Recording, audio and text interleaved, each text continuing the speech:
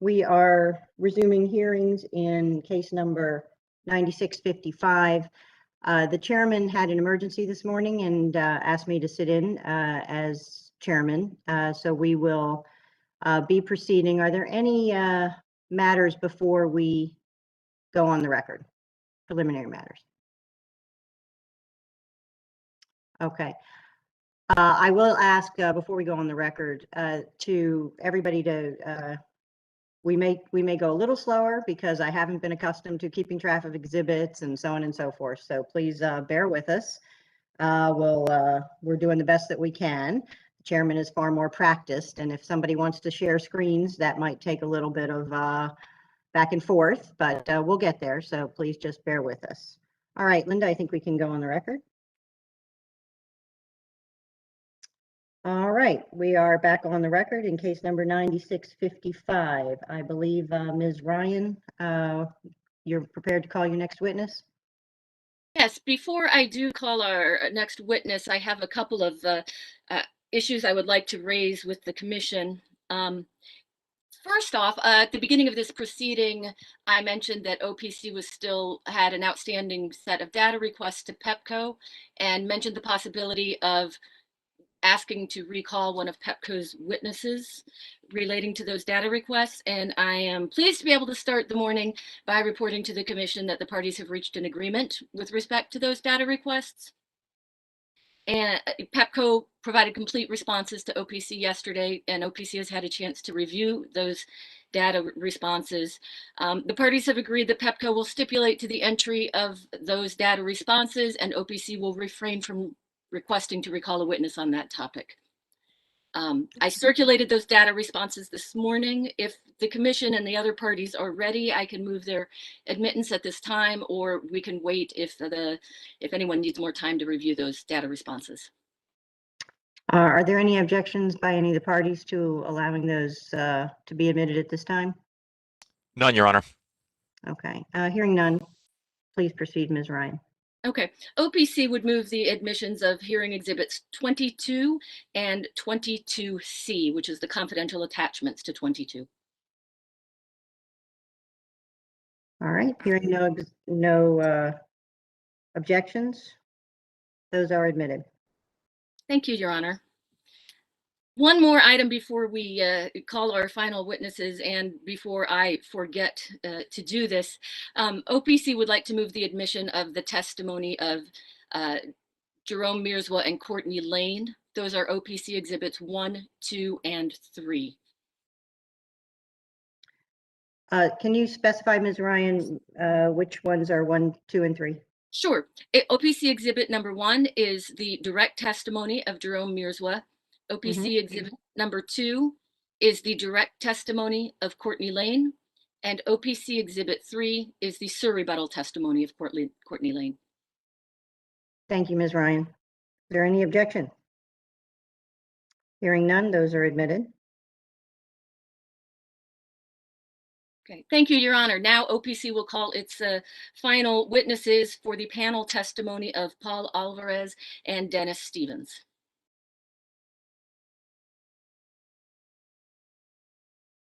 Madam Court Reporter, if you'd swear in the witnesses, if they're there. I don't see them yet. Oh, there they are. Okay. Okay. I need to know who's talking, because when you have, it's really hard to do this in person, but on Zoom with 2 people in this situation. So if you could just let me know who's talking when you talk. Okay, sirs. So we have Mr. Alvarez and Mr. Stevens, right? Can you hear me? Good morning. This is Dennis Stevens. Okay, you're there. Okay, and okay. So just let me know when you're talking, because if you start talking, I won't know who's talking. Because we're not even in person right now, so, okay? Sorry. Okay. Okay. Mr. Alvarez, is your mic on?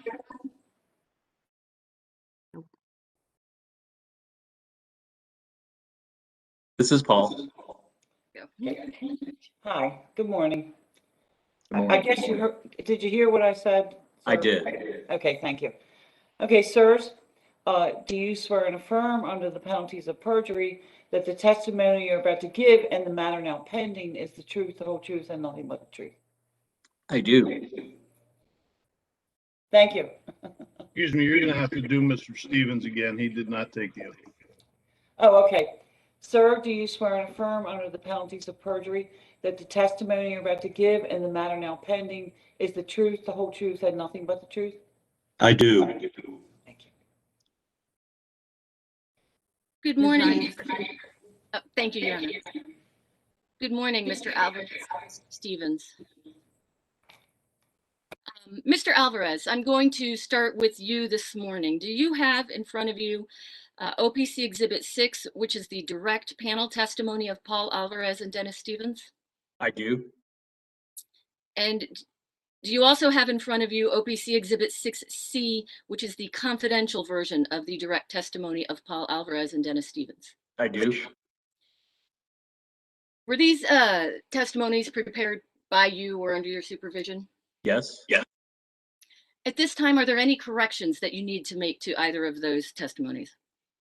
I do have some corrections. Thank you. If everyone will turn to page 16 in the confidential version, lines 14 through 17 require a few changes. After reviewing Mr. Stewart's appearance yesterday, we've identified a few modifications here.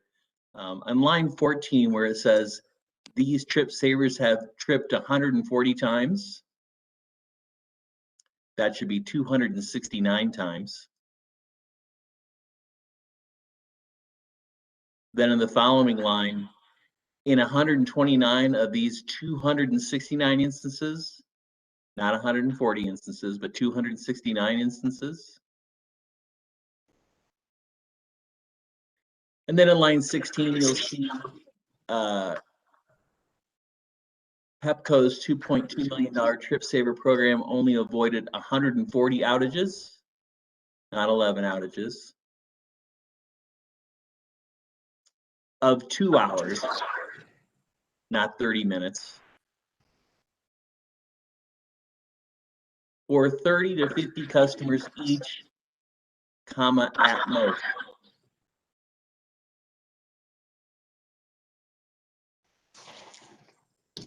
So we'd like to make that change. Also, if I could have folks turn to page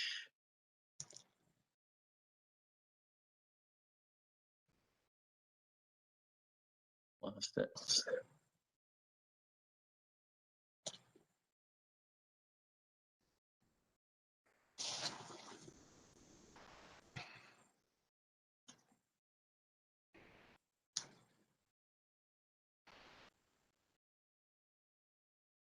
Page 20.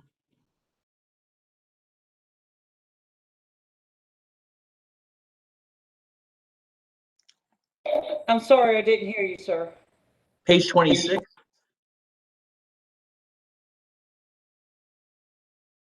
That's not right either. One moment. Page 25, line 8.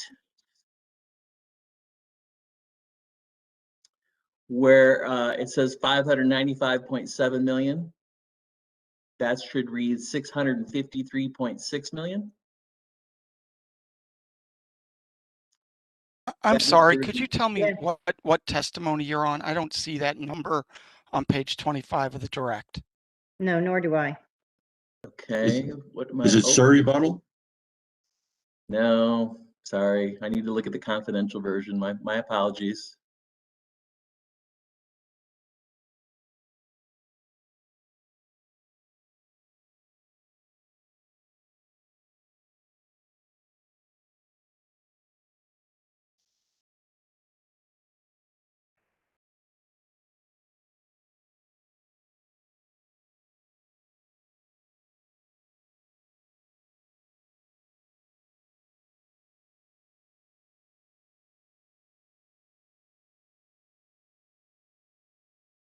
Are you potentially looking at page 25, line 19?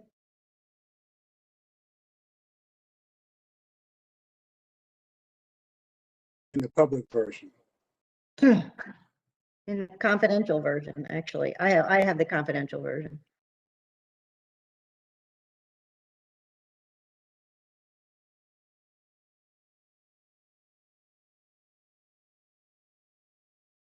That is also where I see that number. Yeah. Yes, that number should be 653.6 million.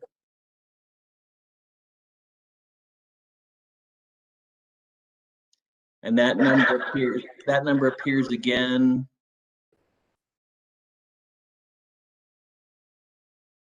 a few pages later.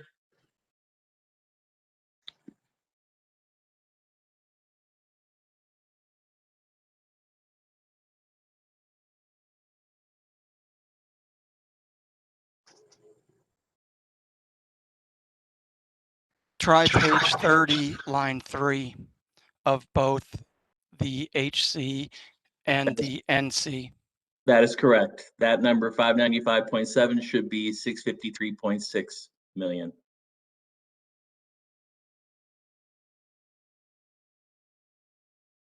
And that is the total of my corrections. My apologies.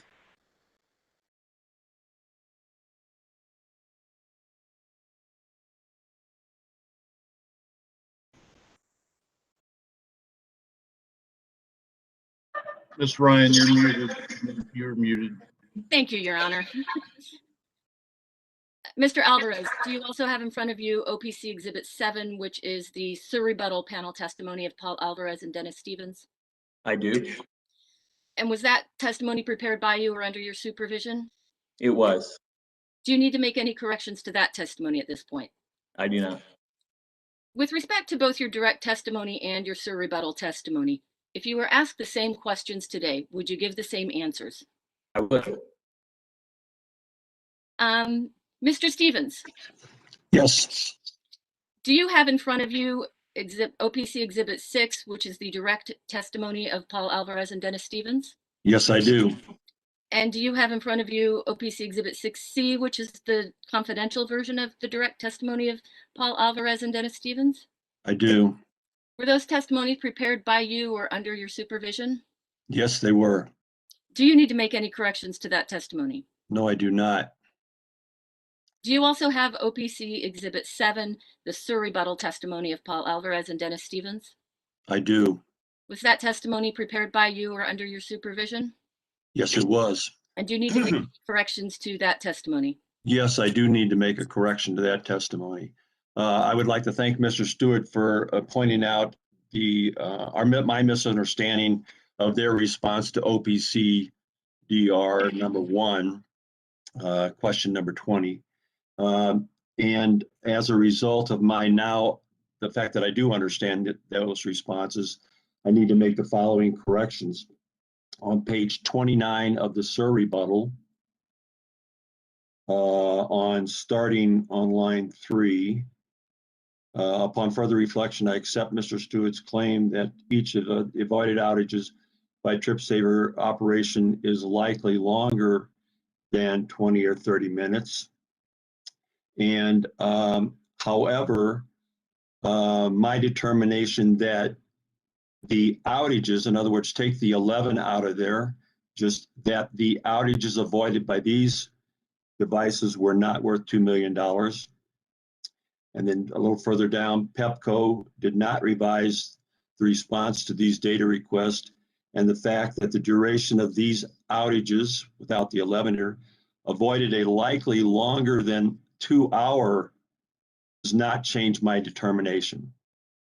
And as a result, my recommendation to reject cost recovery of the trip capital and discontinue the program stands. So this does not change my opinion. Other than that correction, if you were asked the same questions today, would you give the same answers? Yes, I would. Your Honor, I would move the admission of OPC Exhibit 6, 6C, and 7. Hearing no objections, they are admitted. Thank you, Your Honor. With that, these witnesses are available for cross-examination. Thank you, Ms. Ryan. Is there any party other than Pepco that would like to cross-examine these witnesses? Hearing none, Mr. Mike Heel. Good morning, Commissioners, Mr. Alvarez and Stevens. I'm Doug Mike Keel. I'm the attorney for Pepco in this matter. And before I start, I want to understand how your testimony is structured. And it's my understanding that Mr. Alvarez is responsible for some parts of the testimony and Mr. Stevens is responsible for some parts of the testimony. So for example, on your direct testimony, I'm looking at Exhibit 6, page 11. Under Romanet 2, it says Alvarez in parentheses. And on page 24, under Romanet 3, it says Mr. Stevens. And so is that a correct understanding that you guys are responsible for separate parts of your testimony, correct? That's correct. That's correct. Okay, so to avoid the issues that the court reporter discussed early on, I've divided up my questions between Mr. Stevens and Mr. Alvarez, and I will be directly, specifically asking questions of Mr. Stevens and Mr. Alvarez, and I will let each witness know when I'm doing that. Do you guys understand that? Yes. Yes. Okay, and I have questions for both of you, so don't worry. You're each going to get a chance to talk. All right, I'm going to start with you, Mr. Stevens. And I'm looking at the direct testimony on page 4, lines 7 and 8. And let me know when you're there.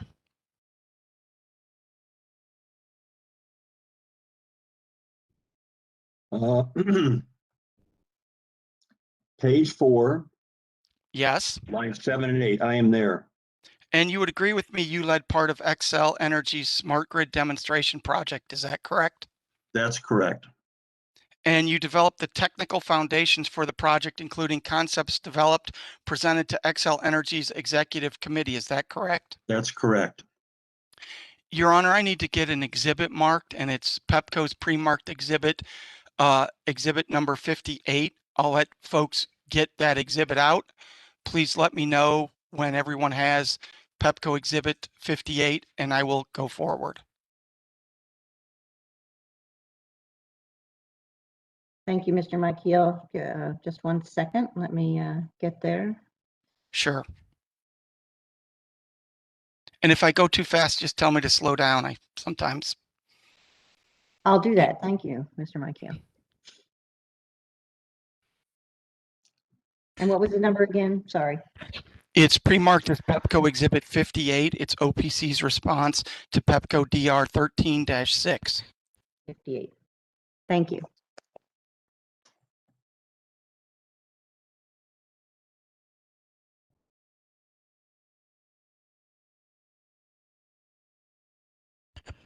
Thank you, Mr. Mike Heel. And Mr. Stevens, do you have a copy of your response to Pepco data request 13-6? Pepco exhibit 58? I do. Okay. And are you familiar with that response, sir? I think so. Let me review it for just a second. Certainly. Let me know when you're ready, sir.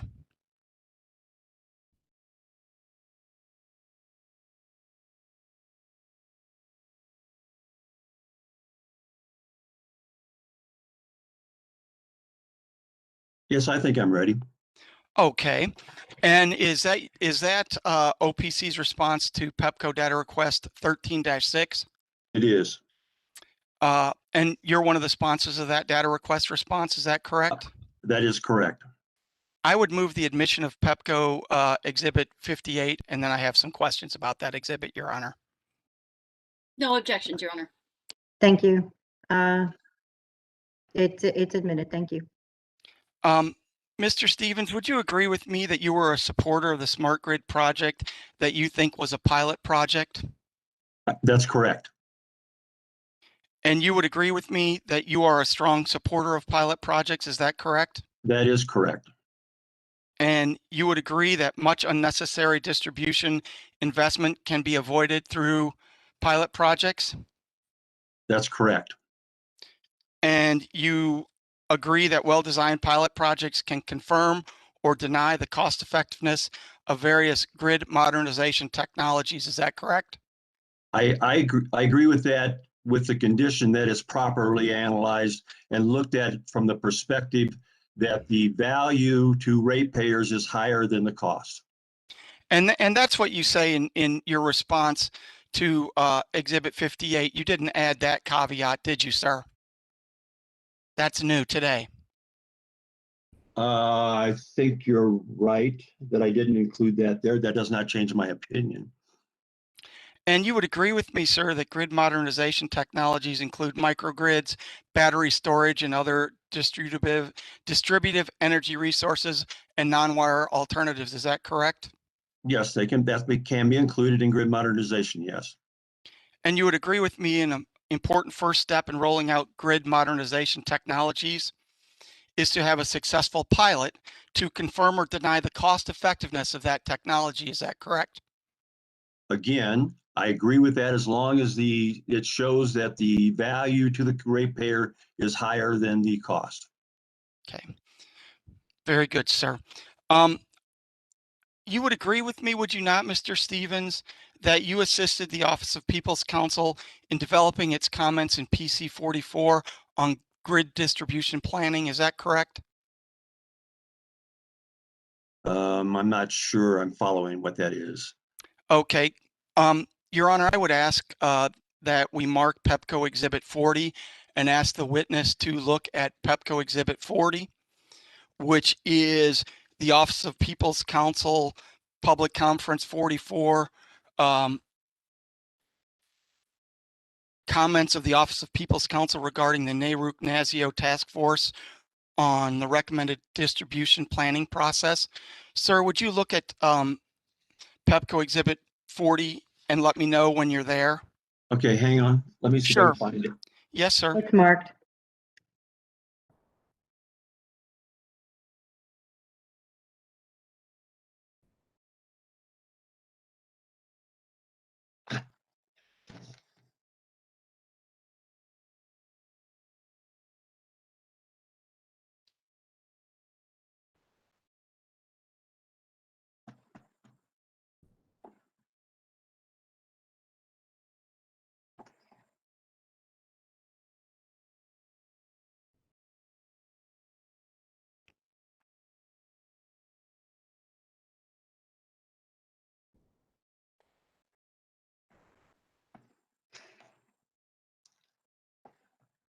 I'm sorry, my computer's being a little slow here. That's all right, sir. You just let me know when you're ready and I'll shoot my questions at you. Okay.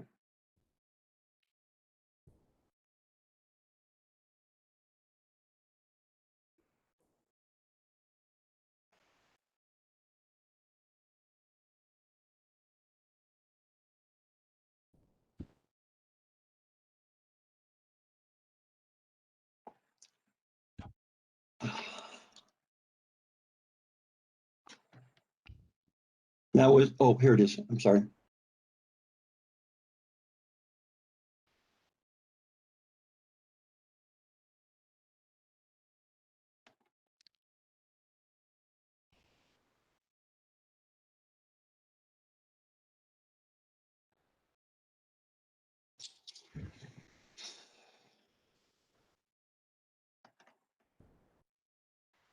Okay, I've got 40 open. Awesome. If you could, sir, look at the first page of that filing, and I'm looking at footnote 1, where it says these comments were prepared with technical assistance provided by Paul Alvarez and Dennis Stevens, who have been Right. retained by OPC to assist with matters pertaining to distribution planning. Do you see that, sir? I do. And so you're familiar with these comments, is that correct? Because Yes, you assisted OPC in doing these, correct? that's correct. Okay. Your Honor, with that, I would move the admission of Pepco Exhibit 40, and then I'm going to ask him some questions about that exhibit. No Hearing objections. no objections, it's admitted. All right, sir. Could you turn to page 3 of those comments? And Okay. I'm focusing on the paragraph under Romanet 2A, the first Okay. sentence there. Would you agree with me, sir, that the grid is getting more complicated? Yes, I would agree with you that. And with the alleged capital bias, it's possible to invest too much, too early, in the wrong technologies, in the wrong places on new technologies like storage, microgrids, and DER. Is that correct? Yes, that's true. Okay. And you would agree with me, sir, that we're at a different place and that the distribution grid will become increasingly challenging to operate. Is that correct? That's correct. And that's what it says at page 3 of those comments. Is that correct? What line or where are you at? I'm on page 3 where it says under Romanet 2A, the distribution grid will become increasingly challenging to operate reliably as it moves from unidirectional power flows to bidirectional power flows. Do you see Yes, I that? agree with. I see that and I agree with it. Yes. Okay. And sir, could you turn to page 10 of Exhibit 40? And I'm looking at the paragraph under B. Other vested interests will try to bias the process design and any resulting distribution plans. Do you see that? Hang on. Okay, where are you at now? I'm on page 10 of these comments, sir, Yes. under B. Okay. And the first sentence under there indicates that not only IOUs have the alleged capital bias, but other stakeholders with vested interests like utility scale generation owners, DER developers, energy storage solution providers have the same capital bias interest. Is that correct? That's correct. And you would agree with me, that's why it's important to conduct pilots related to microgrids, EV, storage, and other DER solutions, correct? That's correct. You would agree with me, sir, would you not, that Pepco is taking part in a commission authorized electric vehicle pilot? Yes. And you would agree with me, would you not, sir, that Pepco is taking part in an energy storage pilot as required by Public Utility Article 7-216, correct? I agree with you. Your Honor, I would ask to the witness to look at what's been marked for identification as Pepco Exhibit 41. Let me know when you're there, Mr. Stevens. I'm on 41. Okay. And is this a copy of the Energy Storage Pilot Act 7-216? It appears to be. And sir, if you could turn to page 4 of that document. Okay. And I'm focusing on section 7 there, and it says on or before July 1, 2023, 2024, and 2025, an investor-owned electric company shall submit to the Commission, the Maryland Energy Administration, and the Office of People's Counsel the following information or data. Do you see that, sir? I do. And you would agree with me that there are 48 separate pieces of information that Pepco will have to provide to the Commission, MEA, and OPC regarding its pilot storage project. Is that correct? That is correct. And you are aware, sir, that Pepco has undertaken those pilot storage projects. Is that correct? That's my understanding. And would you agree with me, sir, it'd be a prudent exercise for Pepco to wait to see the learnings from its energy storage pilot projects prior to implementing energy storage on its entire distribution system? Please ask the question again. Sure. Would it be a prudent exercise for Pepco to wait to see the learnings it gets from its energy storage pilots prior to implementing energy storage on its entire distribution system? Yes, I agree with that. And you would agree with me, would you not, Mr. Stevens, that Pepco has proposed a microgrid pilot in case number 9361 that was rejected by the commission? I'm not familiar with that. So you're unaware of whether or not Pepco has proposed a microgrid pilot, is that correct? I don't think I'm aware of that, no. Okay. Let me ask you this. Do you know what the commission's statewide regulatory framework is for governing the ownership and regulation of battery energy storage? I do not. Do you know what the commission's regulatory framework is for governing the ownership of microgrid facilities? I do not. Do you know what the commission's regulatory framework is governing the ownership of other microgrid DER assets? I do not. Okay, Your Honor, I would ask the witness look at what's been marked as Pepco Exhibit 42. It's the commission's order in case number 9361, order number 88836. I've got Let me that know when open. you're there. I'm Okay, there. great, sir. Could you turn to page 28 of that order, sir?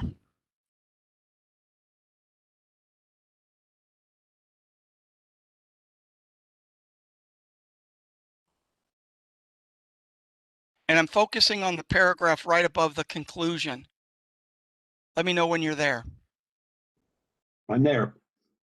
And would you agree with me in this order? The commission says, at present, we have yet to establish a statewide regulatory framework under the PUA to govern the ownership and regulation of battery storage and other microgrid DER assets, including generation facilities. Is that correct?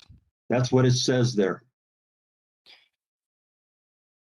And you're not aware of whether or not you told me the commission hasn't, you're not aware of whether or not the commission has established those regulatory frameworks, correct? That's correct. But we know as of 2018, those frameworks had not been established. Is that correct?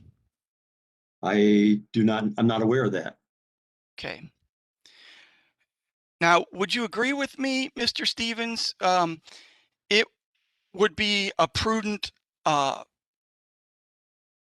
step for Pepco to get those issues resolved before it places a microgrid in service?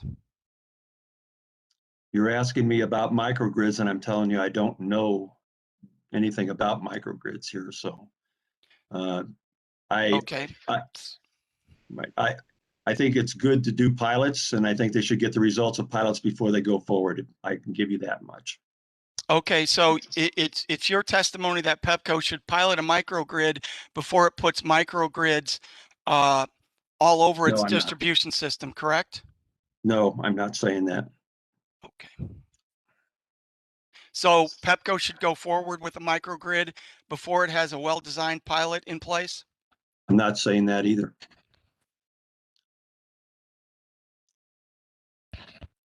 Well, we're failing to communicate here, sir. Please explain what you're saying. Why are you asking me about microgrids? I didn't do any testimony on microgrids. Your Honor, could you ask him to answer my question?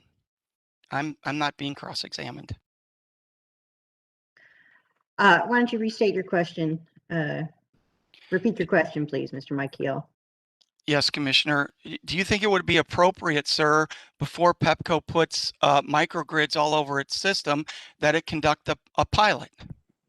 I think that would probably be a good idea. Thank you, sir.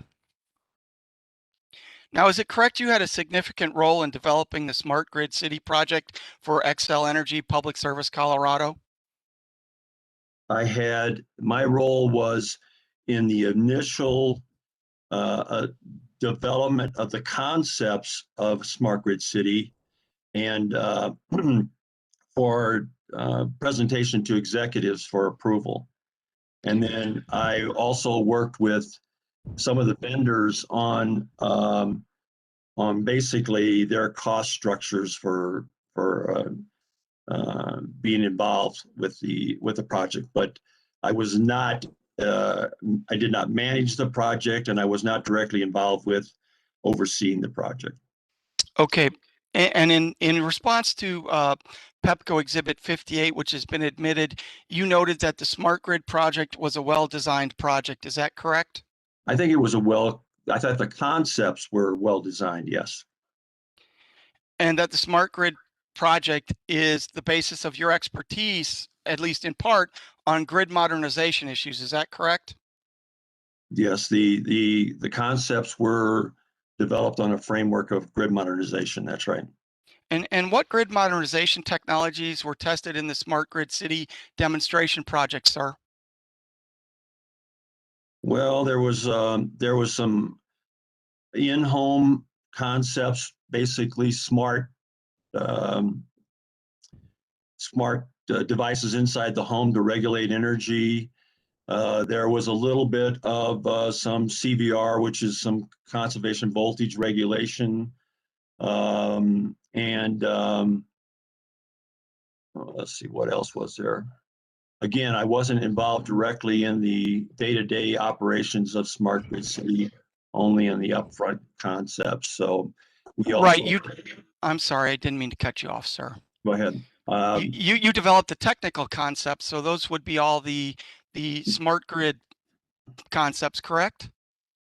What I did was we actually developed an animation of the overall concepts, basically looking at things like overconductor communication processes, and so showing basically how one could communicate from the substation to the substations and to the devices on the feeders, and to taking information from inside the home and from the meter and taking that back to make decisions on equipment on the feeder lines and at the substations and at a central location to make decisions about how to deploy energy and use energy and do things like reduce the energy at home during peak times, those kinds of things. So again, those were high-level concepts. They were not detailed technical engineering advice on how to do that. All right, Your Honor, I need to get another exhibit marked. It's Pepco Exhibit 39. It's OPC's response to Pepco DR 7-5. And Mr. Stevens, let me know when you have that exhibit up. Okay.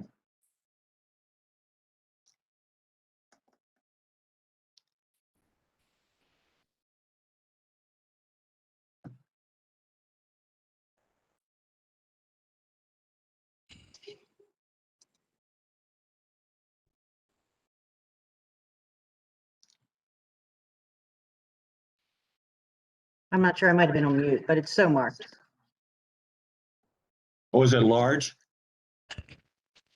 Pardon me, it's a one-page exhibit. It's been pre-marked as Pepco Exhibit 39.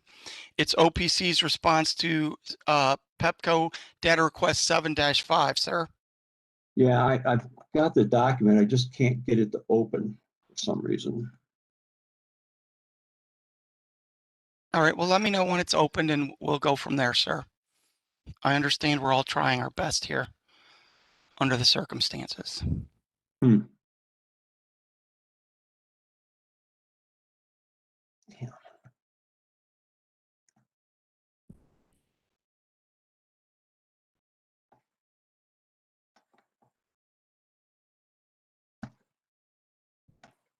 Your Honor, note that that's a very short data request and response. OPC would be okay with Mr. Michael reading it and then following up with questions with this witness. Yeah, I'd be fine with that. I can do that, Fine. Your Honor. Thank Okay. you, Mr. Michael. If Mr. Stevens is having trouble finding it, Yeah. it is very short. Okay. Mr. Stevens, the data request asked, does witness Stevens agree that the Denver Post on October 27th, 2012 called the Smart Grid City Demonstration Project, quote, poorly planned, comma, poorly managed, and a failed experiment, close quote? OPC's response. Mr. Stevens agrees that the Denver Post called the Smart Grid City project, quote, poorly planned, comma, poorly managed, comma, and a failed experiment, close quote, in an article dated October 27th, 2012. Is that correct? That's correct. And sir, you've reviewed that October 27th, 2012 Denver Post article? Not recently, no. Okay, have you looked at Pepco Exhibit 43? You're aware, obviously, of the article because you confirmed the quote. Yeah. And Your Yeah. Honor, I would move the admission of Exhibit 39. No objection. No, hearing no objection, it's admitted.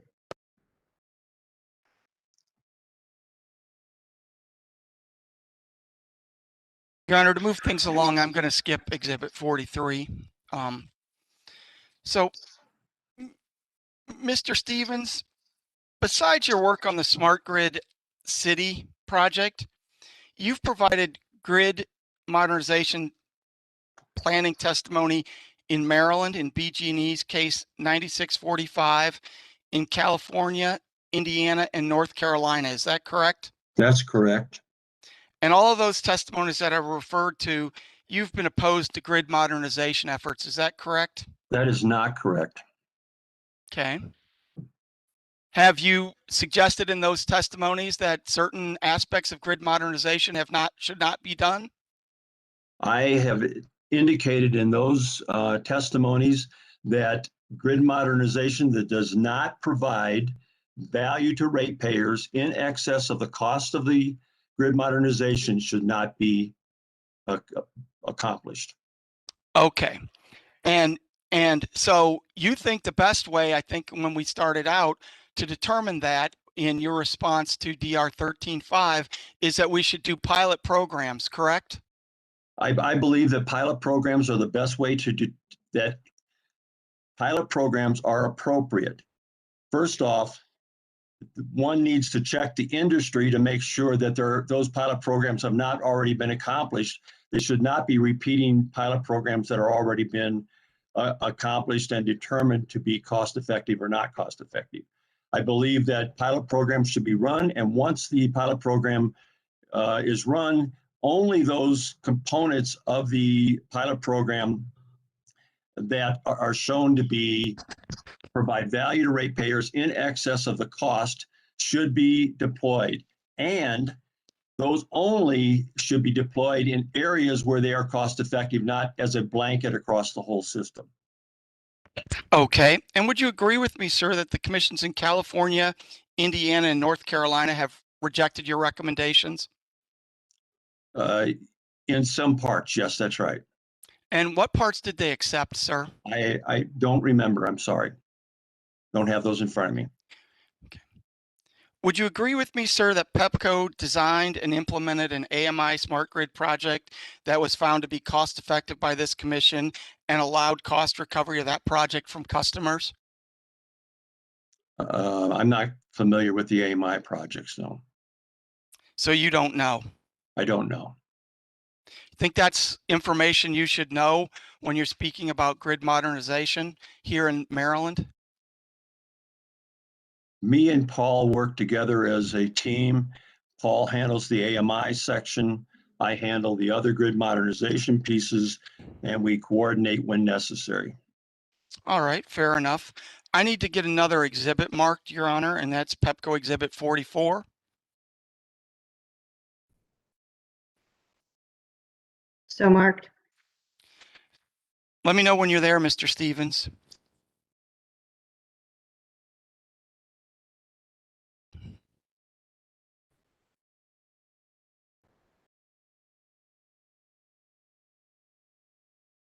I am there. And this is OPC's response to Pepco data request DR 13.4. Is that correct? It appears to be. Well, why don't you look at it? It's taken from a screenshot of Mr. Alvarez's LinkedIn page and has a comment from you. Is that correct?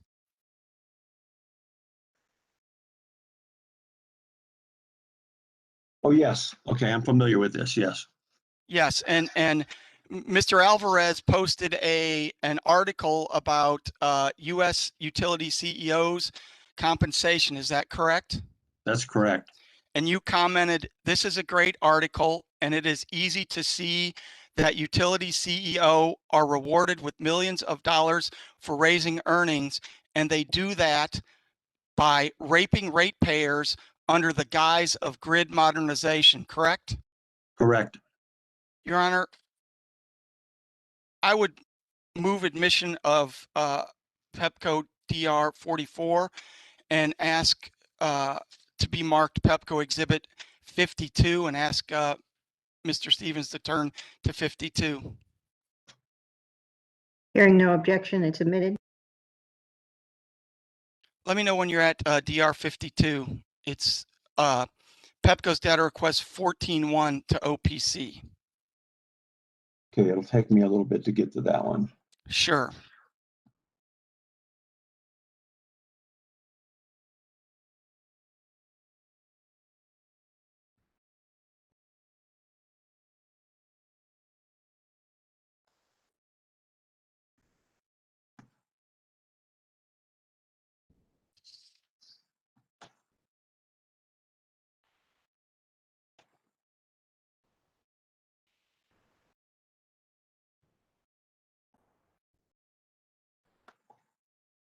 And Okay. I'll wait. Are you there? I'm there. Okay. And you would agree that your response to the article from Mr. Alvarez was in May of 2020. Is that correct? That's correct. And this DR, Pepco Exhibit 52, are you familiar with this? The response to 14-1? Yes. And it was only after that comment appeared on the LinkedIn site that the Wired Group and Mr. Stevens decided to take that comment down. Is that correct? That's correct. And so was it a coincidence that I asked you a data request about it, that comment came down? I don't think it was a coincidence. That I think the fact that you pointed it out and we realized that it was unprofessional comment on my part that we took it down. And it didn't dawn on you that it was an unprofessional comment when you made it? I thought it was a private conversation. I didn't realize it was public. But that wasn't my question, sir. Did it dawn on you that it was an unprofessional comment when you made it? It did not dawn on me at the time, no. Do you think that saying something like that is appropriate for a private conversation? I think my point was that utilities are taking advantage of ratepayers. That wasn't my question, though. Is that comment appropriate even in private? No. All right. Could you turn, sir, to page 16 of the direct testimony? Okay, hang on. It's going to take Sure. a turn.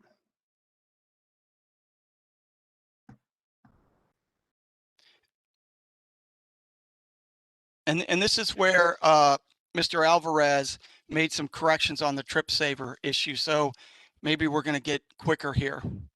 Okay. Now, you would agree, sir, that your direct testimony had a mistake. Is that correct? Yes, I would. I'm And- sorry, not my direct testimony. I think it was in my SIR rebuttal. Well, let's look at page 16. Hang on. Let me get Sure. this, please. Yes, sir. Page 16 of the direct testimony, Exhibit 6. And I'm focusing on the question on page 16. Let me know when you're there. Okay.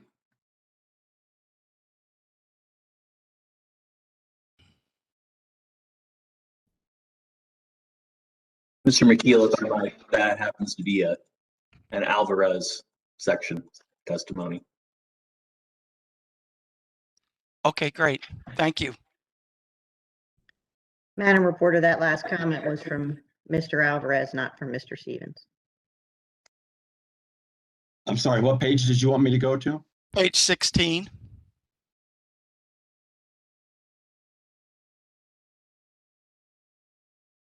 Okay, I'm on page 16. And so you would agree with me there, sir, that the trip savers now have avoided 140 outages. Is that correct? That is not correct. I agree that the number of trips that did not result in an outage is 140. Okay, so if you don't have to go to the outage, a trip for the outage, you've avoided the outage, isn't that correct? That is not correct. Okay.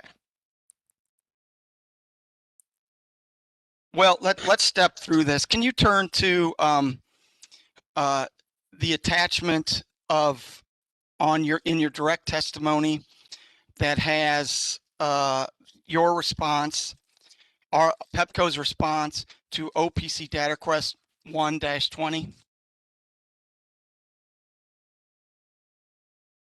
It's an attachment to the direct testimony, sir? Yes, I actually have it right here. Go ahead.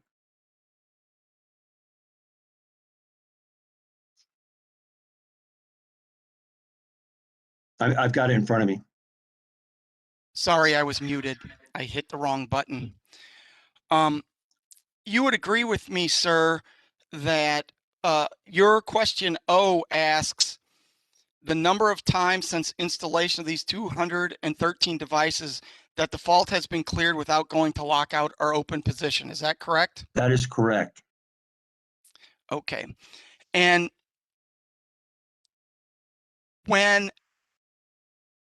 a device doesn't go to lockout or open position, that means the energy is flowing. Is that correct? That's correct. And that means that a technician does not have to go out to the line and clear that fault. Is that correct? That is not correct. Okay. And what is incorrect about that, Mr. Stevens? Well, the problem with this is there's 140 trips that are registered on this device, this trip saver device. Now, the fact that it tripped does not mean that it would have gone to that there would have been an outage had it not tripped. The trip savers can have a count on them that are more than one count or two counts. They can have 3 counts on them, which means it can trip a couple times before it doesn't go to lockout. So first off, your 140 could be really 70, okay? Also, the fact that if there would have been a fuse there, a fuse has a fuse curve, and a fuse curve basically says there has to be sufficient fault current on there to actually blow the fuse.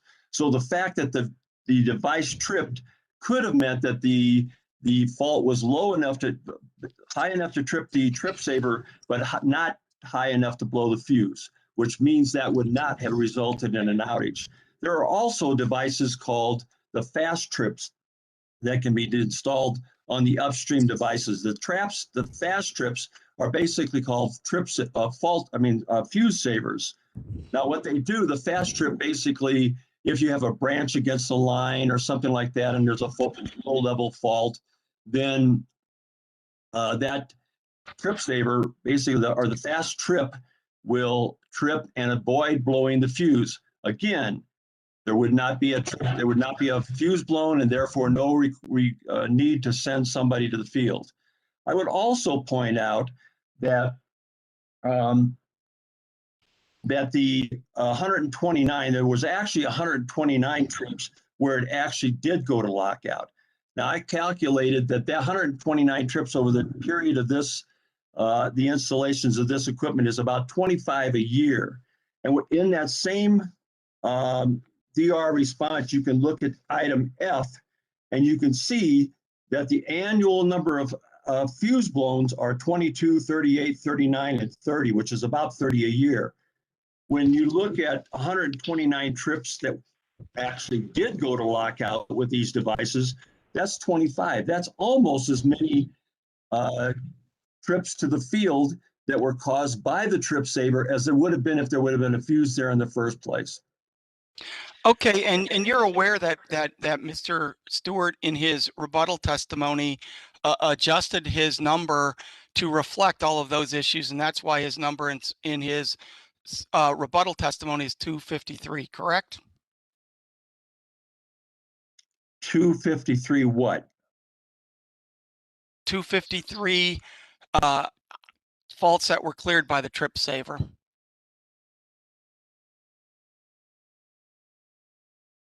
253 faults that were, I don't know what that means. All right. Well, Mr. Stewart's rebuttal testimony is in the record, and I'm not going to belabor that point. Okay. That's all I have for you right now, Mr. Stevens. I'm going to have a little bit more for you later in the cross. I'd like to talk to your co-panelist, Mr. Alvarez now. Thank you for your time, sir. And Thank we'll you. speak again soon. Okay. Mr. Alvarez, let me know when you're ready, sir. I'm ready. You're not an engineer, and with respect to the engineering judgments in this panel testimony, you defer to Mr. Stevens. Is that correct? Yes, I do.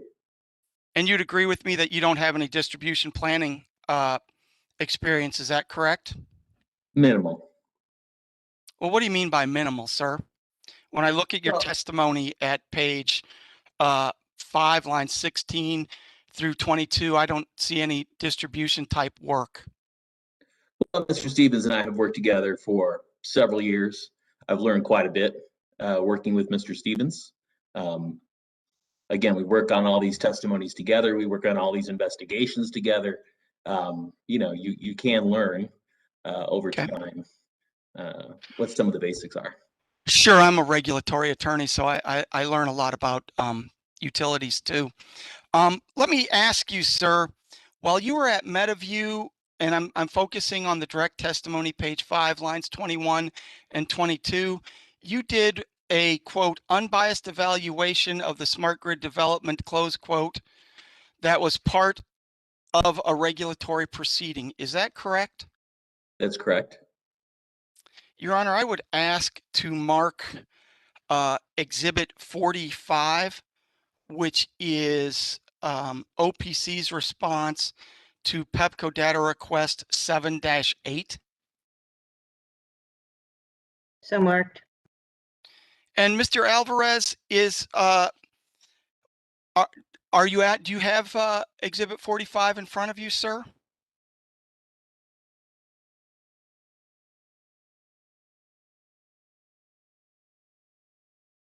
I do. And are you the sponsor of that exhibit, sir? I am. And is that the MetaView Smart Grid Evaluation Report that was attached to the testimony of Xcel Energy witness Michael G. Lamb? It was. Okay. Your Honor, I move the admission of Exhibit 45. No And I'm gonna objection. ask, okay. No objections, it's admitted. And Mr. Alvarez, you would agree with me that electric distribution grids across the U.S. consist of aging infrastructure in need of upgrades. Is that correct?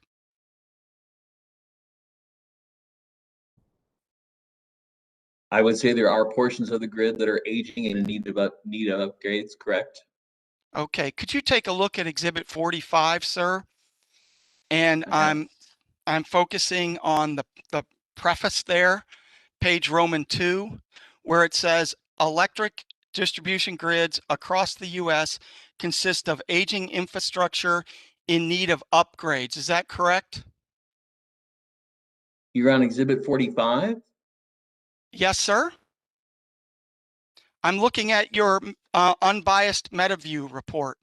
Okay, that is not Exhibit 45. I have Exhibit 45 as our response to your DR 7-8.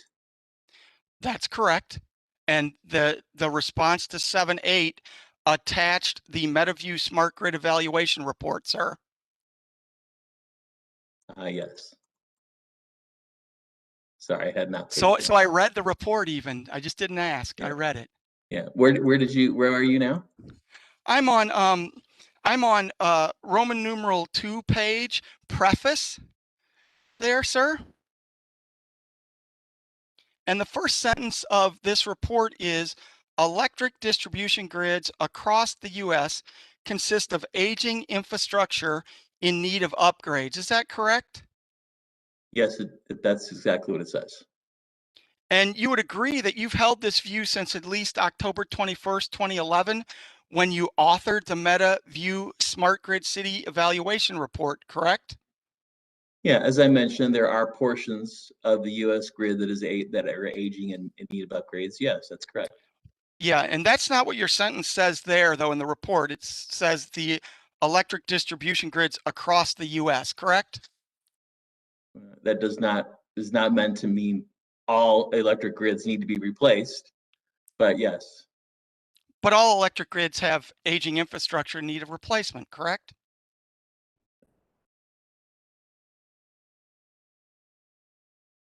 I Now, don't know about all, I would say many. okay, many. All right. Now, you would agree with me that Exhibit 45, the attachment to that, is the unbiased report you prepared that was attached to the testimony of XL witness Michael G. Lamb. Is that correct? That's correct.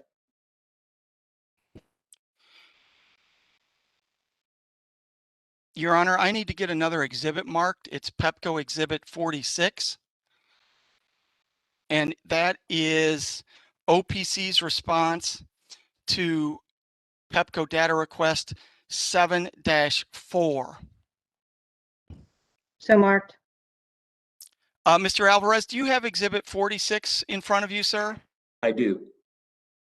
And that is the Colorado Public Utility Commission's decision that denied portions of the Smart Grid City project in which the MetaView report was attached to Mr. Lamb's testimony. Is that correct? That is correct. And you're the sponsor of that data request, is that correct? Correct. And you are familiar with the attached recommended decision of the administrative law judge, is that correct? Generally. Okay. And this is the docket that the MetaView unbiased report was attached to Mr. Lamb's testimony, is that correct? That is correct. And you would agree with me, sir, that the interveners in case number 11A-101E argued that the MetaView report was not unbiased. Is that correct? I do seem to recall that, yes. Okay, why don't you turn to paragraph 70 of that order, sir, and that is on page 24. Let me know when you're there. Yes. And there, Climax, Molybdenum, CF, and I Steel say that the MetaView report was prepared with cost recovery in mind and with the help of public service.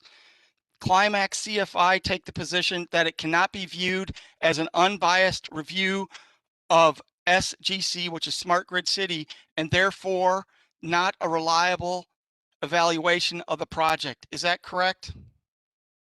That's what they claimed, yes.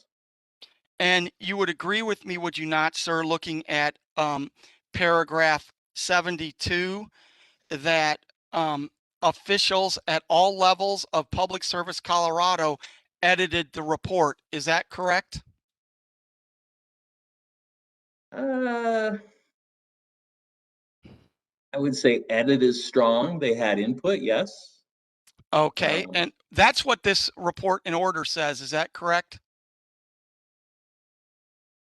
I'm just reading from this order, sir. That public service had input? It says, rather, officials at all levels of the company edited the report and at least suggested substantive changes. Is that correct?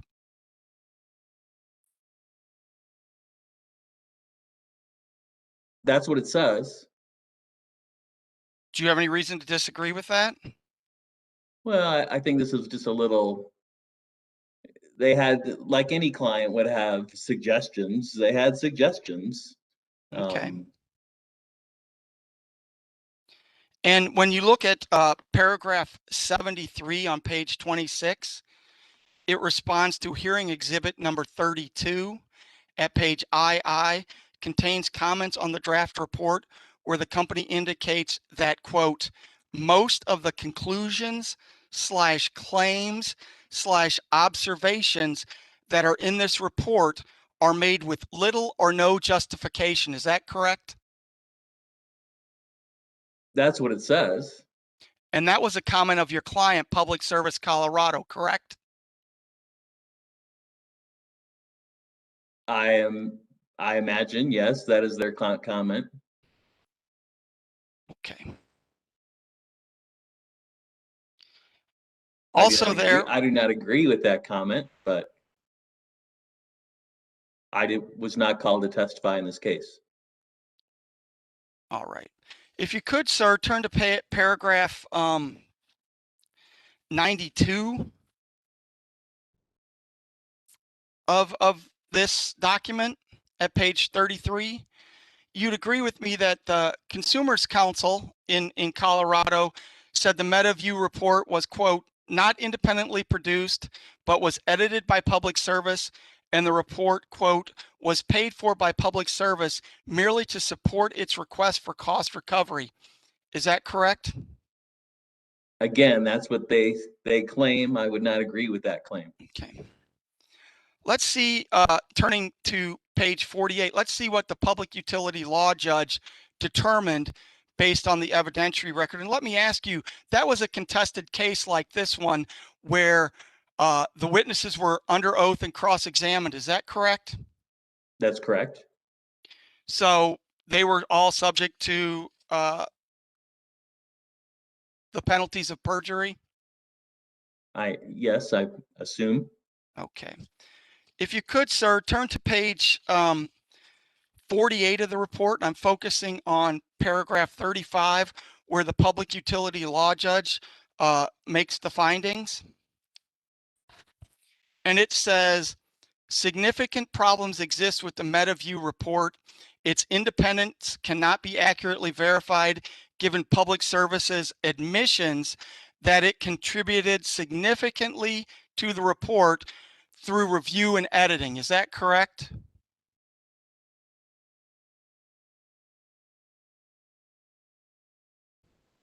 Sorry, I'm trying to find that. What paragraph are you on? Paragraph 135, page 48, the decision of the public utility law judge there.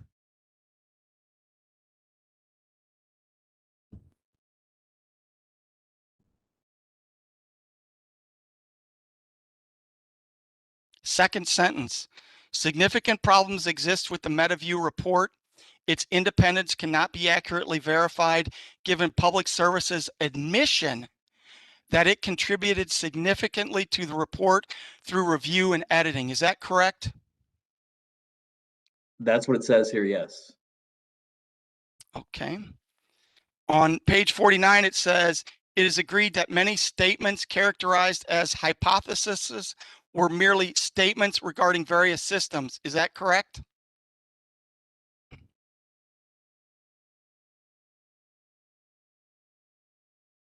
That's what it says. And finally, the public utility law judge says further evidence in the record demonstrates that even public service, your client, had little confidence in the report. While the MetaView report was completed as requested by the commission, its usefulness is of dubious value. Is that correct, sir? That's what it says. That's not what I would, That's what a public utility law judge found in a contested proceeding where witnesses were under oath subject to the penalty of perjury. Is that correct? That's correct, but I was not one of those witnesses. So I was not able to defend that report. And you weren't one of the witnesses because your client, Public Service of Colorado, chose not to put you on as a witness. Isn't that correct? That's correct. All right.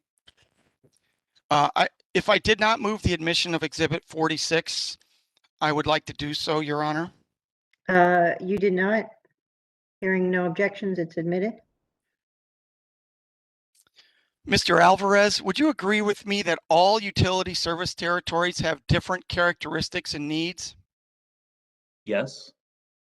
For example, reliability and customer service expectations of customers and communities may vary from service territory to service territory and state to state. Is that correct?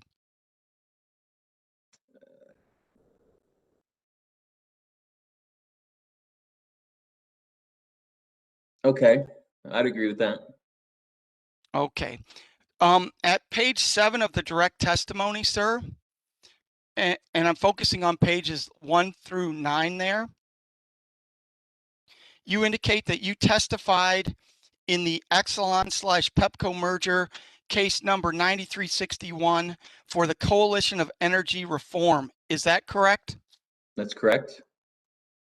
Your Honor, I need to get another exhibit marked. It's been pre-marked as Pepco Exhibit 47. Mr. Alvarez, let me know when you have that exhibit up, and I'll go from there, sir. I have it up. And is that the Coalition for Utility Reform, is that their petition to intervene in case number 9361, sir? It appears to be. And you would agree with me, sir, that not only did you testify on behalf of the Coalition for Energy Reform, but you would agree with me that the Wired Group was part of that coalition, correct?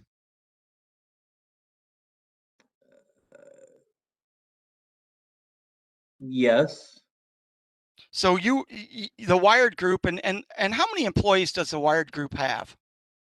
Just me. So you were a party to the merger, correct? The Wired Group is you. Yes. Okay. Your Honor, I would ask that Pepco Exhibit 47 be admitted. No objection. Hearing no objection, it's admitted. Now, sir, if you could turn to page 9, or no,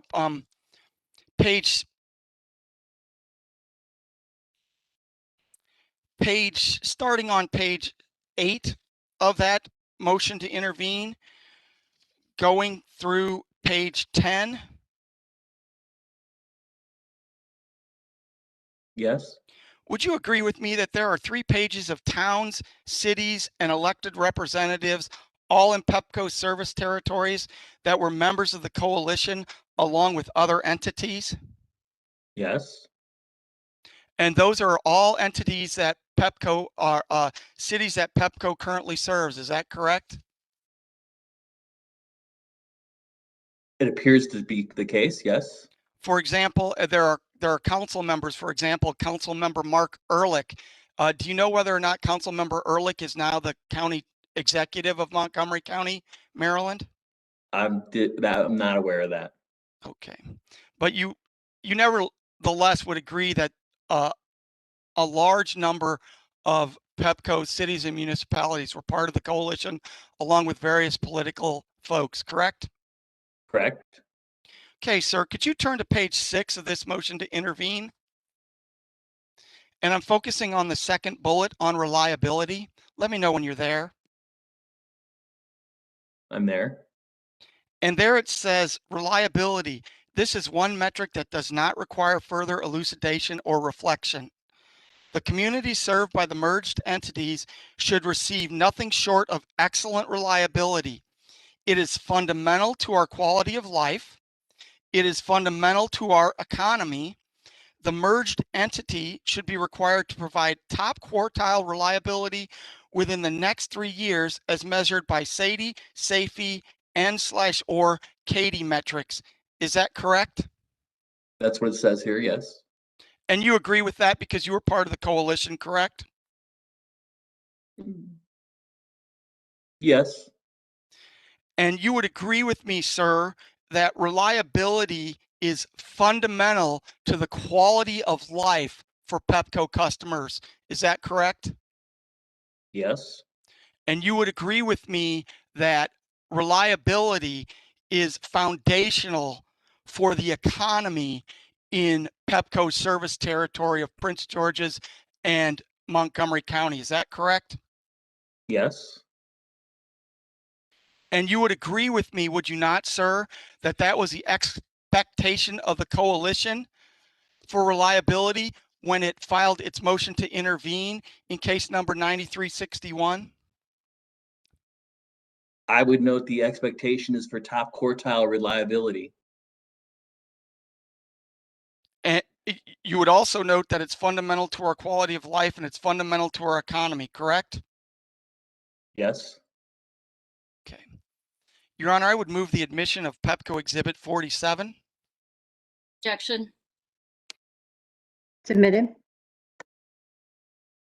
Now, Mr. Alvarez, you also filed direct testimony in case number 9361, and that's been marked as Pepco Exhibit 48. Is that correct? That's correct. And that was your sworn testimony in that proceeding. Is that correct? That's correct. And you took the stand and you raised your hand like you did today. You swore to tell the truth, the whole truth, and your testimony was admitted into the record there. Is that correct? That is correct. And so you're familiar with this testimony. It was prepared by you? Yes. All right, sir. Could you turn to page 6 of that testimony? And I'm focusing on lines 124 through 138 of your direct testimony. Let me know when you're there. Yes. And you would agree with me that that direct testimony points out that Pepco had very poor reliability in Montgomery and Prince George's County. And we had some of the worst reliability performance. Is that correct? Yeah, that was based on the Montgomery County Pepco work group, but yes. And you would agree that along with Prince George's County, Pepco only serves Montgomery County and Prince George's County, correct? As far as I know. Well, do you know where our service territory is, sir? Where else do we serve in Maryland? Not precisely, sir. I know you do serve Montgomery and Prince George's County. And you don't know whether or not we serve any other portions of Maryland? No. Okay. I do not know I have not examined the exact boundaries of Pepco's service territory. And you would agree with me, sir, that the coalition that you were part of and that all of those cities were part of demanded that Pepco provide nothing short of excellent reliability and be required to be in the top quartile of reliability. Is that correct? Top quartile is correct. And you would agree with me, sir, that those expectations from the towns, cities, and elected representatives in Pepco's service territory have not changed? I'm not aware that they have changed, no. And you would agree with me, would you not, sir, that Pepco's customers are affected if Pepco's reliability performance is poor? Certainly. Could you turn, sir, to page 25 of that testimony? And I'm focusing on lines 465 to 466. Let me know when you're there.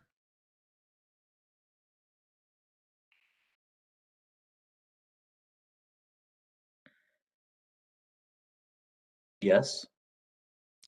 And you would agree with me that poor reliability performance is associated with a broader public interest impact that extends well beyond the experience of affected customers. And you say that at lines 466 and 467 of that testimony. Is that correct? That's correct. And you would agree with me, sir, that in that testimony you cite what you claim to be a landmark study conducted for the U.S. Department of Energy Lawrence Berkeley Laboratories that found significant community-wide economic impacts from electric service interruptions. Is that correct?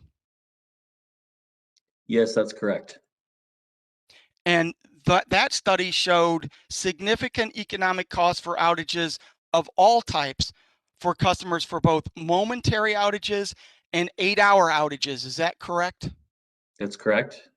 And so you would agree with me that even a momentary outage causes disruption to customers, correct? Some customers. And on lines 476 through 478, you provide a quantification of those impacts of those outage costs to customers. Isn't that correct? As cited in that study, correct. Those are not my estimates. And you refer to that study as a landmark study, correct? Correct. And so you thought it was important to point that out to the commission in the merger case and provide these costs. Are you saying you don't agree with that study now, sir, in this proceeding, but you did in 9361? Yeah, I didn't have the opportunity at the time these comments were made to significantly investigate that study or how that data, those dollar amounts were determined. And since then, I have done so. So you just put that study in and you didn't know what was behind those numbers. It just looked good to put in there and you did it. Well, I took a look at the study and got those numbers from the study. Well, let me ask you Correct. this. You say that there are community-wide impacts. The study estimated from a single service outage on a summer weekday afternoon per customer. Is that correct? That's correct. All right. Need to mark another exhibit. First, I'd like to move admission of Exhibit 48, Your Honor. No objection. It's admitted. Now I'm looking at Exhibit 49, which is the brief of the Utility Coalition.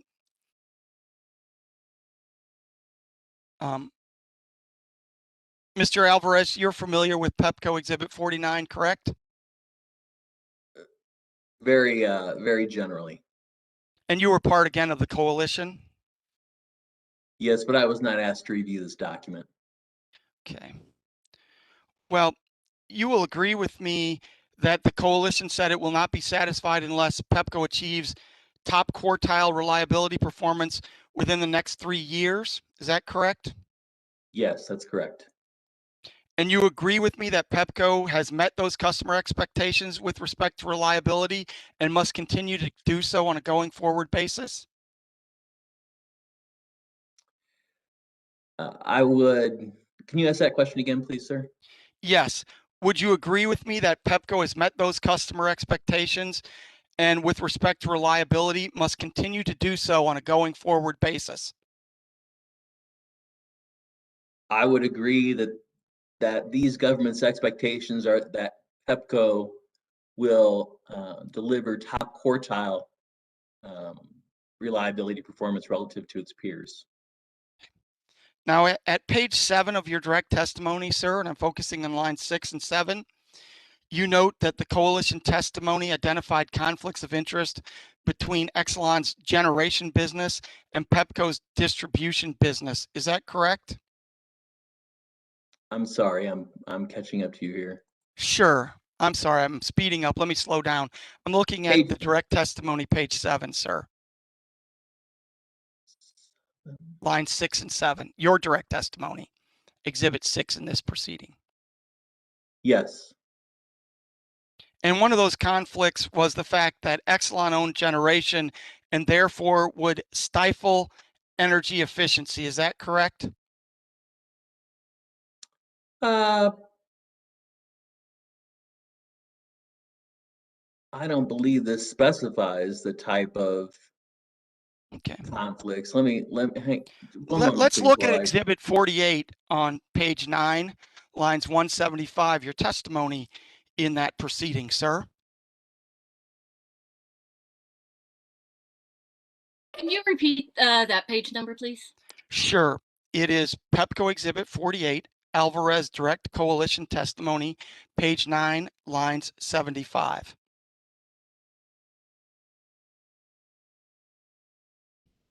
Line 175, I'm sorry.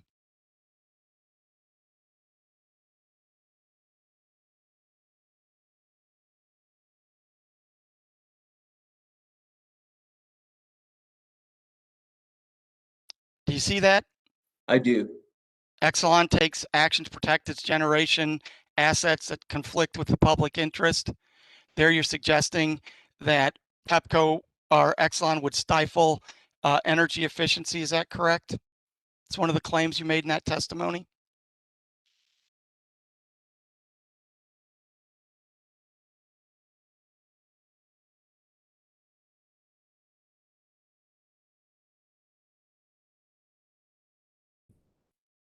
I would argue that given the economic incentives, that would be a risk. Okay.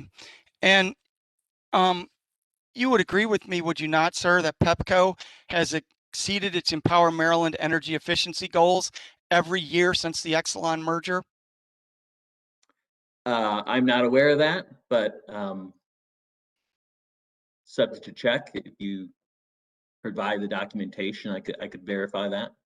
All right. I think the commission and other parties and OPC are well aware of that fact. You would agree with me, sir, that your panel testimony with Mr. Stevens is recommending a disallowance of almost $600 million in reliability investments, correct? And that's at page 8 of your direct testimony. I would argue that Pepco calls them reliability investments. I don't know. We call them by their function, be they substation capacity increases or 69 kV line rebuilds.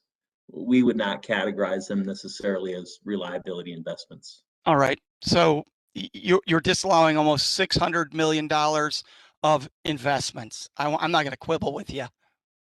Correct. And you would agree with me that's almost $180 million of reliability investments or investments already made, correct? I would have to look. It's not a trick. Page 8, lines 5 and 6 of your direct testimony, sir. You know, Mr. McKeel, I'm just trying to, when you ask me a question, I need to verify. Of course, as President Reagan said, trust but verify. That's right. So what page are you on now?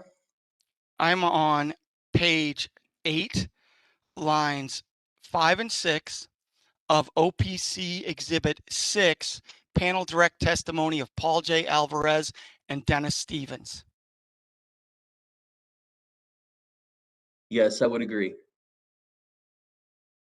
And you would agree with me that the panel testimony does not provide any analysis of the ability of Pepco to achieve top quartile reliability performance on a going forward basis if the commission were to adopt your recommended capital reductions and disallowances, correct?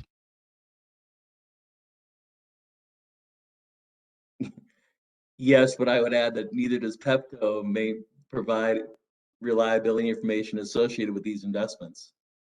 And the panel testimony does not provide an analysis of Pepco's ability to continue to meet the commission's service quality and reliability standards on a going forward basis if the commission were to adopt your recommended capital reductions and disallowances, correct?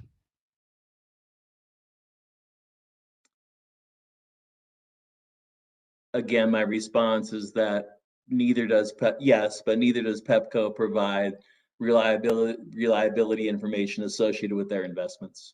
So that's a yes, but. Yes. And the panel testimony does not analyze the financial impact to Pepco that would result from the recommendation that the commission disallow $180 million that the company has already invested in 2019 and 2020 in safety and reliability projects. Is that correct? Well, OPC witness Mr. Efron's testimony shows the impact of those recommendations. All right. Now at page 10, I'm turning the page here to page 10 of the direct testimony. Sir, let me know when you're there. I'm there. And I'm focusing on lines 3 to 5. And you claim there's a lack of transparency in the distribution planning process that makes it difficult to discern specific reasons for Pepco's high distribution rate base per customer, correct? Correct. And you would agree with me that Pepco filed information regarding its distribution planning process in its voluntary MYP filings, and you reviewed that, correct? We did. And you would agree with me that Pepco answered all of OPC's distribution planning data requests and the staff's for that matter on a timely basis. Is that correct? That's correct.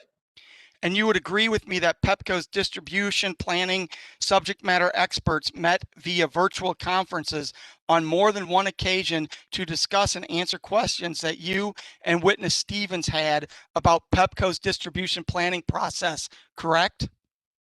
That's correct. And you would agree with me that Pepco has provided all parties large amounts of information regarding Pepco's distribution planning process in this proceeding. Is that correct? That's correct. In fact, you and witness Stevens have attached over 400 pages of information Pepco provided you regarding its distribution planning process to your direct testimony, correct?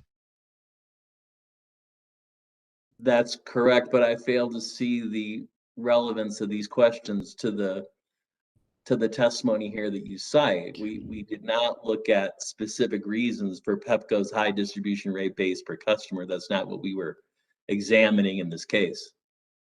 And you'd agree with me that witness Stevens and yourself reviewed both large and small distribution projects, correct?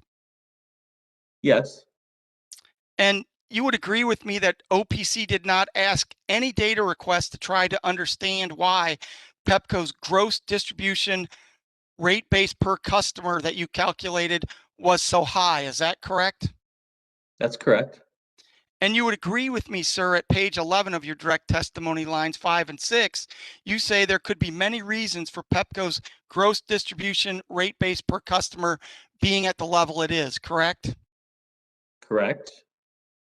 And you didn't do any studies or investigation, did you, to determine that Pepco is similarly situated to the utilities listed in your table in your testimony, did you?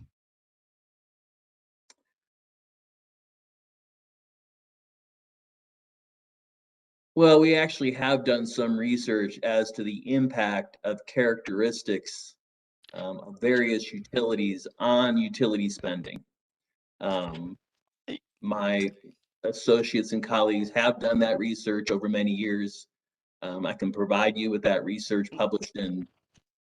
That's nice. That wasn't my question. My question was focusing on your direct testimony with on page 11, where you have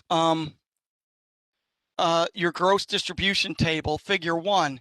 You didn't do that for figure 1, did you, sir? You just popped it in the utility calculator that you own, and the numbers popped out, correct?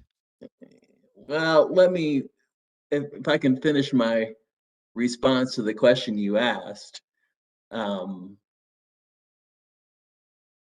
We have evaluated the impact of various utility characteristics on spending, on various types of utility spending, not just capital spending, but O&M spending. And we found very few, in regression analyses, we found very few correlations between utility characteristics and spending. So when you ask me, and if you care to repeat your question, that'd be fine. But when you ask me if we've examined the characteristics of Pepco's service territory and its impacts on this chart, on this data, we've identified that most of those characteristics don't impact utility spending. Well, you don't even know, sir. You told me you weren't aware of where Pepco's service territory was earlier in the cross.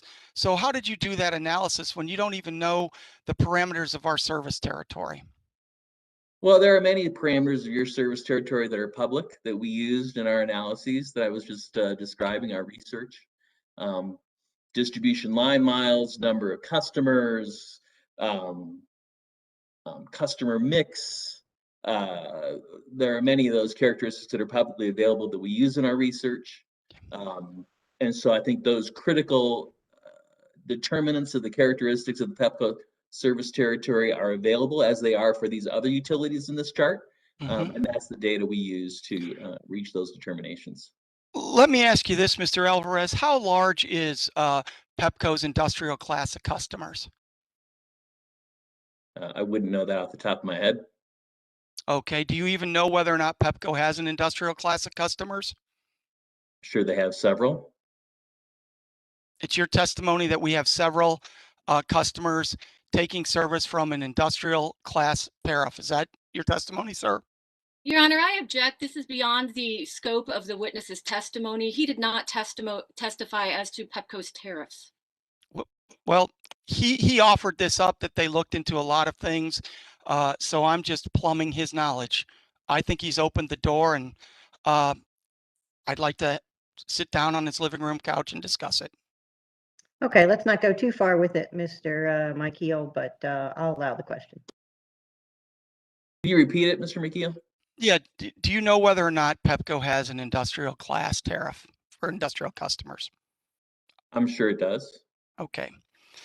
Would you agree with me, sir, that Pepco has some of the most stringent safety requirements in the nation?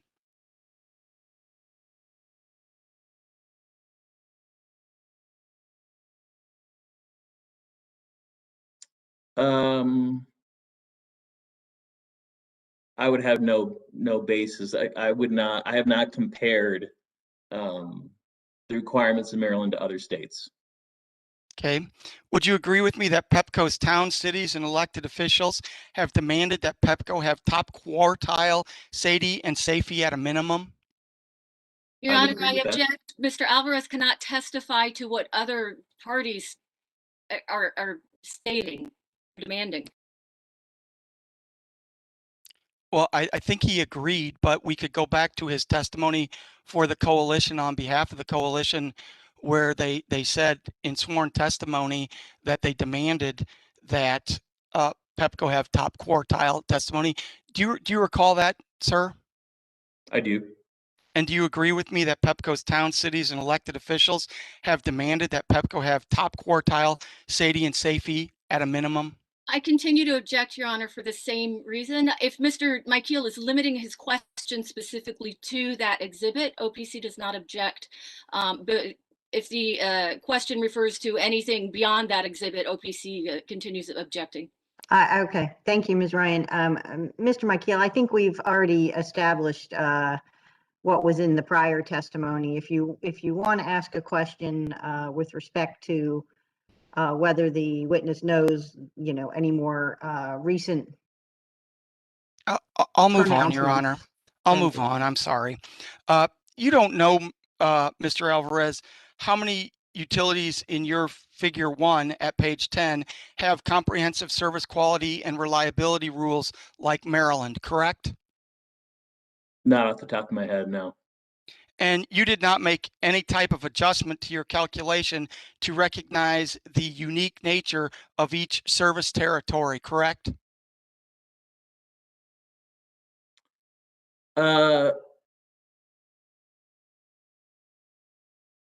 That is correct. And you would agree with me that Pepco has a large number of important facilities in its service territory that require reliable power. For example, the National Institutes of Health, Walter Reed National Medical Center, Joint Base Andrews, numerous WSSC water pumping stations, numerous hospitals, and other critical facilities, correct? Every utility on this list here, sir, would have those types of facilities in their service territory. So so there are National Institute of Health in every jurisdiction? No, there are similar federal facilities, military bases, naval bases, Air Force bases, hospitals, veterans hospitals, you name it. All the types of facilities you just mentioned to me are in, Okay. I would say, virtually every one of these utility service territories. Okay. So at page 10 of Mr. your test, Mr. yes, Michael, yes, we're getting to the point where we would need to take a break. Do you have a natural break point or? I do, and yes, Your Honor, I'm almost there. I have one more question on page 10, and that's a perfect breaking point. Okay, thank you, Mr. Michael. Yes. Can you look again at page 10 of your direct testimony where you say there are many legitimate reasons and there also might be illegitimate reasons such as accounting irregularities that cause the cost to be high? Do you see that, sir? I do. You did not discover any illegitimate reasons like accounting irregularities related to Pepco Maryland, did you, sir? No. That's a good breaking point, Your Honor. Thank you very much, Mr. Michael. We'll take a break here until 11:20, and we'll take a quick break, and we will resume at that time. Thank you.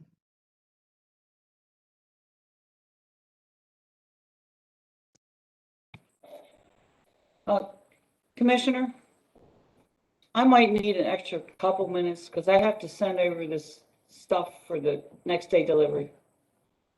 I'm sorry, Linda, if that wasn't long enough, my No, clock. that's okay. Here. I just might need Okay. an extra 3 minutes or so. That's Okay. fine. We'll wait for you. Okay, take your thank time. you. Okay, thank you very much. I appreciate it.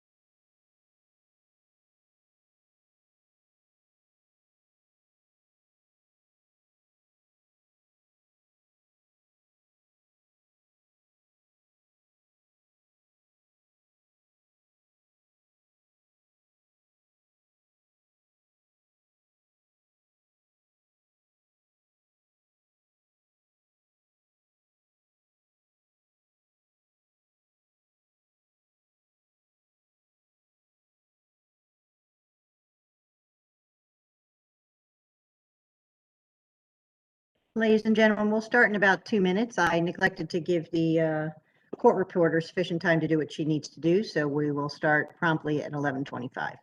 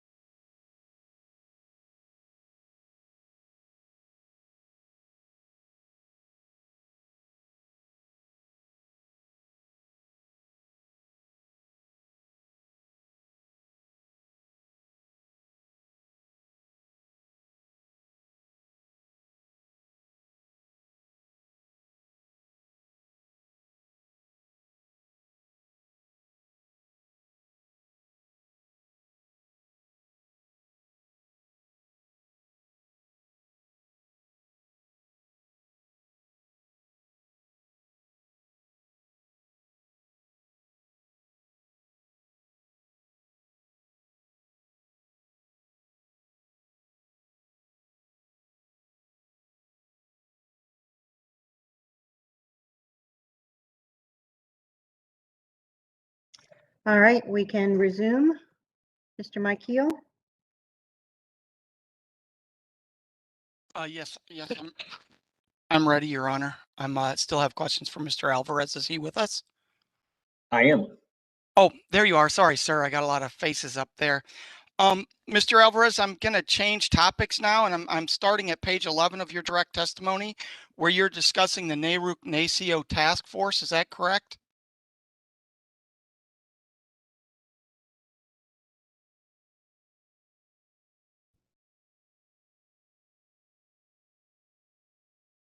Page 11. Yes, sir. Yes, Your second question on the page there, you see that? I And do. you would agree with me, sir, that the NARUC-NACIO task force report is a blueprint for states to consider, correct? I would. And the NACIO-NARUC report does not say the blueprint should be currently being used by electric utilities, correct? It does not say that, no. And you would agree with me that the commission has opened a proceeding to consider the NARUC-NACIO report, correct? Yes, And you would agree with me that you're not aware of a single electric utility in Maryland that uses the process described in the JADE cohort of the report for its distribution planning currently, correct? I do not know if they do or do not comply with that process. All right. Well, does Pepco, you know Pepco does not, correct? I would say there are parts of it that Pepco complies with. Okay. What about BG&E? Does BG&E comply with the JADE cohort, sir? I would say there are likely parts of it that they comply with, yes. Okay. For Pepco, what parts of the cohort do we comply with? Well, as far as I can tell, you do some forecasting of loads and compare those to capacities of equipment. Those are steps listed here. Is that the only one that you're aware of, sir? Well, I just mentioned a couple of boxes here. Load forecasting is the second orange box on figure 2. Grid needs is the second green box on figure 2. So there are parts of this that almost all utilities, I would argue, comply with. All right. Let me ask you, are you a strong supporter of pilot projects like Mr. Stevens? I'd say in general, yes. Again, assuming they're properly measured and the results are properly measured and evaluated, yes.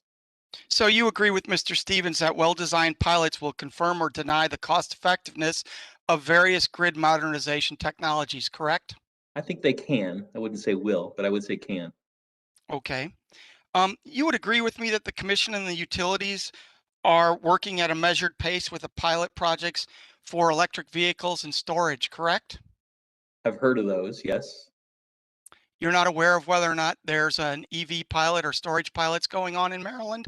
I mentioned Mr. McKeel. I've heard of those. Yes, I'm not very familiar with them, but I've heard of them. Okay. So you don't know the depth and the structure of those pilots, correct? I do not. And you would agree with me that the commission and all stakeholders are going to tackle the thorny issues regarding distribution modification in the PC 44 proceeding regarding distribution system planning, correct? Can you repeat that question, please? Yes, I'm sorry. You would agree with me that the commission and all stakeholders are going to tackle the thorny issues regarding distribution system planning in PC 44, correct?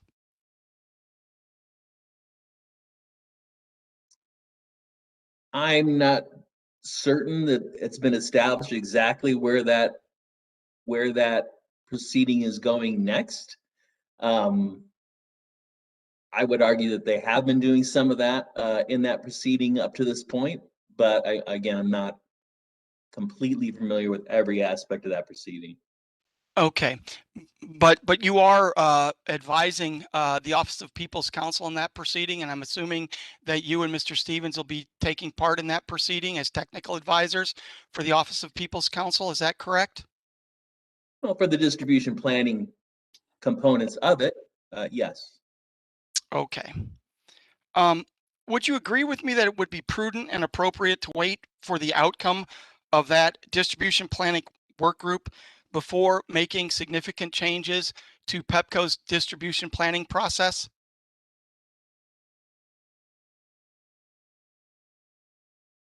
I think that's reasonable.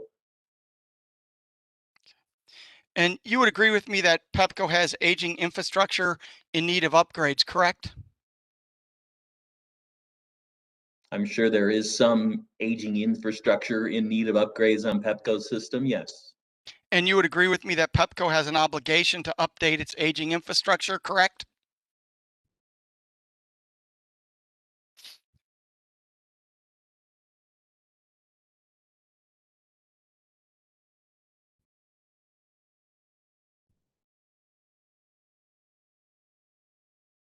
I would be careful about the use of the term aging. Just because something is old does not necessarily mean that it's prone to failure. I think the best course of action is to look at historical data on various types of equipment, and those types of equipment which have exhibited certain failure rates that are unacceptable. Those are the parts that should be updated.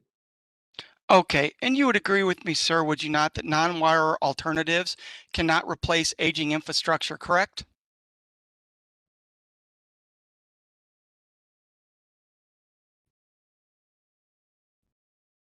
I think generally that's a correct statement. Okay.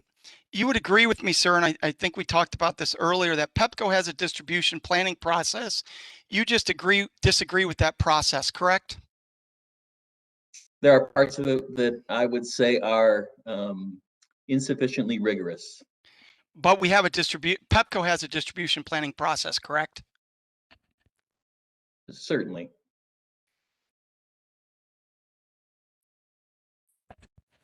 And would you agree that you learned from your meetings and work in this case that Pepco's distribution planning is bottom up, not top down? Is that correct?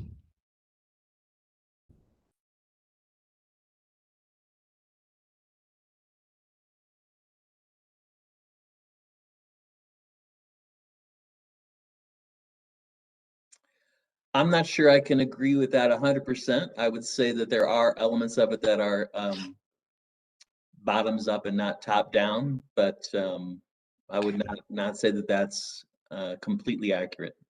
Okay, so is it your understanding that Pepco's line engineers develop projects and those projects are reviewed at various levels of the organization and either are approved or disapproved, correct?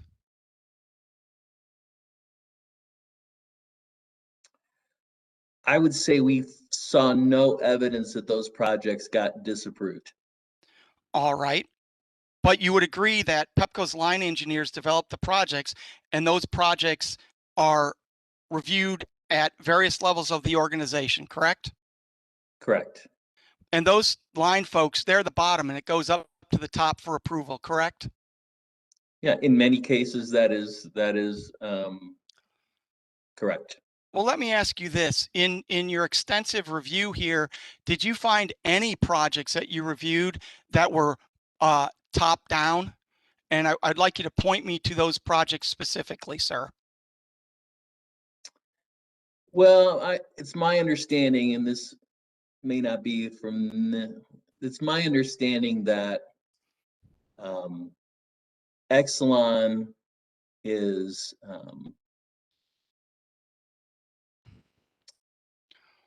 establishing some standards that are more strict or rigorous, maybe, than Pepco itself has followed in the past. And I would argue that some of those standards are driving some of this activity. Well, I'm not talking about Exelon standards, sir. I'm talking about how Pepco currently does its distribution planning. And you would agree with me that that distribution planning, sir, is the line engineers develop the projects, they're reviewed at higher levels and approved. Is that correct? As I mentioned in my response, that is true in many cases, yes. Okay. And I asked you to identify any current Pepco projects that you're aware of that were developed in the top-down method. Can you do that, sir? Again, my answer is there are certain Pepco standards, certain Exelon standards, which I believe to be driving some of the investment activity at Pepco. I'm going to do it one more time, and then I'll leave it alone. Did you find any Pepco projects that were top down, sir? I'm focusing on Pepco, not Exelon.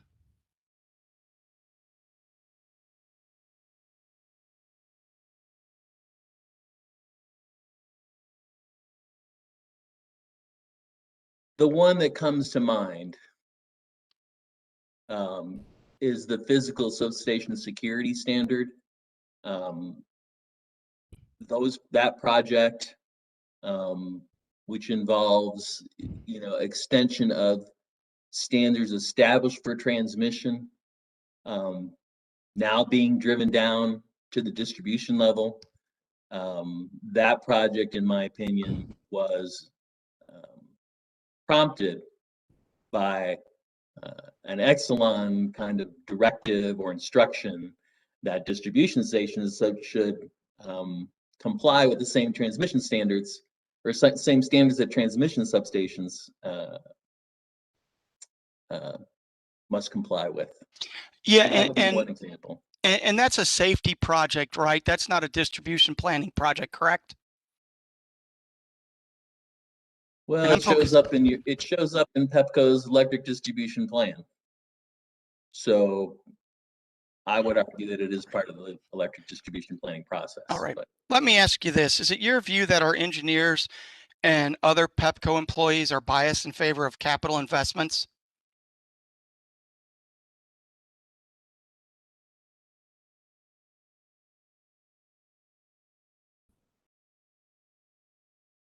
Can you repeat the question, please? Sure. In your view, are Pepco's line engineers and other line employees biased in favor of capital investment?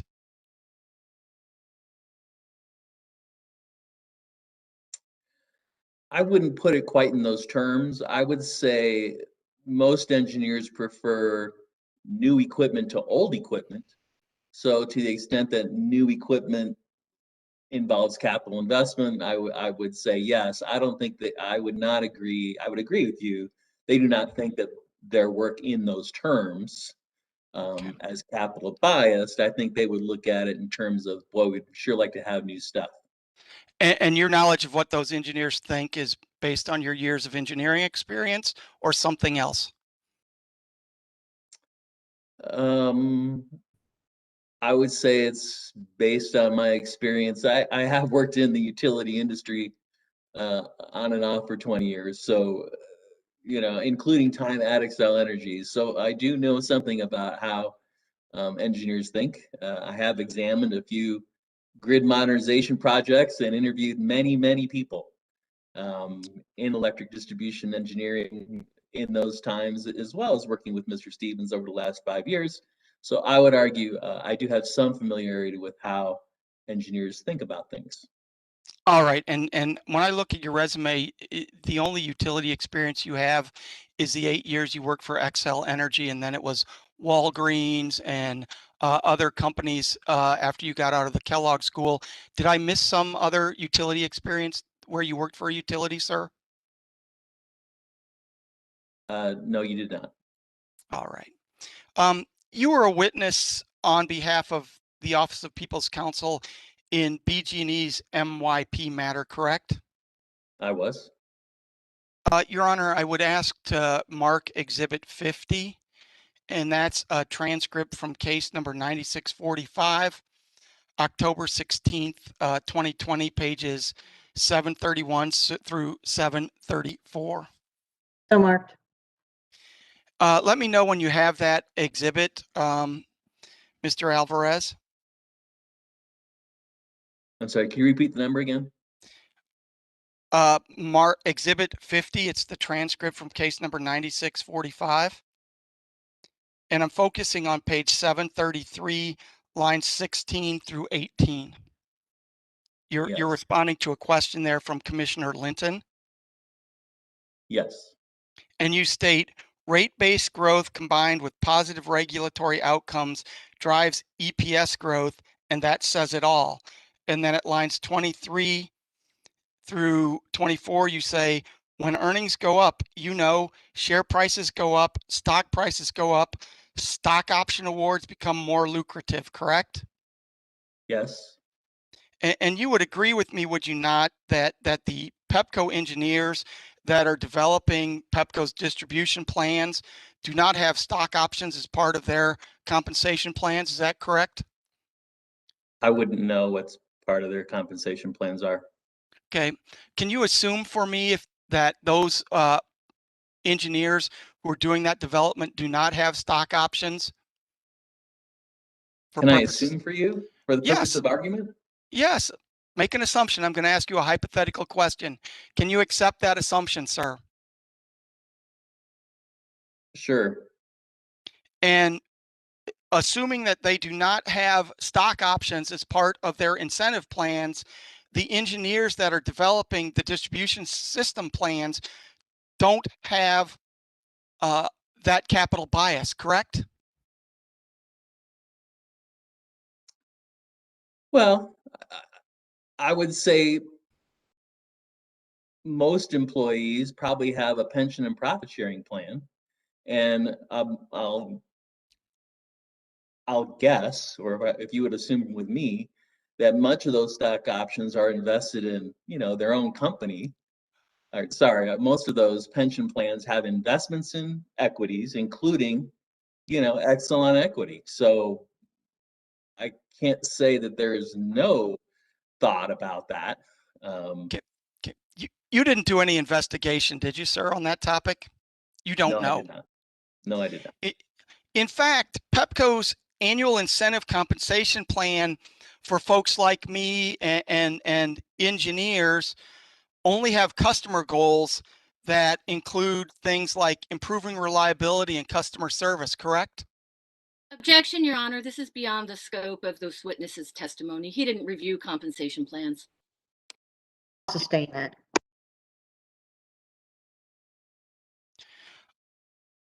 Look at page 15 of your SIR rebuttal, sir, and I'm looking at lines 11 through 16. Let me know when you're there.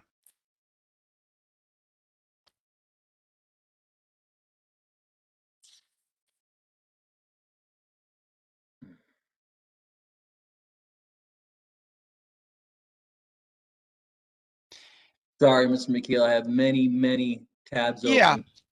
I understand. Take your time, sir. I'm looking at page 15 of your SIR rebuttal. let me know when you're there. I understand. I've got a pile of papers too. Okay, I have it. I'm sorry, page what now? Page 15 of your sir rebuttal testimony. I'm focusing on lines 11 through 16. I have it. And there you talk about how when a customer is faced with no electricity for cooking or air conditioning, they can go to dinner at the mall. They can go out to dinner. They can go to the shopping mall, correct? Yes. You would agree with me that that position is different than the claim you made in your direct testimony in case number 9361, where you show significant economic costs for outages to all types of customers, both for momentary outages and 8-hour outages, correct? I'm sorry, can you repeat the question? Sure. You would agree with me that that position on page 15, lines 11 through 19 of your sir rebuttal testimony is different than the claims you made in your direct testimony in case number 9361, where you show significant economic costs for outages to all types of customers for both monetary outages and 8-hour outages. And that's exhibit 48, page 25, lines 472 through 478, correct? You know, I took the liberty at the break of examining the citations of exhibit wherever it was, this my testimony in the Exelon merger case, where I cited the impacts of the landmark study, correct? And if you'll notice, that was a study in 2009. What's cited here in this testimony is actually an update of that study, completed in 2015 after that testimony had been filed. That update had more information in it about where the data came from, how the data was generated, than was available in the 2009 study. Let's talk about that statement then, sir. Is Yeah. it your testimony? When I look at your testimony here at page 15, you drop a citation in footnote 17 to an article by Schallenberger and Blumendahl. Is that correct? Yes, Sullivan, Schellenberg, and Blundell, yes. And are those the same folks who did that study that was in your 9361 testimony? It is. The exact same folks? I think it is, yes. Okay. Let me ask you. At least principally. I think Sullivan, the principal author, is consistent with both. I think Schellenberg may be as well. And is it your testimony that they have recanted their earlier study, sir? No, but they provided additional information. Okay. And what information did they have for momentary outages for residential customers? The cost. I would have to pull that up and look. So would you like me to do that? Sure.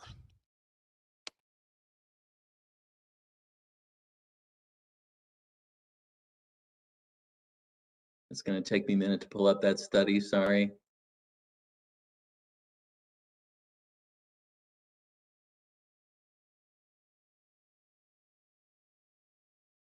It may be faster for me to find it in my personal records than in the exhibit list.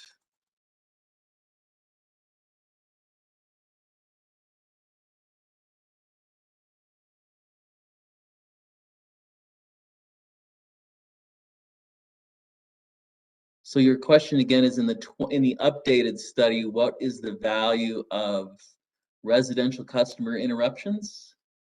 Right. In your testimony, you had residential customer interruptions, you had small commercial, and you had large commercial industrial interruptions. What's the value in that study you're talking about?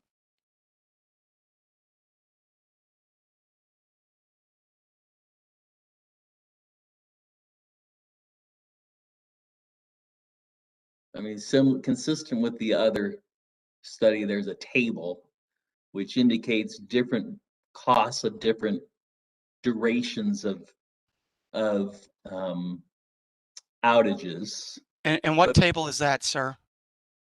Table ES1. That's on page XII, Roman 12. Okay. And what does it give for momentary to 8-hour outages? Per event between $3.90 and $17.20. $3.90 and $17.20. That's right. That's the range Okay. from momentary to 8 hours. Correct. Okay. And what is that range for small commercial, sir? For small commercial, it's between 412 and 4,690.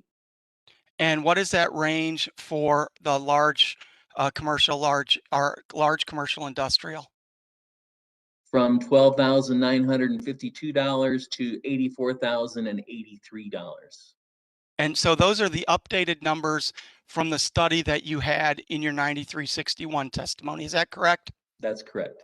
And so there's still a significant cost to customers, correct? Sure. Yes. Okay. Thank you very much, sir. I'm going to move on to a different topic. Would you agree with me, sir, that Pepco operates conservation voltage reduction on 50 substations and 547 feeders, serving approximately 470,062 customers? I don't know the extent of Pepco's CVR program. Do you know if Pepco has a CVR program? I've heard in these proceedings that it does, yes. And you would agree with me, and I think the engineer, Mr. Stevens, agreed that CVR programs are a non-wire alternative program, correct? You'd have to ask Mr. Stevens about his take on that. I would argue it depends on how you define a non-wires alternative. I think I can agree that CVR could be considered a non-wire alternative by some people. And in fact, that was one of the technologies that Mr. Stevens indicated to me in response to my cross-examination that was studied in the Smart Grid project, correct? In Boulder. Yes, and we did find that that was one of the most impactful or favorable capabilities of that project. That's right. So that was a grid modernization project that was successful, at least in Smart Grid City, one of the few. Yes, and my testimony through the years has been very consistent that that's an excellent capability offered by both smart meters and grid software and grid equipment. And if Pepco is utilizing that, they're doing a good job, correct? Well, our experience is that conservation voltage reduction results are highly variable. I'd have to look at the actual, impact measurement that's going on there at Empower Maryland to answer that question. And you didn't do that when you were putting together your testimony in this proceeding, correct? Correct. But you would agree with me, would you not, that the impacts of conservation voltage reduction is taken into account in Pepco's distribution planning? I would assume, I don't know, sir, but I would assume so. All right. You would agree with me, sir, that Pepco has a peak energy savings credit program that is a demand response program that is offered to all Pepco customers with AMI meters, correct? I am familiar with that program, yes. And that's a non-wires alternative program, correct? Yeah, I would classify that as a non-wires alternative program.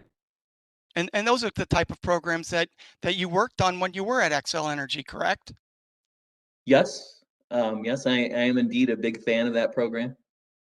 And you would agree with me that the impacts of demand response program are taken into account in Pepco's distribution planning, correct?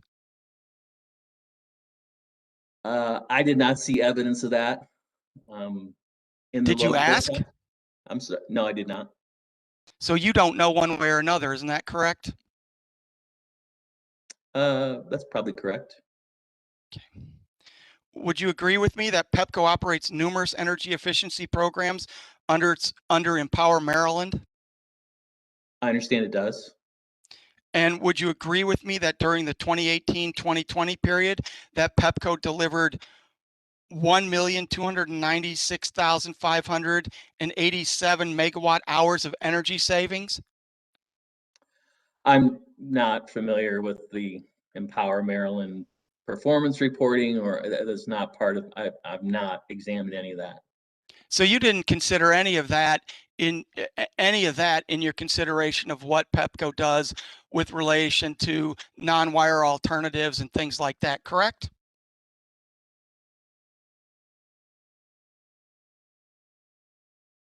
Well, I would assume if Pepco were incorporating those things in the load forecast it provided us in Discovery, then to the extent that those are in there, I did consider it.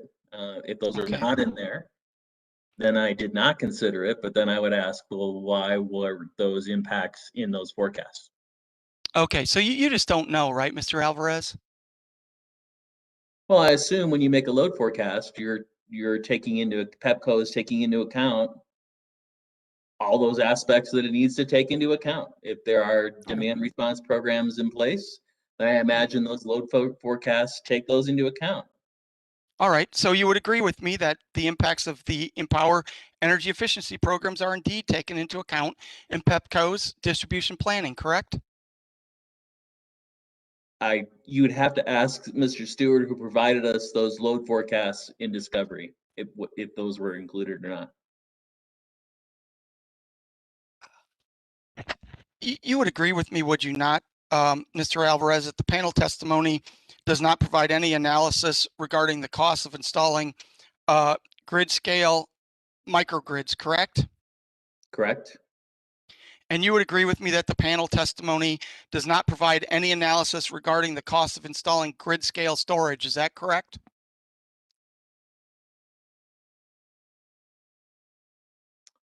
I would say it's correct. Can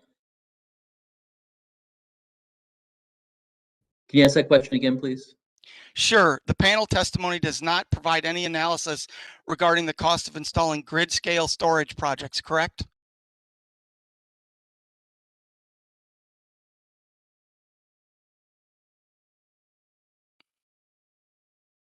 I do believe in our direct testimony, we may have made some estimates regarding storage cost per megawatt hour.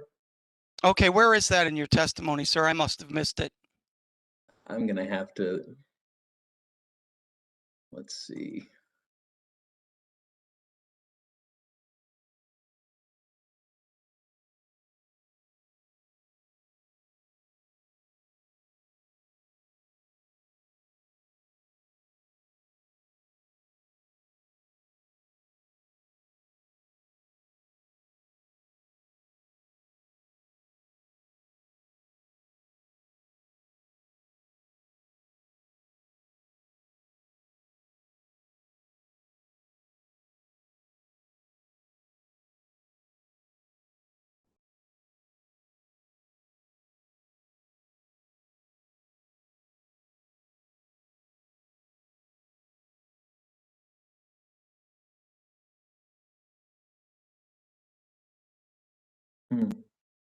Dennis, I could swear we talked about opportunities to defer substation capacity investments with storage. Am I missing something? Does that sound familiar to you, Dennis? Well, it does a little bit, but I don't think, would you ask your question again? Because I don't think that actually pertains to the question he asked. The panel testimony does not provide any analysis regarding the cost of installing grid scale storage. Is that correct? I think that's correct. I don't think we did any analysis to evaluate grid storage. We may have said that it's it may be an opportunity to provide an alternative to provide, to avoid capital expenditures or something like that, or to provide capacity. But that's not a grid storage cost analysis. Okay. I'm sorry, Mr. McKeel. So, that's all right. I'll let you have a lifeline. Yeah, no, Mr. McKeel, we did not complete that analysis. Okay. The panel testimony does not provide any analysis regarding the cost of installing grid scale solar either, isn't that correct? That's correct. And the testimony doesn't do any sort of evaluation of the Maryland laws around that, isn't that correct? Installing any of those items, is that correct? That's correct. And it doesn't discuss what the commission's policies are with respect to microgrids, is that correct? That's correct. Doesn't discuss what the commission's policies are with respect to storage, is that correct? That's correct. And in fact, you sitting here today, you really don't know what those policies are, do you, Mr. Alvarez? Well, I fail to see how that's relevant. None of that is used by Pepco to justify its investments that we're disallowing here or recommending be disallowed or removed from the plans. Well, let me ask you this. I fail to see how that's relevant. One of the criticisms that you have about Pepco's distribution planning is that we didn't consider doing, for example, grid scale storage, correct? Or other non-wire alternatives, correct? Not with any rigor, no. All right. Thank you for your time, Mr. Alvarez. I do have some more questions for Mr. Stevens. Mr. Stevens, let me know when you're ready, sir. I am ready. All right, let me make sure I've got the right testimony here, okay?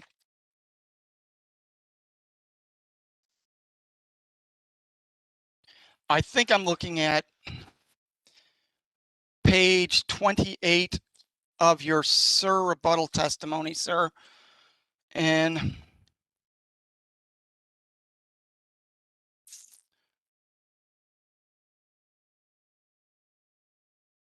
I'm there. hold on here.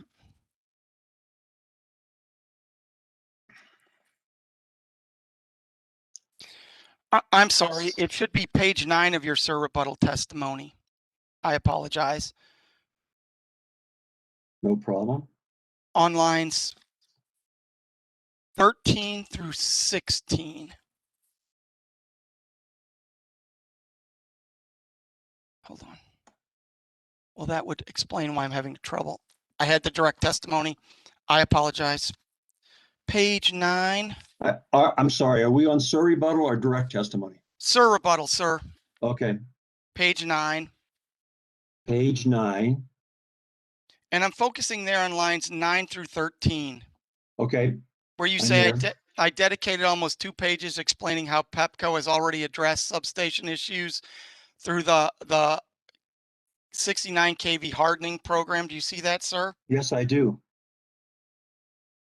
And is it your assertion that the 69 kV rebuild program is a different program than the 69 kV hardening program? It appears to be, yes, to me it does.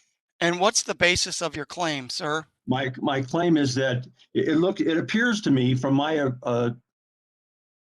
analysis or looking at this stuff that the rebuilds program was they were spending about $10 million a year, and it looked to me like they were doing hardening.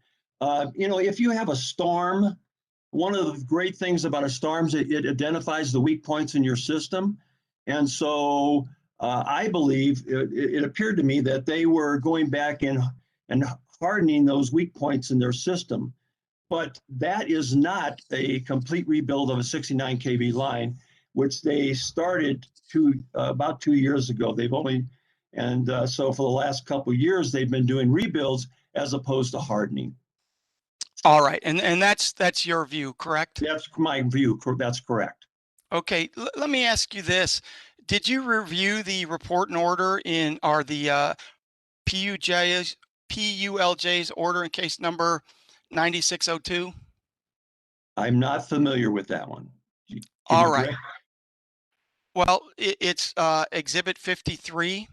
Okay. If you have it. I'm focusing on page 31.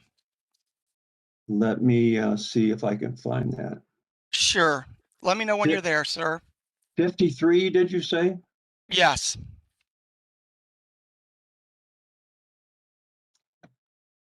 And it's the Yeah. proposed order of public utility law judge in case number 9602.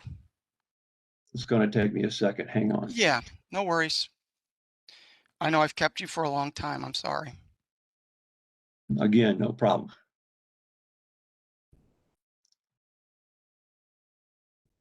I'm almost done. Oh, good.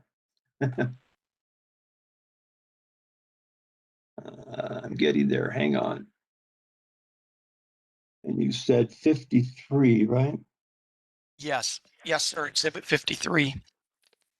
Shoot, hang on.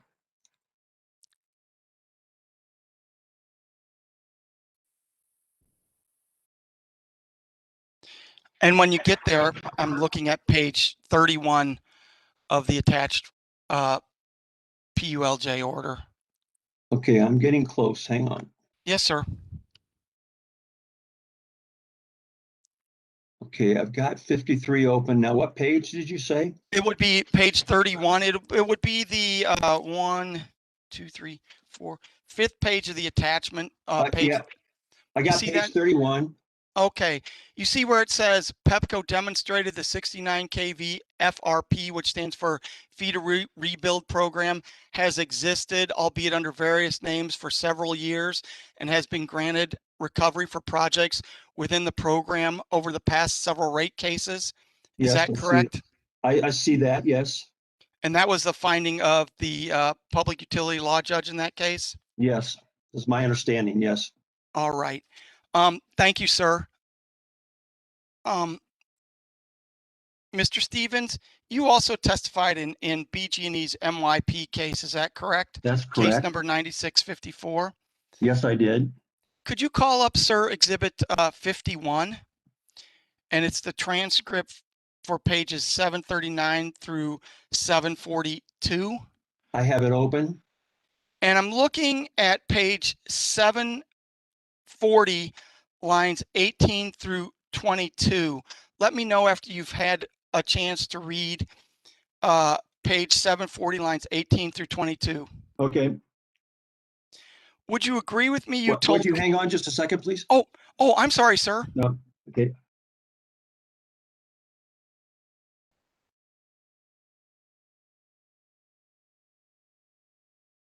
Okay, I've read it. I'm there.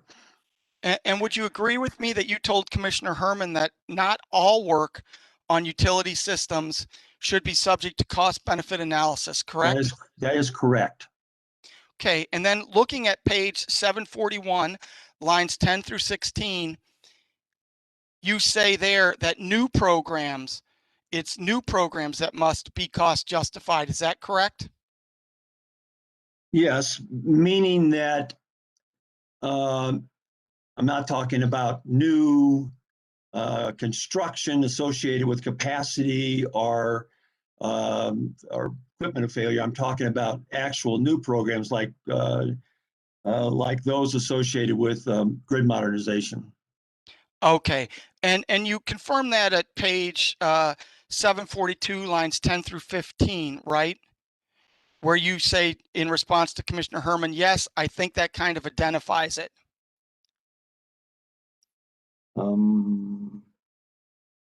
Lines.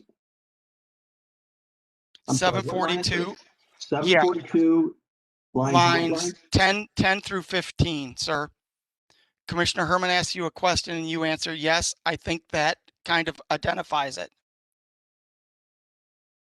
Oh, you're on line 14. Okay, I see. Yes. Okay, yes, I see. Yes, that's my response. Okay. And you stand behind that sworn testimony today, correct? Yes, I stand behind my testimony. Yeah. All right. Thank you, Mr. Stevens and Mr. Alvarez. You've been very patient, and I look forward to working with you and the grid distribution proceeding in PC 44. Those are all the questions I have, Your Honor. Thank you, Mr. Mike Heel. I don't have in my records that any other parties are interested in cross? Is there any other party that'd like to conduct cross-examination? Hearing none, Ms. Ryan, do you have redirect? Very briefly, Your Honor. And all of my redirect questions are for Mr. Alvarez. So are you prepared, Mr. Alvarez? I am. Okay, thank you. I want to touch on the issue of transparency. Mr. McKeel cited the mounds of documents that have been available and the frequent meetings that were offered up to the different parties in this case. Why did you still say in your testimony that there was a lack of transparency despite the availability of all that information? Well, I think if you put it in the context of what we've recommended, both in this case, in the PC 44 proceeding, in the BG&E case, we've talked about kind of participatory distribution planning, where all the assumptions are on the table, all the forecasts are on the table. We wouldn't have questions such as those from Mr. McKeel about, well, did the forecast include demand response or not? And we know all those answers to those questions, but we would have had ideally months to jointly examine the data and make decisions about what makes sense to do and what doesn't, what kind of risks get reduced, what don't, what the data behind that is. In a litigated proceeding, as this one is, it's just really difficult, given the nature of discovery, to get all the information you need. I think ideally what we would do is way before a rate case or a multi-year rate plan proposal, we get together with stakeholders, with the utility, and in something resembling that neighborhood net zero task force process, jointly develop what an ideal distribution plan is, which takes into account the pros and cons of various approaches, the prioritization of various risks, as determined in part by the stakeholders who will be paying for those investments. And so, as you might imagine, that's a much more extensive process than several sets of data requests. And so that's the rationale for that that comment. And near the end of your time on the stand, Mr. McKeel asked you about a number of items that were not included in your testimony, relating specifically to the costs of and regulations about a variety of non-wires alternatives. Why didn't you include those in your testimony? Well, Pepco provided no justification for no justification. That was not part of Pepco's justification for any of those proposed investments, right? So 69 kV upgrades, nowhere in Pepco's testimony did they say, well, part of the reason we're doing this is because, right, of an energy efficiency program or a microgrid program or a storage program. Those were not justifications. The substation capacity upgrades, no discussion of distributed resources, microgrids, storage. Those were not justifications for those projects. So if that's not a justification that Pepco would offer for those projects, then we would have no rationale for investigating those. Now, had Pepco said, oh, we're doing this investment, that investment, and another investment because of our need to support these things, that would be a different story, but that's not what they proposed, or not how they justified those projects. Thank you, Mr. Alvarez. That is all I have for redirect, Your Honor. Thank you, Ms. Ryan. Questions from commissioners?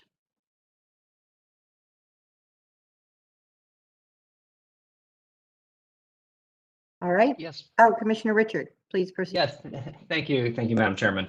Yeah, thank you for the testimony.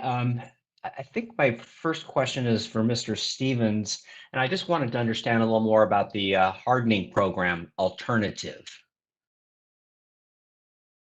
Yes, sir. Mr. Stevens. Oh, great. It's on page numbers for the top here. 13, you say continuation of the existing 69 kV line hardening program certainly is a realistic alternative, warranting full evaluation. I just want to understand the difference between a rebuild, complete rebuild, and this hardening program. And is there a cost differential to that? I mean, and I guess it gets to the point, are we wanting to disallow a full $600 to $700 million, or would there be just a different cost? Well, well, let me answer the first question first, and that is, what's the difference between the two? Like I mentioned, the advantage of a storm is that it does point out the weak points in your system, and certainly I'm sure that they found that vegetation management was an issue, and there are things, even though they did point out that some of their vegetation management were outside of their right-of-way. There are things that you can do outside of the right-of-way with regard to vegetation management. There are things that you can do with, for example, let's say that one of the wood poles at a corner turn for the 69 kV broke during the storm. Well, you find that's a weak point. Well, you may want to put a steel pole in at that corner so that that weak point is taken care of. There are places on the line where specifically you have really large problems with vegetation. That's really so for that particular segment of a 69 kV line, you may want to do some additional maybe covered conductor, or maybe again, maybe making the poles taller or something. But that is much different than a rebuild where you're rebuilding the entire line from a lower voltage to the higher voltage and putting all steel poles in. That's basically doing what I would consider a blanket approach. In other words, I'm going to do everything and just hope that all the minor problems get taken care of. That is much more costly than doing those rebuilds than it is to doing hardening like they have been done. So I'm not sure exactly how we stated the reductions, but we were implying that they should not be doing the 69 kV rebuilds, but instead they should continue their process of identifying places on the 69 kV system that may need to have additional hardening going forward. Okay. And is that an enduring benefit? I guess I'm interested to know. I mean, it's like, your car. How much do you keep on putting money into a car before you just buy a new car? Is the solution that would be provided by the hardening program that you would suggest be considered as an alternative? How enduring is that? Well, and would we just end up paying for a rebuild? Well, let me answer that question. Yeah, it is. I mean, your car analysis is exactly a good analysis. What you do and is you would say, when do I need to replace the car? In other words, how bad is the maintenance you would do? And I mean, if you're personally, but let's say you owned a business and you had a car, you would say, okay, is this car costing me more in maintenance and upkeep than it would for me to just buy a new car? I mean, there comes a point when you say, look, the car doesn't run as good as it used to, and you do an evaluation. When you look at what Pepco did with their 69 kV hardening, and you look at the evaluation, you look at the number of outages that they had prior to they started this hardening, which was, I can't remember the numbers, Paul, you might remember, but I do remember the numbers after they did the hardening, and they were zero outages.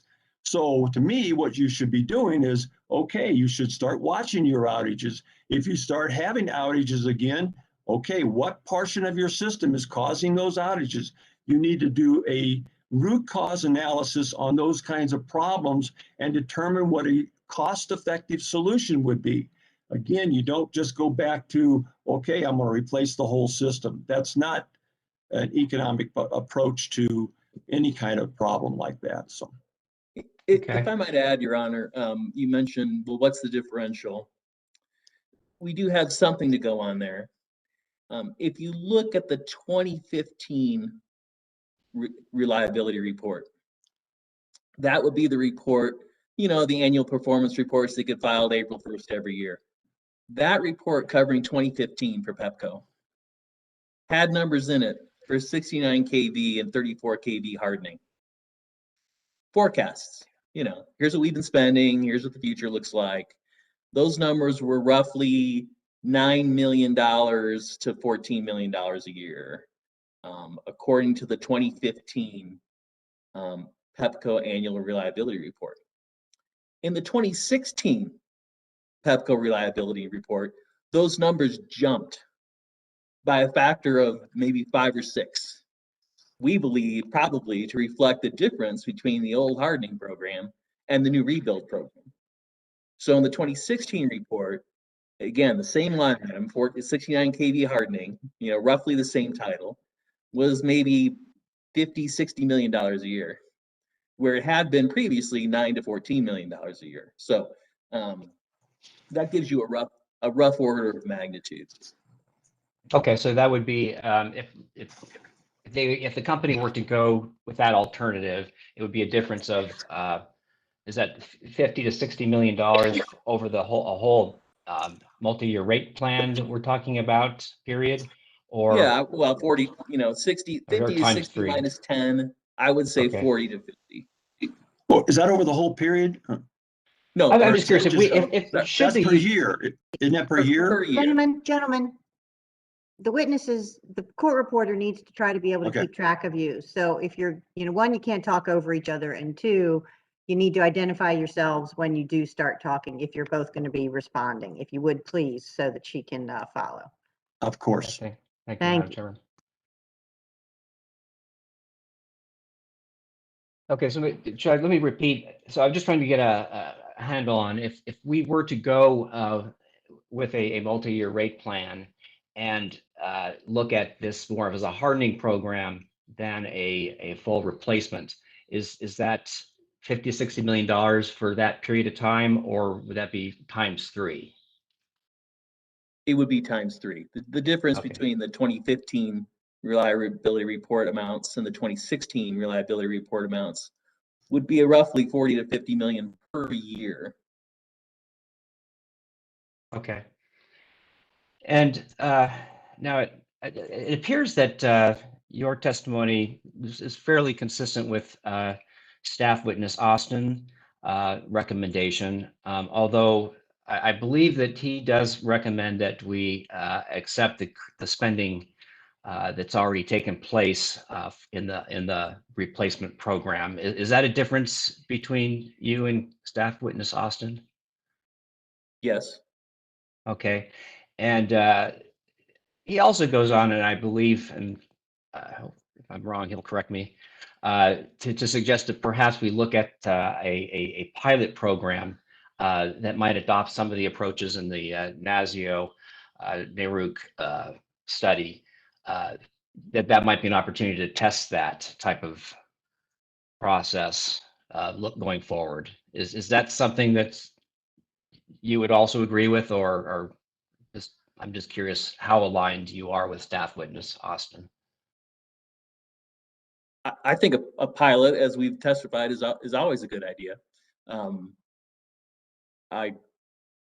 Sure. Dennis, do you have anything to add? No, I think I you know, when you're talking about planning, it's kind of hard to think about a pilot program, because we think that a planning process may take quite a long time to develop when you engage stakeholders.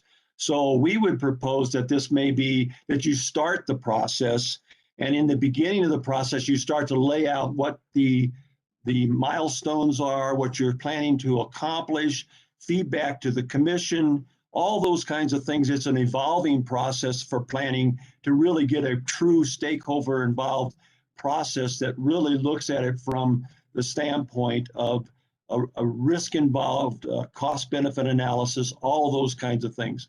So it's not, I don't know if a pilot is the right word or not, but yes, I think that you would want to be able to start that process and develop it.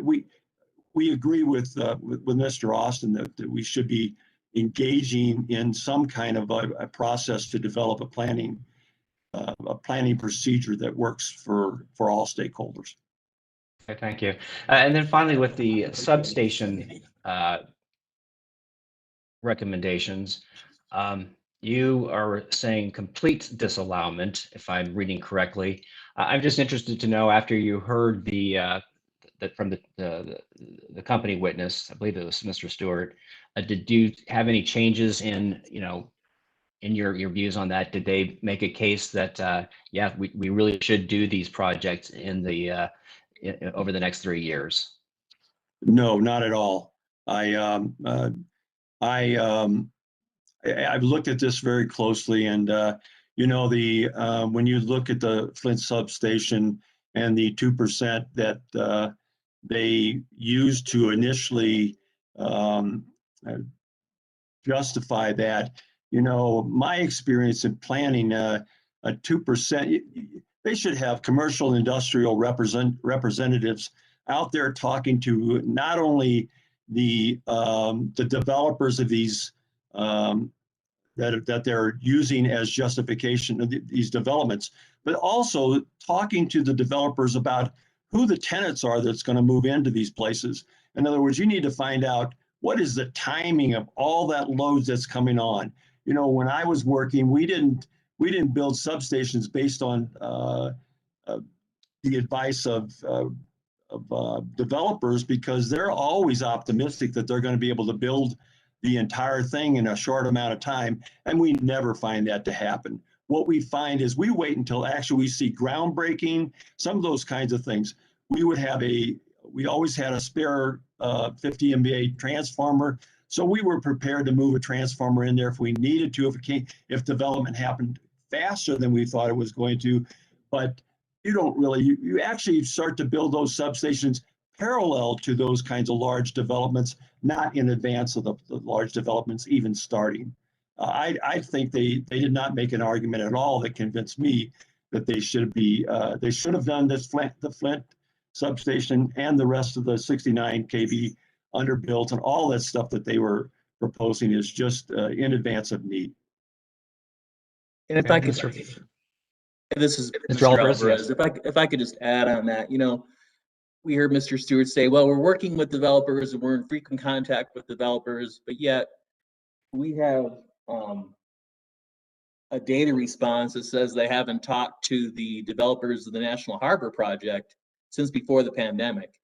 And I think we also have something, I think it's in rebuttal or somewhere else, regarding the White Flint developers, that he hasn't spoken with them since March of 2020. Well, things have changed pretty significantly since March of 2020. And I would argue, I appreciate the company's position. It's easy for us to come in and say, well, you didn't need to do that. But on the other hand, there also must be an appreciation that, everything the developer says is going to happen may not happen. And that risk that those developments don't occur along the timeline that's projected should also be taken into account. And that's all we're saying. Okay, well, thank you. And I guess it was the risk elements of the testimony of Mr. Stewart that, again, just made me think, we are talking about a very discrete 3-year period, but, if the economy does pick up in some of those developments, again, do you see a significant risk potentially in this 3-year period of not having any expansion of these facilities, and also taking into consideration the state's very aggressive goals and DERs and electrification and electric vehicles? I think ideally your distribution planning process will take care of all of that, right? A more transparent process, data-based.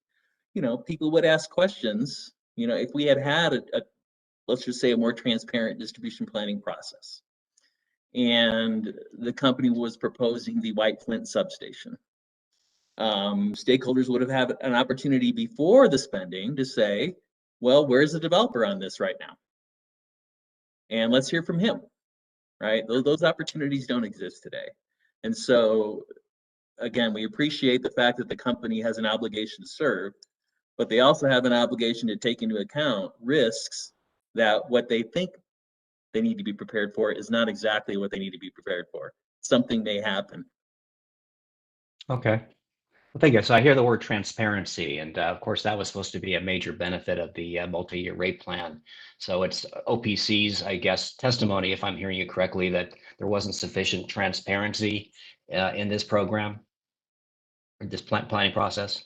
Well, I would argue we are demonstrating the value of that transparency right here and now, right? So it is more transparent, yes. These are some of the first times some of these issues are being brought to the attention of the commission, and that's a good thing. And certainly I can't say the company has not been cooperative in responding to our data requests. What I'm suggesting, or what we're suggesting, is the discovery process is not the place to be inquiring about these decisions and data, right? It's much more time consuming than that. I'd make an analogy to integrated distribution planning that we did before, deregulation, where we had, economists and projections on portfolios, generation, and right, and those were very stakeholder engaged processes to determine what the appropriate level of generation resource was, and what's the best portfolio to have, and those kinds of things. That's descriptive, I think. Or maybe it's Empower Maryland. I think that was another example of stakeholder processes where people were working together to optimize, right? And I think that's where eventually we need to head. That helps. Great. Well, thank you, Mr. Alvarez and Mr. Stevens, for your answers. Thank you, Madam Chairman. Are there other questions from other commissioners? Madam Chair, I have a question. Mr. Alvarez, I'm going to direct my question to you, and I'm going to kind of flip my question to play devil's advocate to elicit a response from you. So a lot of discussion in these proceedings and other proceedings, and on the Nehru-Ignacio task force that I served on as part of the Maryland delegation, and kind of echoing your calls for transparency and stakeholder engagement in the planning processes. But, and here's the flip, but the obligation to provide safe and reliable service at a just and reasonable rate is the obligation of the owners of the company, of the utility. And the calls for transparency don't lift that obligation and give people outside the investor-owned utilities the opportunity to kind of micromanage that utility. Am I not correct? Would you agree with me? No, I don't think anyone is interested in micromanaging the utility. I think maybe there are ways to prioritize based on size of investments, perhaps, based on other state objectives like accommodating distributed resources or electrification or some of the other things that you're trying to accomplish. You can prioritize such that you focus those efforts in certain areas, and maybe not all areas, right? And so we made a distinction before between discretionary efforts and proposals and non-discretionary, right? And so there's probably some opportunities there, I think, to address your concern.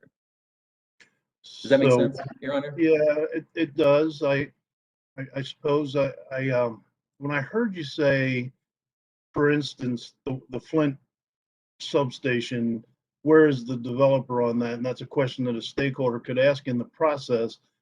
It almost made me feel like you were saying, well, going to be intervening in the internal distribution system planning of the utility, and the obligation, because of their monopoly franchise, still lies with the utility to make decisions. Is that correct or not?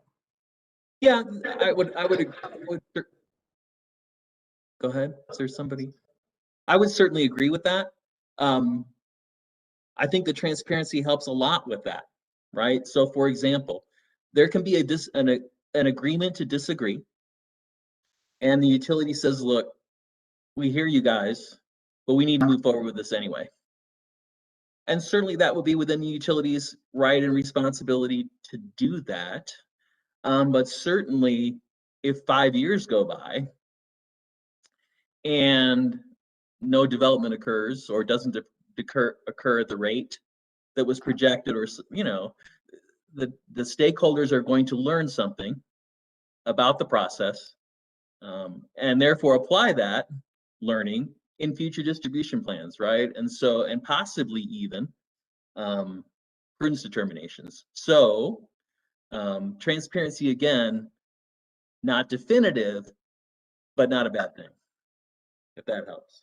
No, it does. I just wanted to clarify what I was hearing from you and what your testimony was in this regard. And Dennis, maybe you have something to add to this. Yeah, I would just add to that the magnitude of the dollars does make a difference. You know, if you're going to be spending millions and millions of dollars on a specific project, and it's going to take years to develop that project, that needs to be reviewed by the planning team, the stakeholders. The day-to-day stuff, you know, or the utility, I work there and I know there's thousands and thousands of decisions they may have to make with regard to capital spending on, you know, lots of smaller items. And certainly we do not want to get involved with that. They need to make those decisions and get that stuff done.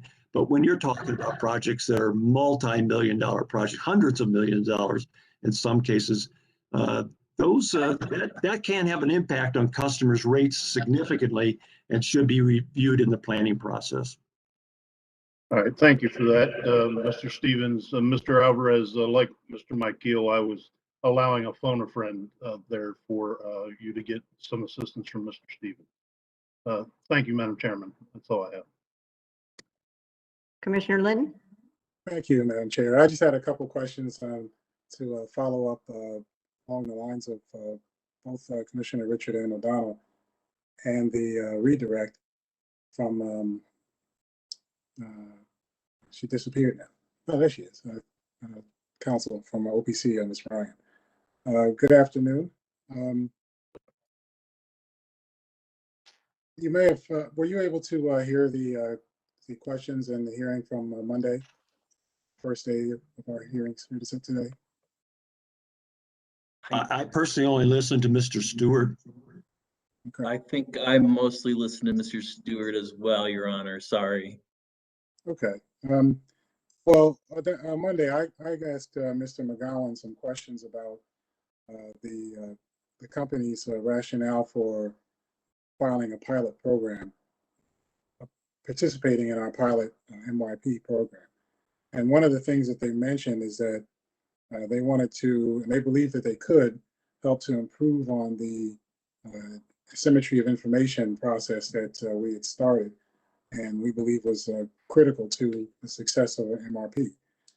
So I'm trying not to conflate the distribution planning information transfer versus the concepts that we were thinking about as part of the MRP as a whole. There's certainly processes and information you'd like to have as part of distribution planning, but from the concept of an entirety of an MRP, I believe you participated and testified in the BGE MRP on behalf of OPC. Is that correct? Yes, Your Honor. Okay. And so you had the opportunity to participate in what I'll broadly call the discovery process in this proceeding and in the MRP with BGE? Yes, sir. Good. How would you characterize what I'll call difference? Did you find that the information that you needed in order to complete your testimony, in order to review a MRP filing like this one, did you find that it was improved as opposed to what you saw with BGE? Was it not improved? How would you characterize it? I would say similar. I would also have to say that we did a better job in discovery, but in Pepco than we did with BGE. in part recognizing the commission's, order in the BGE case. So from that perspective, I would say we were better informed this time than we were last time. But from the utility, responsiveness, I think they were both, about as good as we could expect. Dennis, what's your perspective on the commissioner's question? No, I think you hit it on the head, Paul. I think we did a little bit better in job and discovery, so we got a little bit more information, but the responses were pretty similar to what we got from BGE. So yeah, I would say Okay. similar. I think a bigger issue is, well, I'm sorry, Your Honor, I'll be repetitive, but the discovery process is not well suited for what we're trying, what we're suggesting ultimately needs to happen. I would not suggest that the utilities are not responding to our data requests. right. Or not cooperating. Okay, so would it be your testimony then that the discovery process with submitting data requests, for example, and the pre-filed process that I believe the company testified they also established, did you find that to be informative, or was there something that do you see that as being sufficient enough for purposes of your ability to review the MRP, or is there more that you think is necessary? I guess what I would recommend is that we would end the distribution planning process with the MRP, so that we've all been through what we think the grid needs and what the best solutions are and the best mix of investment is and which priorities merit what kind of investments, and that we've been all through that and made some of those determinations, and then let the company in its MRP and as pre-filed direct testimony build upon that, right, and use those results in its application. That would be one recommendation for you to consider. Does that help you? It is. I mean, I've been trying to read through the testimony to get an understanding of this. This is an important element of our MRP order, to make sure that information asymmetry was occurring, just for the administrative efficiency, and to make sure that as a whole, the transparency we're looking for is actually happening for the parties.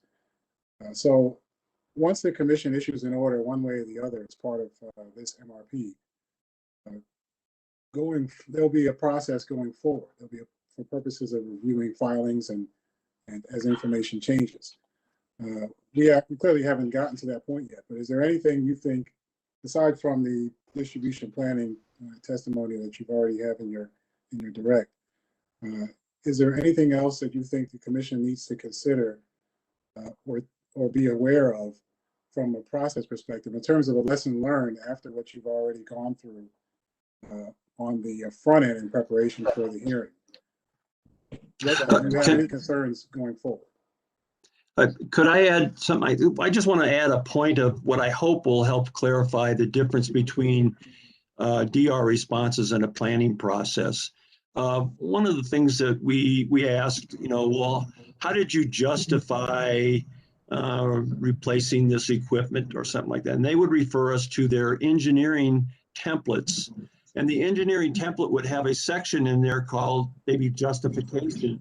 And to me, as an engineer, I found those explanations by the engineer trying to justify stuff is really inadequate.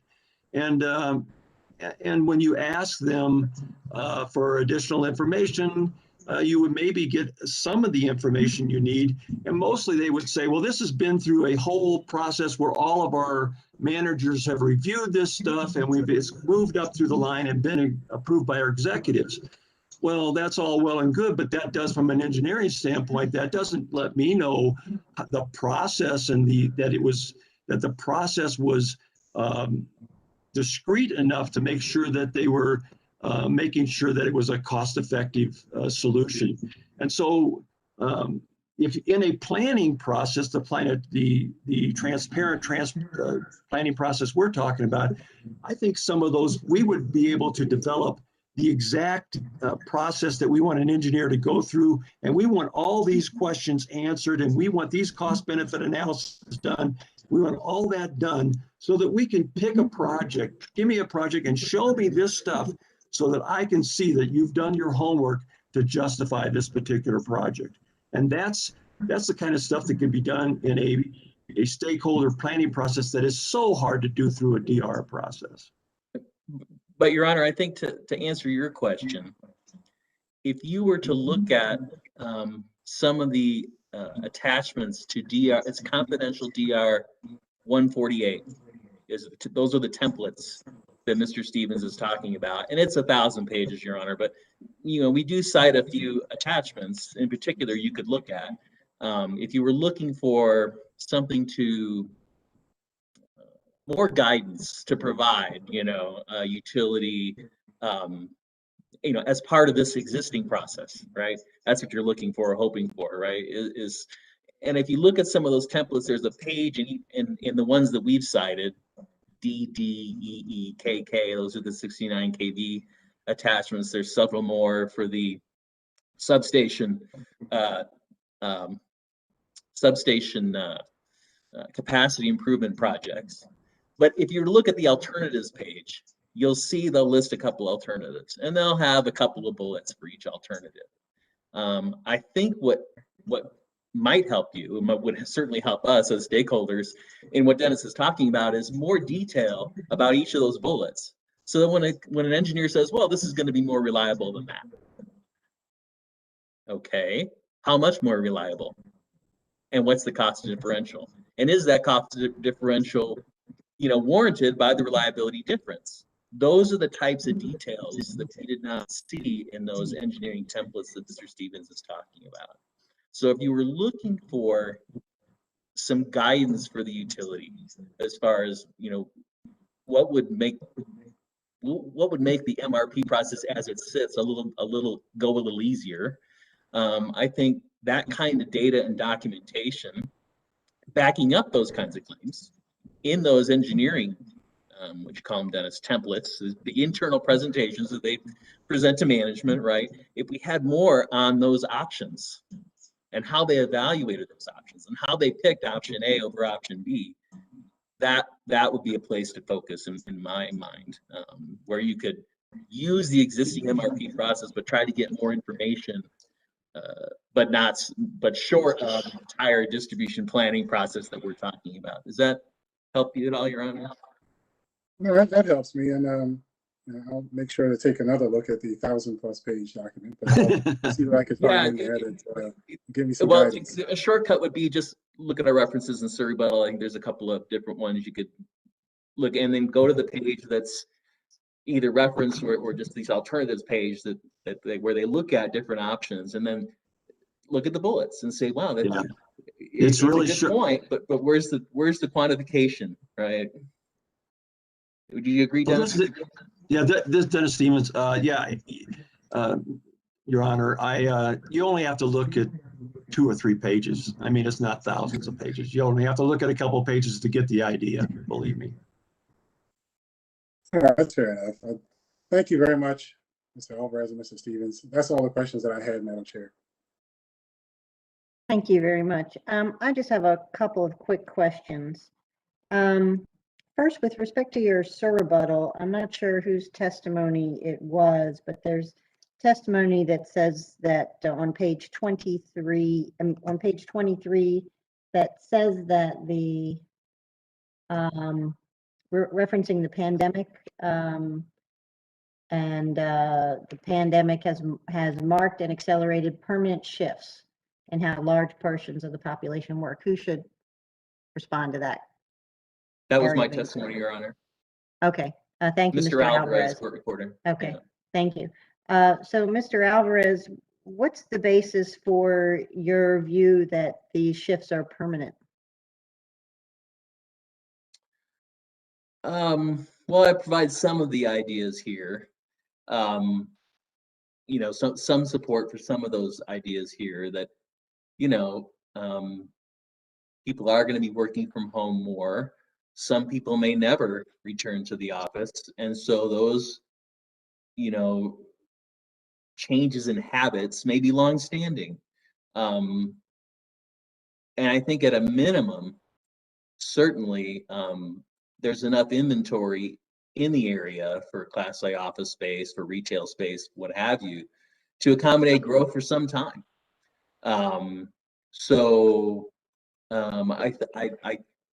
guess no one knows, and I can't know, the extent to which these changes are permanent. However, to ignore them and to say that there's no change going on and just to keep plowing ahead is not appropriate either. It's probably somewhere between the two extremes is where you'd want to land. Does that Okay, answer so your you don't have question? any, you didn't review any reports or studies or anything to suggest that that this shift is permanent? Well, other than these surveys, mentioned here, of CEOs, the people who actually buy the office space, right? Of surveys of the population and what they're thinking about, if they're an urban population, are they thinking about, moving to a less urban area? I think some of those thoughts, are maybe short term, but I think they may be indications of long-term trends. Okay, thank you. And I suspect this question is for you, Mr. Stevens. In your view, should Pepco seek to stay in the top quartile of reliability? Well, I think it's certain. Well, first off, that's a mandate, I think, as I understand it, to stay in the top quartile. Though I understand, Paul, they are in the top decile, and I think that staying at those high levels, given that, I mean, when we review a lot of utilities in the country, they are not in the top quartile. They're in the top second quartile from the top. In other words, there's not in the bottom two quartiles, but they're in the second quartile. And it costs the ratepayers money to drive that reliability up in the top quartile, and even more money to drive it up into the top decile. So you have to make you have to evaluate what is it costing you for that level of reliability, and what level of reliability is adequate for your customers. And that can, in some cases, and that can be different depending on your on the customer you're serving. I mean, obviously, I think that that commercial industrial customers some need higher reliability, and you need to look at your system and look at specifically some of those areas to see if that needs to be a little bit higher. But top quartile is expensive. Top decile is really expensive. So that's my opinion. I might also add too that because some customers need better reliability, doesn't mean all customers should pay for it, right? For those customers who have identified that the existing level of reliability is insufficient to meet their needs, they have business options available to them, right? So they have storage, they have, uninterruptible power supplies. There are things they can do to ensure themselves against the level of risk that exists in the current system design. And so some conscious decisions have to be made about what that right balance is, right? And so that's where, again, where transparency can be valuable. Absolutely. Right? That we're all talking about what the appropriate level of reliability is, what the incremental cost is, what the benefit cost ratio of that is, who benefits, to what degree, what is the overall responsibility, of the population to pay for this. And it goes far beyond reliability. There's a combination of distributed energy resource risks, right? There's all kinds of different risks you could be looking at to invest in.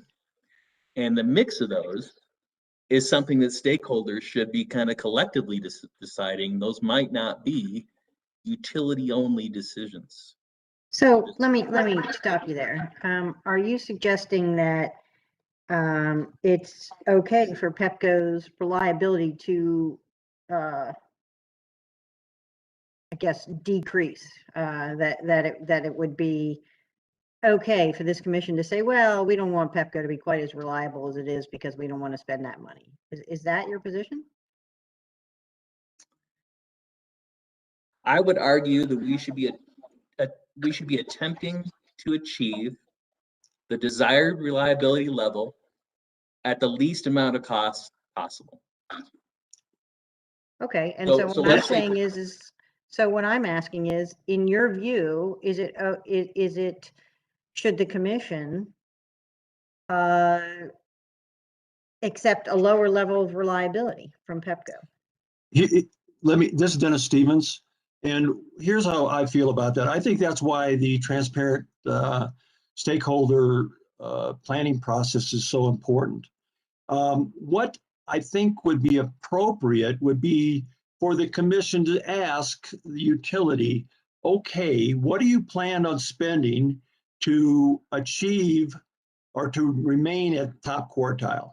What is it going to cost? And then you need to really, I mean, that needs to be a thorough engineering cost benefit risk analysis. And you need to understand that information. And then you need to say to them, okay, what would it, if we don't spend the money, when do you anticipate dropping below the top quartile into the second quartile? And then when that happens, then what will the reliability look like? And so from a stakeholder standpoint, is that acceptable to the stakeholders? I mean, considering that the OPC is representing the customers, I mean, maybe we need to do some surveys. Maybe we need to understand on a broader scope, what is acceptable and what is the cost of moving from one level to the other. I think those kinds of things can be worked out in a transparent planning process and presented to the commission, so the commission can not just have to make a decision, oh, we're just gonna let it fall down, without understanding what it means to let that drop down from one level to the other. Okay. If I might add, Your Honor, maybe the appropriate way is not to expect continuous improvements beyond, where you are, but to couch things in terms of, okay, so if you're in top decile, we'd like to see you stay there. What's the least expensive way to make sure we stay there? Okay. All right. Thank you very much. Are there any questions from any of the parties on the responses to questions from the commissioners? I have some questions. Mr. McKeel? Yes, I think Mr. Stevens, in response to Commissioner Richard on the 13 kV lines, you would agree with me that Pepco's not rebuilding all of its 69 kV lines. Is that correct? They're not rebuilding all of their 69 kV lines, but they are. My understanding is that when they choose to rebuild a line, they rebuild it pretty much the entire line. Yeah, but that wasn't my question. We have more than 13 69 kV lines. Is that correct? Yes, that's correct. And we're only rebuilding the ones identified in the Intercon study as a result of the 2010-2012 storms. Is that correct? That is correct at this time. That doesn't mean that there are not going to be proposals for more rebuilding in the future. Right, but right now we're not rebuilding all of our 69 kV lines, like you said. That's correct. That's correct. And I did not say that they were. Fair enough. I guess this question is for Mr. Alvarez again. With respect to Commissioner Richard, you talked about 2015 and 2016 reliability reports. Where can I find that in the record, sir? I'm sorry, I do not. Well, they're in 9353. They're not in the record in this case, as far as I'm aware. So they're not in the record in this case, and it's your testimony that those are the numbers in the 2015 9353 case and the 2016 9353 case? Yes. Do you know when the commission opened docket 9353? I imagine roughly 2011-12 timeframe. All right.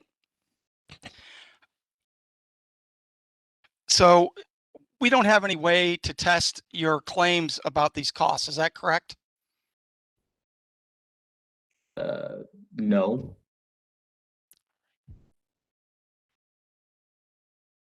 In light of the time, that's all I'll have for today, Your Honor. Thank you. Thank you, Mr. McKeel. Given that it's just about 1 o'clock and time for our lunch break, we will take a recess until 1:45. And we'll resume with Prince George's County witness Ms. Clerkley, I believe, is next. Thank you. We are in recess. Thank you.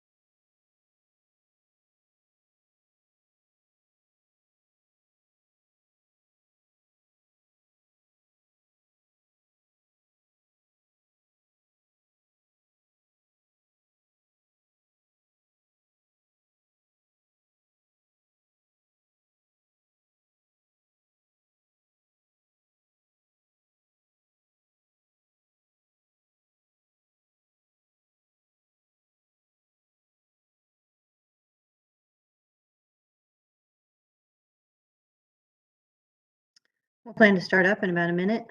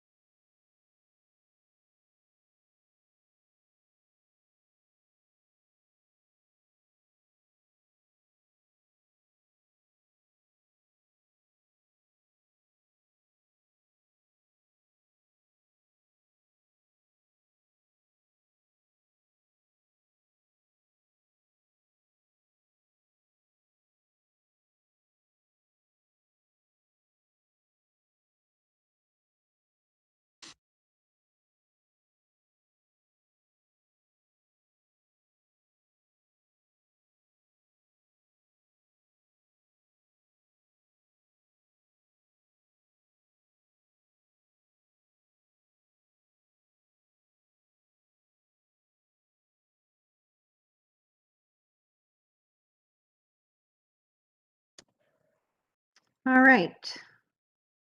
Want to make sure we have all of the commissioners.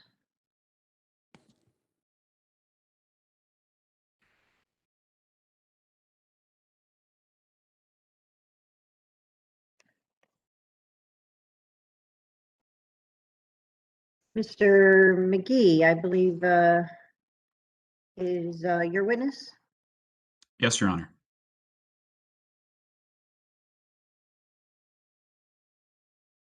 And she's present. I see her on the screen. Okay. Please proceed.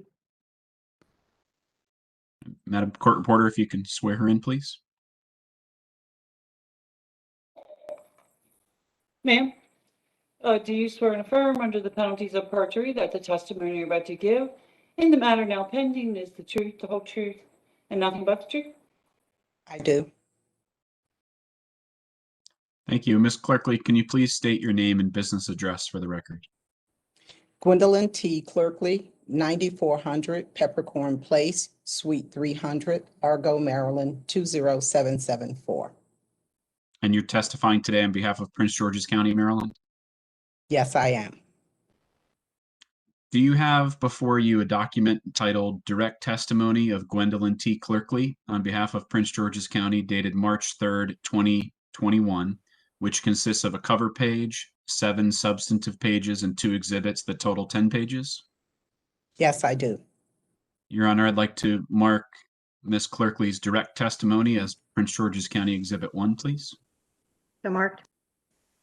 Thank you. And Ms. Clerkley, do you also have before you a document titled Sir Rebuttal Testimony of Gwendolyn T. Clerkley on behalf of Prince George's County, Maryland, dated April 20th, 2021, which consists of a cover page and 2 substantive pages? Yes, I do. And Your Honor, I would like to mark Ms. Clerkley's Sir Rebuttal Testimony as Prince George's County Exhibit number 2, please. So marked. Thank you. Ms. Clerkley, were these documents prepared by you or under your direct supervision? Yes, they were. Do you have any corrections to these documents? No, I do not. If I asked you the same questions today, would your answers be the same? Yes, they would. And are those answers true to the best of your knowledge, information, and belief? Yes, they are. Your Honor, with that, I'd like to move Prince George's County Exhibits number 1 and 2 into the record, please. Seeing no objection, they are admitted. Thank you. And the witness is now available for cross-examination and commissioner questions. Thank you very much, Mr. McGee. Are there any parties that wish to cross-examine this witness? Seeing none, are there any commissioner questions? Commissioner? Yes, Madam Chairman. Richard. Thank you very much. Let's get my things together here. Good afternoon. I just wanted to ask about the Smart Node program, which is related to the LED program. And I don't know if you actually addressed it in your testimony, but I am interested to know from the local governments and counties if you have an opinion on this smart node aspect of the LED program. I know the county does have an LED program, but does the county see that as an integral part of the Pepco proposed program? So in my direct testimony, we do speak on that subject. And we would like to have additional information to ensure that the return on the investment of the Smart Note program for the residents in Prince George's County is worth the investment of approximately $1.8 million that Pepco would be making. Okay, and at least in my discussion with Mr. Schatz, it sounds like there would be a material difference in the cost of the program if the Smart Note was a obligatory part of it. Or would the I mean, is the county price sensitive on those on that issue? I mean, would that make a difference to the county? The county is price sensitive on the project. We do want to ensure that the value of the project to the residents is equally weighted with the additional cost. Okay. I mean, would there be some attraction to a program that maybe left the Smart Note as an option to the various municipalities and county as a whole? I am not prepared to answer that question today, as we would need to, as we understand the program right now, the utility to the individual residents is somewhat limited. And we would need to have additional information on the value of the program, of the Smart Note program to the residents. Okay. And again, correct me if I'm wrong, it sounded like there was some interest by the county in the pilot and being a participant in the smart sensor pilot program. Is that correct? Obviously that would be an option if there aren't the smart nodes. That is correct. We are interested in knowing where the pilot would be and the results of that pilot program. Okay, so it's possible if the county were to want to participate or be selected to be a participant in the pilot, and of course you would want the smart nodes then under those circumstances. That is correct. Okay, great. Thank you very much. No other questions. Thank you, Madam Chairman. Thank you, Commissioner Richard. Any questions based on their responses to Commissioner Richard's questions? Your Honor, I just have a clarifying question. Okay, Mr. Seeger. Yes. Good afternoon, Ms. Clerkley. Good afternoon. I'm Matt Seegers, and I'm the attorney for Pepco on this matter. And I just wanted to clarify, in response to a question from Commissioner Richard, you said that Prince George's County has not fully developed its position on these smart nodes. Is that correct, ma'am? That is correct. Okay. Because I'm looking at page 6 of your direct testimony, and I'm looking at the discussion that begins at line 4.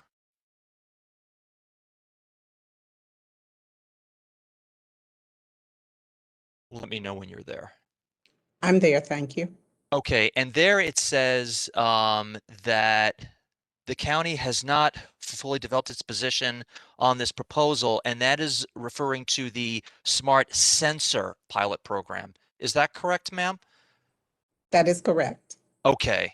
Okay. So is it the smart sensors that the county has not developed a position in, on instead of the smart nodes?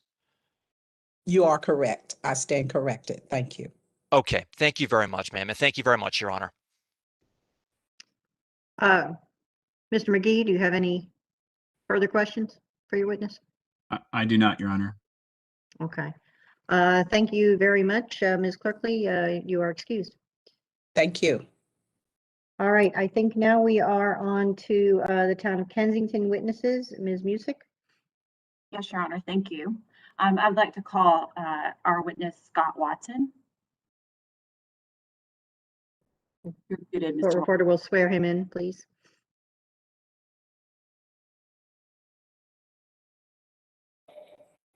Sir, do you swear and affirm under the penalties of perjury that the testimony you are to give in the matter now pending is the truth, the whole truth, and nothing but the truth?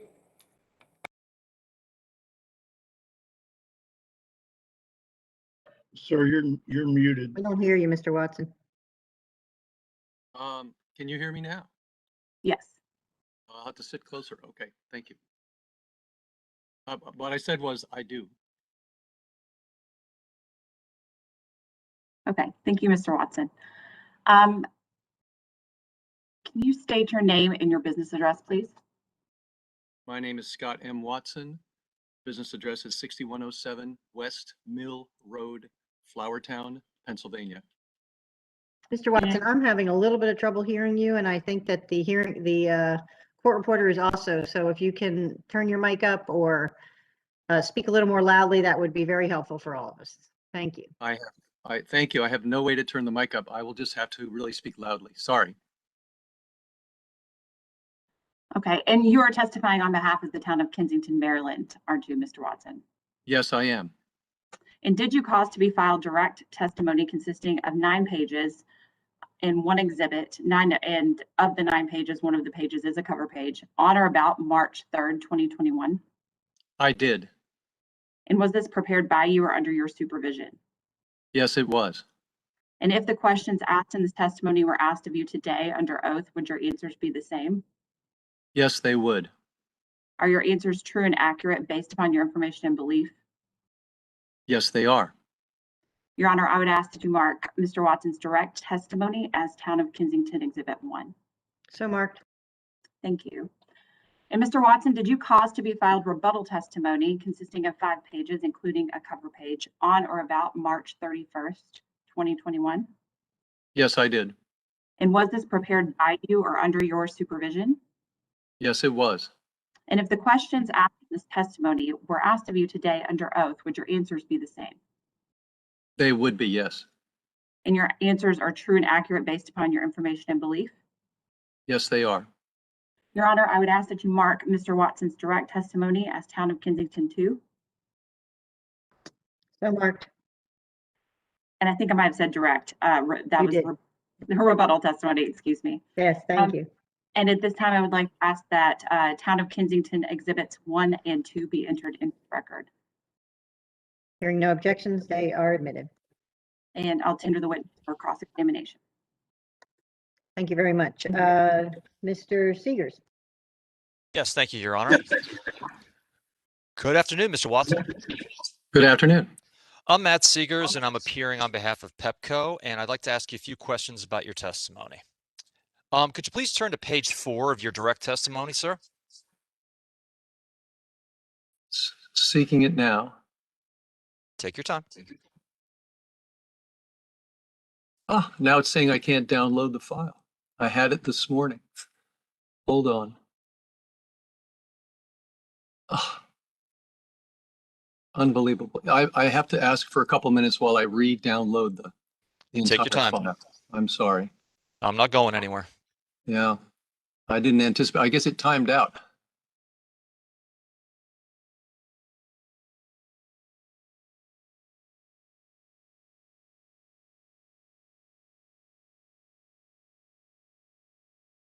It's opening. Let's try it now.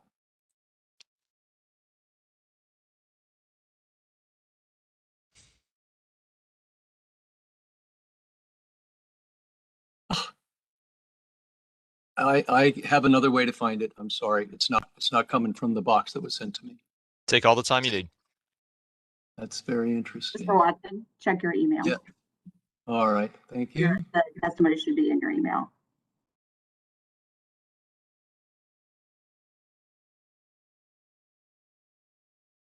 It hasn't come yet. Just a second. Thank you. I tried this several times this morning to make sure it would work, and it did. So the gremlin crept in at lunch. I now have it. Yes, thank you. Okay. You're at page 4 of your direct testimony, sir? 2, 3, 4. Yes. Okay. And I'm looking at the discussion beginning at line 17. Let me know when you're there. I am there. Here you discuss how the American Medical Association has recommended that streetlights in residential areas have warm color temperature. Is that correct?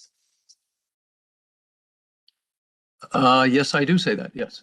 Okay, could you please turn to what has been pre-marked as Pepco Exhibit 61, which is the Town of Kensington's response to Pepco Data Request 1-5? I have that in front of me. Okay, and you are the sponsor of this response, is that correct? Yes, sir. That is Okay. true.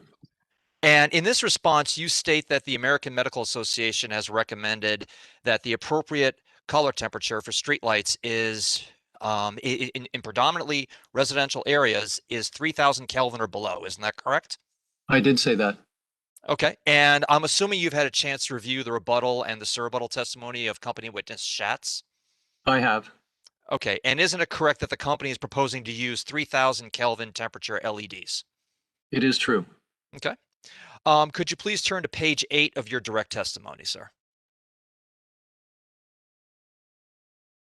I am there. And I'm looking at the discussion beginning at line 5. I'm there. Here you state that Pepco will charge a 30% surcharge on its proposed LED tariffs. Is that correct? I did state that, yes. Okay. Can you please turn to what has been pre-marked as Pepco Exhibit 60, which is the Town of Kensington's response to Pepco Data Request 1-4. I have it open. And you are the sponsor of this response. Is that correct, sir? I am. Okay, and this data request asks you to explain how you derived this 30% number and to provide your calculations and work papers. Is that correct? It does, and I deflected by saying that I haven't found where I originally saw the information. I can tell you what went through my head when I wrote this, and that is that I saw a number of $1.70 that was applied to the cost, the tariff that might be imposed for smart nodes. And I compared that to the average number of about $5.90 per the tariff for the types of fixtures that we predominantly will be having in Kensington, which is the Cobra head at the time that I knew about these things. And that was approximately 30% of that number. And that's why I stated that. And upon receiving the question from Pepco about where did I see this, I began a search and I could not come up with that. I don't know if I saw that in a hearing somewhere. There was a presentation made by Pepco to the Town of Kensington. I thought perhaps it was there. I was unable to find a justification for that. Okay, but none of that information is in your testimony. Is that correct, sir? No, all I said in the testimony was that original number and that I could not substantiate it. Okay, and as you just stated, that number is not the result of any kind of independent, really numerical analysis on your part. Is that correct? No, it is not. It is not. It's a number that I thought I heard. Okay. Or saw. Okay. Could we please turn to page 2 of your rebuttal testimony, sir? So I will wait for that to come over. Take your time.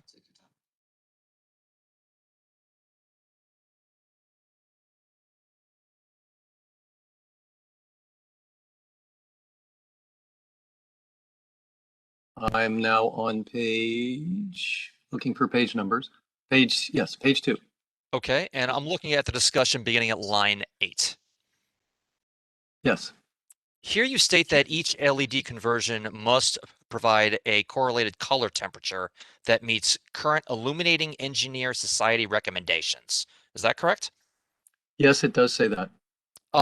Could you please turn to what has been pre-marked as Pepco Exhibit 62, which is the Town of Kensington's response to Pepco Data Request 2-3?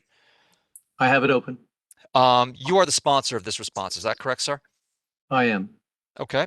And this data request asks you to explain the difference between the American Medical Association guidelines, to which you cite in your direct testimony, and the Illuminating Engineering Society recommendations, correct? It does. And in your response, you state that you withdraw your reference to the Illuminating Engineering Society recommendations. Is that correct?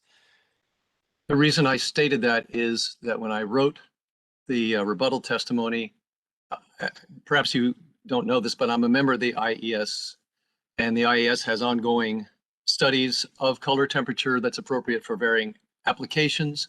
It's much more far-reaching than streetlights in residential districts. And it was a slip of the pen when I said IES instead of AMA. On the residential street lighting, they are in agreement. So that's why I withdrew the reference to IES. Okay, and just so I'm clear, are you saying that you are striking the portion of your rebuttal testimony on page 2, line 8, beginning with "as well as" and removing the remainder of that sentence, sir? As well as provide a correlated color temperature that meets the current illuminating. I would strike the words Illuminating Engineering Society and replace it with American Medical Association. That's what I would strike. Okay. Given the choice. Okay. Those are all the questions I have for you, Mr. Watson. Thank you very much. Your Honor, I would like to move into evidence Pepco Exhibits 60, 61, and 62. Hearing no objections, they're admitted. Thank you very much, and thank you, Mr. Watson. Thank you. Thank you. Do any other parties wish to cross-examine Mr. Watson? Ms. Music, do you have any redirect for Mr. Watson? No, Your Honor. Okay. Are there any questions for Mr. Watson from commissioners? Yes, Madam Chairman. Commissioner If Richard. I could just really add, Mr. Watson, did you hear the question I asked of the previous witness? Oh, regarding whether or not the nodes would be appropriate for installation in the system if the cost is appropriate? Yeah, about the nodes, and then also just if you have a position. Now, are you authorized to speak on behalf of the town of Kensington? I can speak on matters of appropriateness of things that are supplied. I can't speak on the sensitivity to a particular price for something. That would have to come from witness Hoffman. Okay. Well, let me just ask you. You did discuss smart nodes in your testimony. Are there any changes to that position since you submitted your testimony on smart nodes? My position remains that, and this is with full understanding of Mr. Schatz's testimony 2 days ago, that there are economies of scale involved in installing smart nodes when they install the streetlights, that prevents future need to install them in case a town would later decide to do it. I'm a lighting designer. I work with manufacturers. They build in extra capacity and don't charge for it a lot of the time just because it's too much trouble to keep in their inventory all kinds of different configurations of fixtures and dimming abilities and this and that and the other thing. So I completely understand that reasoning. I also heard Mr. Schatz say that the control nodes would, smart nodes would actually add a cost of 11 cents per month per node. I'm pretty sure I heard him say that, which works out to $1.32 per year. And I know, at least I've seen, that the smart nodes cost $95. So that's a really long retirement for those nodes. I'm surprised that Pepco would offer that. I found it interesting. Okay, well, thank you very much. No other questions. Thank you. Are there any questions based on the responses to Commissioner Richard's questions? Seeing none, thank you very much for your testimony, Mr. Watson. Ms. Music, would you like to call your next witness? Yes, thank you. I would like to call Matt Hoffman.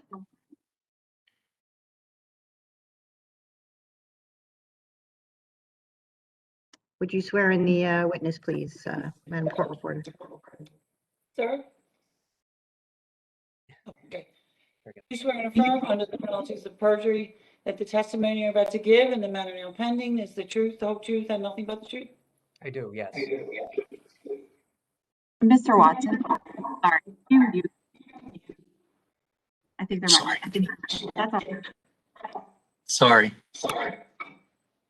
Mr. Hoffman, would you please state your name and business address, as well as your title? Matthew Hoffman, Town Manager, Town of Kensington, 3710 Mitchell Street, Kensington, Maryland. Thank you. And did you cause to be filed rebuttal testimony consisting of 5 pages, including a cover page, on or about March 31st, 2021? I did, yes. And was this prepared by you or under your supervision? Yes. And the answers contained within it are true based upon your information and belief? Correct. Yes. And if the questions were asked in this testimony were asked of you today under oath, would your answers be the same? Yes. Your Honor, I would ask that Mr. Hoffman's rebuttal testimony be marked as Town of Kensington 3 and be entered into evidence. Seeing no objection is admitted. Okay. And I tender the witness for cross-examination. Thank you. Mr. Seegers, do you have any questions for this witness? Yes, thank you, Your Honor. Good afternoon, Mr. Hoffman. Mr. Seeger, how are you, sir? I'm good. How are you? Not too bad. Good. Once again, I'm Matt Seegers. I'm appearing on behalf of Pepco. I'd like to ask you some questions about your testimony. Could you please turn to page 2 of your rebuttal testimony, sir? I'm there. And I'm looking at the discussion beginning at line 16. Okay. Here you agree with staff witness Harris's initial recommendation that Pepco should only be permitted to recover costs up to the company's current estimated costs. Is that correct, sir? Correct. Yes. Have you had an opportunity to review staff witness Harris's surrebuttal testimony? Yes, I have. Okay, and isn't it correct that she modifies her position on page 9 of her surrebuttal testimony? I believe so. Okay, and isn't it correct that she now states that Pepco should be permitted to recover the costs associated with converting incremental streetlights, provided the cost per lamp conversion does not increase above the company's current estimate? Is that your recollection, sir? It is, yes. Okay, and do you agree with that? I do. Okay, thank you very much. Now could you now you state on page 2 at lines 17 and 18 of your rebuttal testimony. Let me know when you're there. I'm there, sir. Okay. That the basis of your position on the budgetary cap is the town's concern about a potential increase in rates. Is that correct? Correct. Yes. Okay. And have you had the opportunity to review the surrebuttal testimony of company witness Schatz, sir? I listened to his testimony on Tuesday, most of it, yes. Okay, but have you had an opportunity to review his written surrebuttal testimony? I have not, no. Okay. Well, your attorney can confirm this, but would you accept subject to check that Mr. Schatz's discussion on page 2 of his surrebuttal testimony is that under the company's proposal, any increase in bills for customers would be offset by Empower funds, thereby negating any such increase in customer bills? I'm aware of that, yes. Okay. And that would address the town's concern about an increase in rates under the company's proposal. Is that correct? Not necessarily. I'm a little concerned of the Empower grant funds being used to offset the cost. I mean, it's public funds. I'm not sure if it should be subsidizing a Pepco rate case tariff for the cost of the streetlights. Okay, but I believe the basis of your concern is that the town is concerned about a potential increase in rates under the streetlight proposal. Correct, yes. Okay, and if the commission grants the company's proposal, the company will be able to use Empower funds to make sure that the town's rates will not increase under the proposal, correct? Yes, that's what's proposed, yes. Okay. And did you have an opportunity to listen to company witness Schatz's live rejoinder when he took the stand on Tuesday? I did, yes. Okay. And specifically, did you hear Mr. Schatz's statements about how a strict budget cap based solely on the per light cost of conversion would not allow the company to account for adjustments needed to complete the conversion, such as brackets that may need to be replaced in order to install the LED lights, as well as accommodating customer streetlight preferences? Do you recall that, sir? I do. Okay. Now, you'd agree with me that if during the conversion, Pepco discovers brackets that are damaged or faulty and need to be replaced, you would expect the company to fix or replace those, regardless of how many brackets the company has budgeted for. Isn't that correct? Correct. However, the company should be aware of how many brackets and streetlights are in the town, and they do not know. Okay, I understand that, sir, but that wasn't my question. My question is, you would expect Pepco to, if we found a bracket that was faulty or broken, needed to be replaced, you would expect us to fix it. Isn't that correct? Correct, yes. Okay, and that's regardless of how many brackets we had originally budgeted for. I don't necessarily agree with that, but okay. Okay, which part do you not agree with, sir? I mean, Pepco should have a better understanding of what brackets need to be replaced. So I'm sorry, sir. Are you saying that if we come across a bracket that needs to be replaced, but we've already exceeded the amount that was in our budget, we should not replace it? I mean, aren't these regular budgeting costs for regular maintenance throughout the years? I'm sorry, sir. I don't believe you've answered my question. Okay. I mean, there's issues with brackets on year-by-year basis.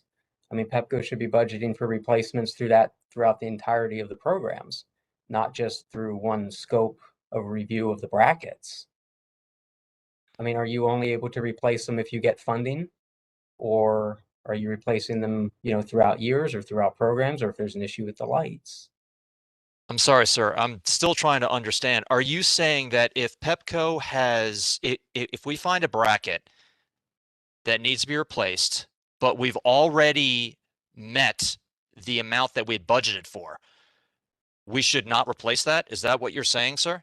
I'm just No, going I to think inject. I think, hold on a second, Mr. Hoffman. I think this has been asked and answered. I think he initially answered it and then added some color to it. So I think it's been answered. I don't believe he has, Your Honor. I mean, he's been asking me questions, in fact. Mr. Seegers, ask your question one more time, and Mr. Hoffman, please try to answer the question and not in the form of a question, if you could. Sure. My apologies. So, Mr. Hoffman, I just want to make sure I understand what you're saying. Okay, is it your understanding under the company's proposal that the company has budgeted for the replacement of a certain amount of brackets? Yes. Okay. And in fact, would you accept, subject to check, that the company has a budget that would be 10% of brackets? Okay. So if during the conversion, if we find brackets in the town of Kensington that need to be replaced, and when we find those brackets, we have already met that 10% threshold that we had built into our budget, that we should say, okay, we're not going to replace these brackets because we've already met our budget. Is that your position, sir? No. Okay. So you would expect us to replace any brackets that needed to be replaced, regardless of how many we had already budgeted for. Is that correct? Correct. Okay. Correct. Thank you.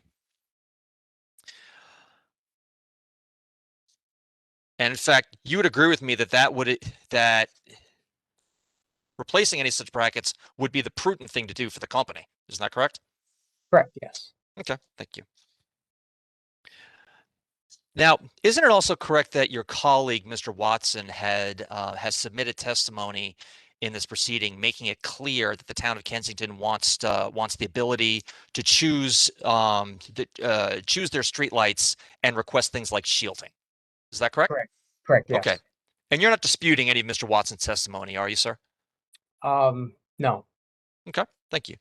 And isn't it correct that if the town of Kensington, or if any other locality, or municipality for that matter, if they select a more expensive street light than what the company recommends for them under this proposal, then the company would need to go out and procure those lights? Is that your understanding, sir? Correct. Yes. Okay. And as a consequence, that would increase the company's cost of implementing the LED streetlight initiative. Is that your understanding? Correct. Yes. Okay. And you would agree that Pepco should have the budgetary flexibility to accommodate such requests, correct? Correct. Okay. Thank you very much for your time, Mr. Hoffman. That's all I have. And thank you, Your Honor. Thank you, Mr. Seeger. Thank you. Are there any other parties that wish to cross-examine Mr. Hoffman? Hearing none, Ms. Music, do you have any redirect for your witness? I think just 2 quick questions. Mr. Hoffman, you were asked several questions about bracketing, and I believe you indicated that at the end, and I want to make sure that record is clear, you would be okay with Pepco replacing any brackets that it felt were defective, correct? Correct, yes. Is it the case, though, that you had another concern that you were trying to articulate in that answer? Yeah, my general, just in dealing with maintenance of, I don't deal with maintenance of streetlights, but we deal with maintenance of everything else. We understand that, you have to build in within the budget to go over an estimate. My guess is that Pepco doesn't go in and say, we're only going to have to replace 10% of brackets within a jurisdiction. They're going to build something else in, or they'll be able to pull it from other areas where they're installing. You budget with the understanding that nothing is perfect all the time. And I would hope that Pepco does that when they're installing the LED lights. Okay, and just my last question. When Mr. Seegers asked you whether the company or whether, the town understood that if it elected to select more expensive LED lights, that it would, quote, have to go out and secure its own street lights, what do you understand that to mean? So that's not what we were told by Pepco's staff. Mr. Schatz's testimony on Tuesday was different than what was explained directly to the mayor and council of the town of Kensington in January by Pepco. We were told that we had 9 options, not 26 options for streetlights. The 9 options are 9 fixtures. The 26 options include wattage changes within those 9 fixtures. We're looking at the 9 fixtures, and we don't know how they're going to look in the town. We actually initially asked Pepco, their government liaisons, if they would actually use the town of Kensington as a test site. We actually found Pepco poles in the town where they could place the 9 fixtures that our residents can come and review them. We're kind of a central location within southern Montgomery County that other municipalities could see it as well. But we were told by Pepco staff that the location had already been determined. It was going to be the Pepco location in Rockville, which was different than what Mr. Schatz stated on Tuesday. So this was information for us. And if you look at the 9 fixture options, and this is kind of why we decided to get involved in the cases, of the 9 fixtures being offered, 3 or 4 basically homeowner associations that would be on an existing pole. One is Mongoose and stuff like that. There's really only 2 of the 9 fixtures that could even realistically fit in the town. It's the Cobra Head and the Teardrop. And what we were of the understanding is if we didn't like either one of those or any of the other 9 options, that we could, work with Pepco to find an appropriate fixture for the town and then pay the difference. That's not what I heard on Tuesday, which confused me and the mayor and council. Thank you. And just based on what you said, I want to ask one more question. Is it the town of Kensington's position now, given what it knows, that it would still like to go consistent with your testimony at the end of the deployment should the proposal be approved?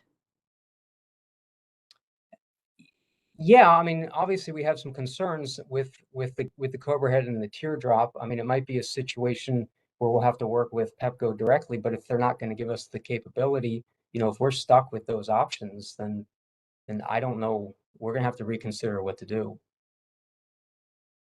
Okay, I think that's all I have. Thank you, Your Honor. Thank you, Ms. Music. Are there any questions from commissioners? Yes, Madam Chairman. Mr. Hoffman, I don't know if you heard my previous question, but I'm just interested, since you submitted your testimony, if you have any updated thoughts on the smart node issue. Essentially, I'm trying to understand what the local governments, how they feel about the smart nodes, whether this is something that's an important added value to the LED street lighting program, or if it's something that should be considered as an option. Commissioner Richard, thank you for your question. We are less concerned with the smart nodes and smart sensors at this point from our previous testimony. Some of our concerns have been answered, especially along the lines of the cost. Our concerns are directly related to the actual streetlight program, the fixtures being offered. Aesthetically, each community is very different. Like I said, you have 9 fixtures. For our community and most of the municipalities within southern Montgomery County, there's only a couple that fit. That's our concern. We're looking at aesthetics. We're going to be living with these for 20 or 25 years, and we need to get it right. And we thought we had the ability to work with Pepco outside of this to find fixtures that fit the community. And now we're not sure if that's the case based off Mr. Schatz's testimony on Tuesday. So Great. Thank you, Mr. Hoffman. I appreciate your answer. Thank you. Thank you. Thank you, Madam Chairman. Thank you. I didn't cut you off, Mr. Hoffman, did I? I didn't. I mean, I don't know how much I'm supposed to provide. This is the document that the government liaisons with Pepco provided to the mayor and council at our January meeting. The 9 fixtures are in here. You get 26 because there's 17 additional wattage options. I don't know if the Public Service Commission has seen that document. That's what was provided to the municipalities in Montgomery County, and that's pretty much all the information we have. We reached out to Pepco. Pepco did not reach out to us on this program. We actually reached out to them. Their government liaisons have been very good. They provided excellent information for us, but I don't feel like the information was provided in advance for the municipalities to make an appropriate decision. I'm happy to work with Pepco. Their staff I've been with the town for 12 years. I have worked with many people in Pepco. I'm very impressed with them. I would love to continue to work with them on this program, but I don't think the information was provided to us appropriately, and we don't know how to make a decision right now.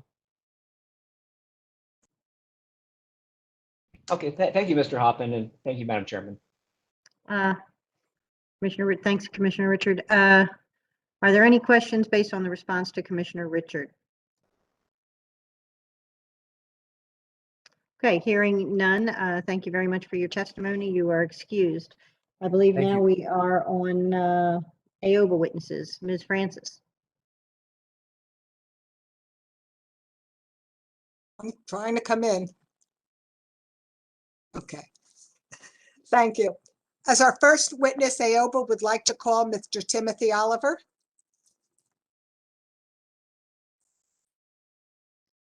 And the court reporter will swear you in just a moment, Mr. Oliver. Thank you.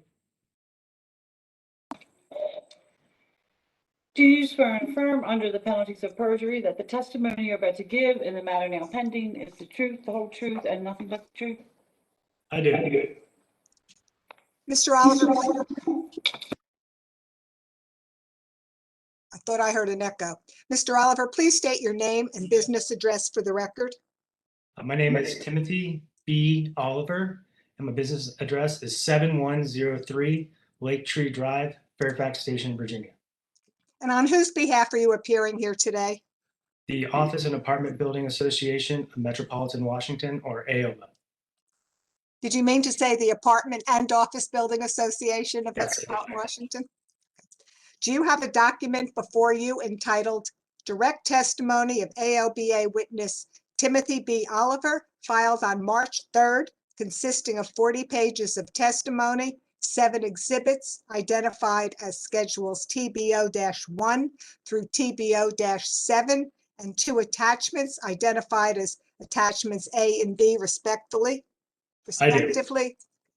Your Honor, I ask that this testimony of Timothy B. Oliver be marked for identification as AOBA Exhibit 1.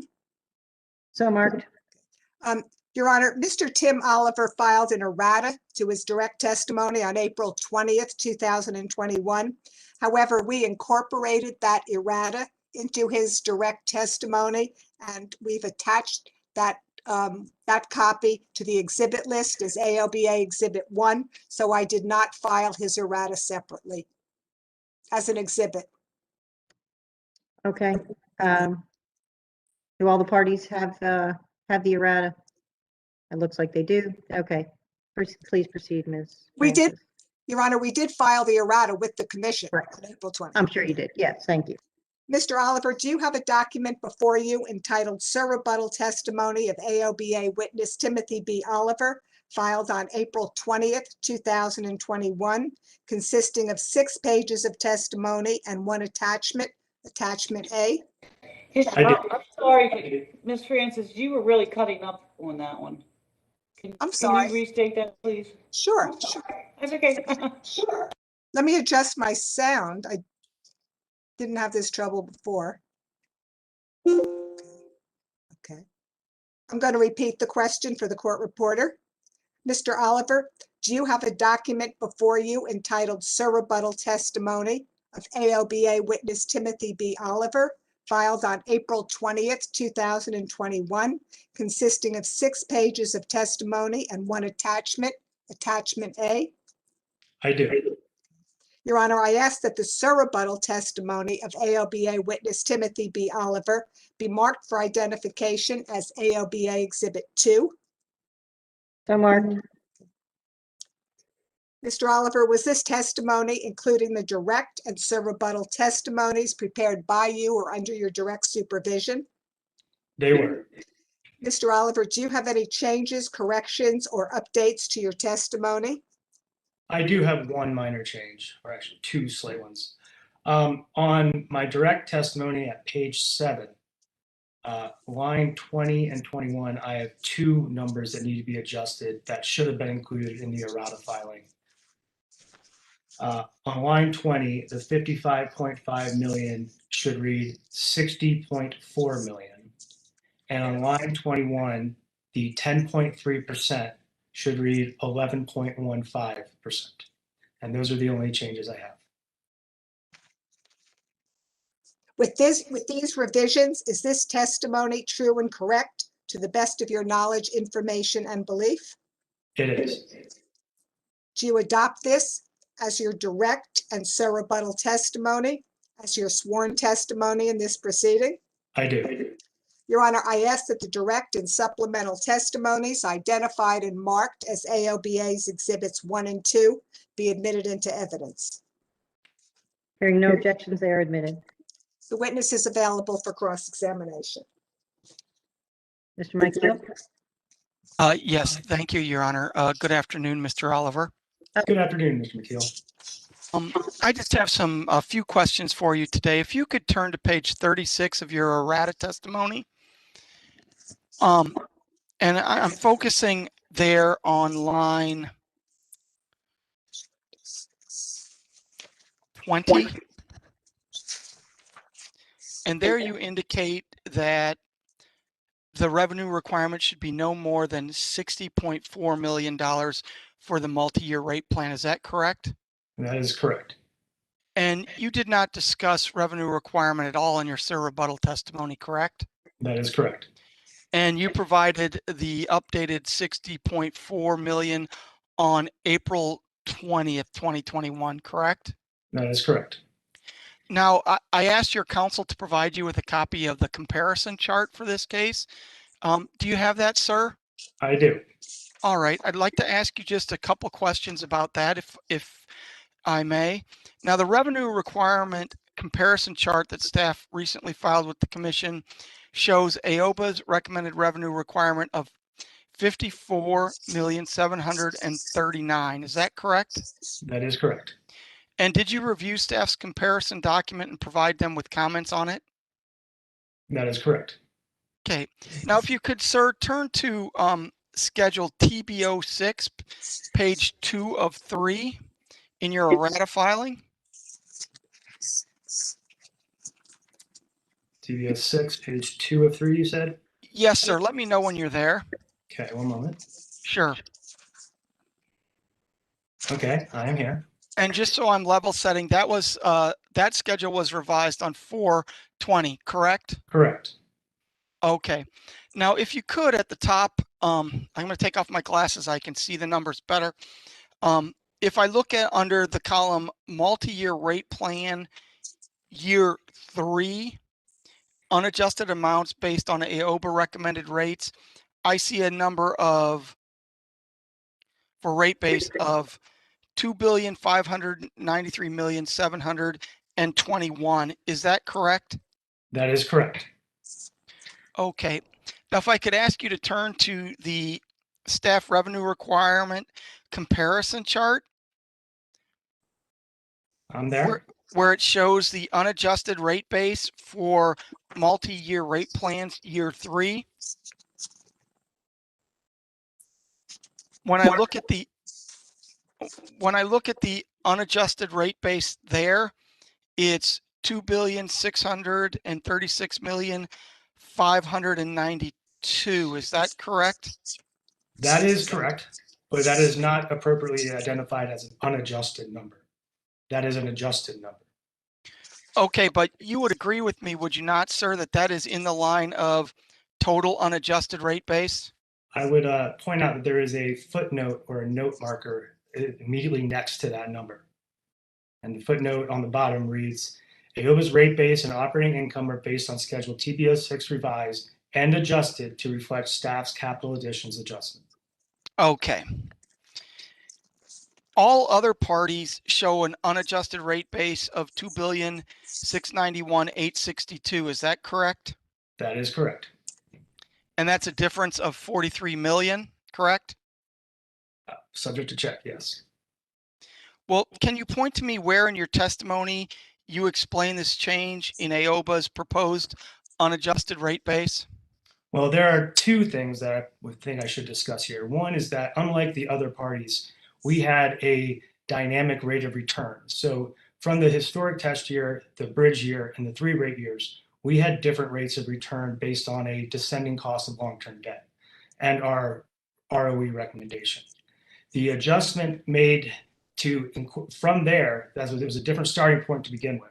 And then we further adjusted it because we have adopted staff's capital additions adjustments, as I indicated in my direct testimony that we will be reviewing and looking at it. And as indicated in Bruce Oliver's direct testimony, we agree with staff and OPC that the capital expenditure budgets are aggressive and oversized. Can you point to me, sir, and that's a nice answer and I appreciate it. Can you point to me where in your testimony you explain this change in AOBA's proposed unadjusted rate base, either in your pre-filed direct testimony or in your sir rebuttal testimony? Well, the initial change I discussed at length in my direct testimony, I believe pages 24 through 28. And that, like I said, is attributable to the declining cost of long-term debt AOBA is proposing. The other adjustment is not discussed in my testimony. We have, in past cases, adopted many of staff and OPC's positions in our brief and as a final revenue requirement. Because we intended to adopt further adjustments, that we will present in more detail in brief, we decided to include it to help the commission serve as a guide for where AOBA is coming out for comparison purposes during the hearing. And that does not represent our final exact revenue requirement position. So Pepco or any of the parties won't know what AOBA's final position is until it files its brief. Is that correct? That is correct. And so I'll have no opportunity to cross-examine either you or your dad on those topics? You mean on why we adopted staff's position? I don't know what positions you're adopting. I mean, why you adopted whatever positions you're going to adopt. Is that correct? That is correct, but it's not an uncommon practice. Okay, and the parties in the commission should be afforded an opportunity to understand AOBA's case here today, correct? Correct. We also were trying to be more helpful and provide additional information for the commission. We have reserved the right to adopt other parties' positions. All right, but with you haven't done it in any testimony. The first time you adopted any sort of a position of another party was on the comparison sheet. Is that correct? That is correct. In the comparison sheet, while it's a guide for the commission, it is not an exhibit. It is not a sponsored piece of testimony.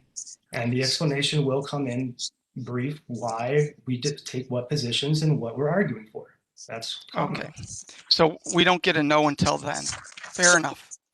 When I look at your TBO6, the 259.93.721, versus the $2,691,862. Can you explain the difference there?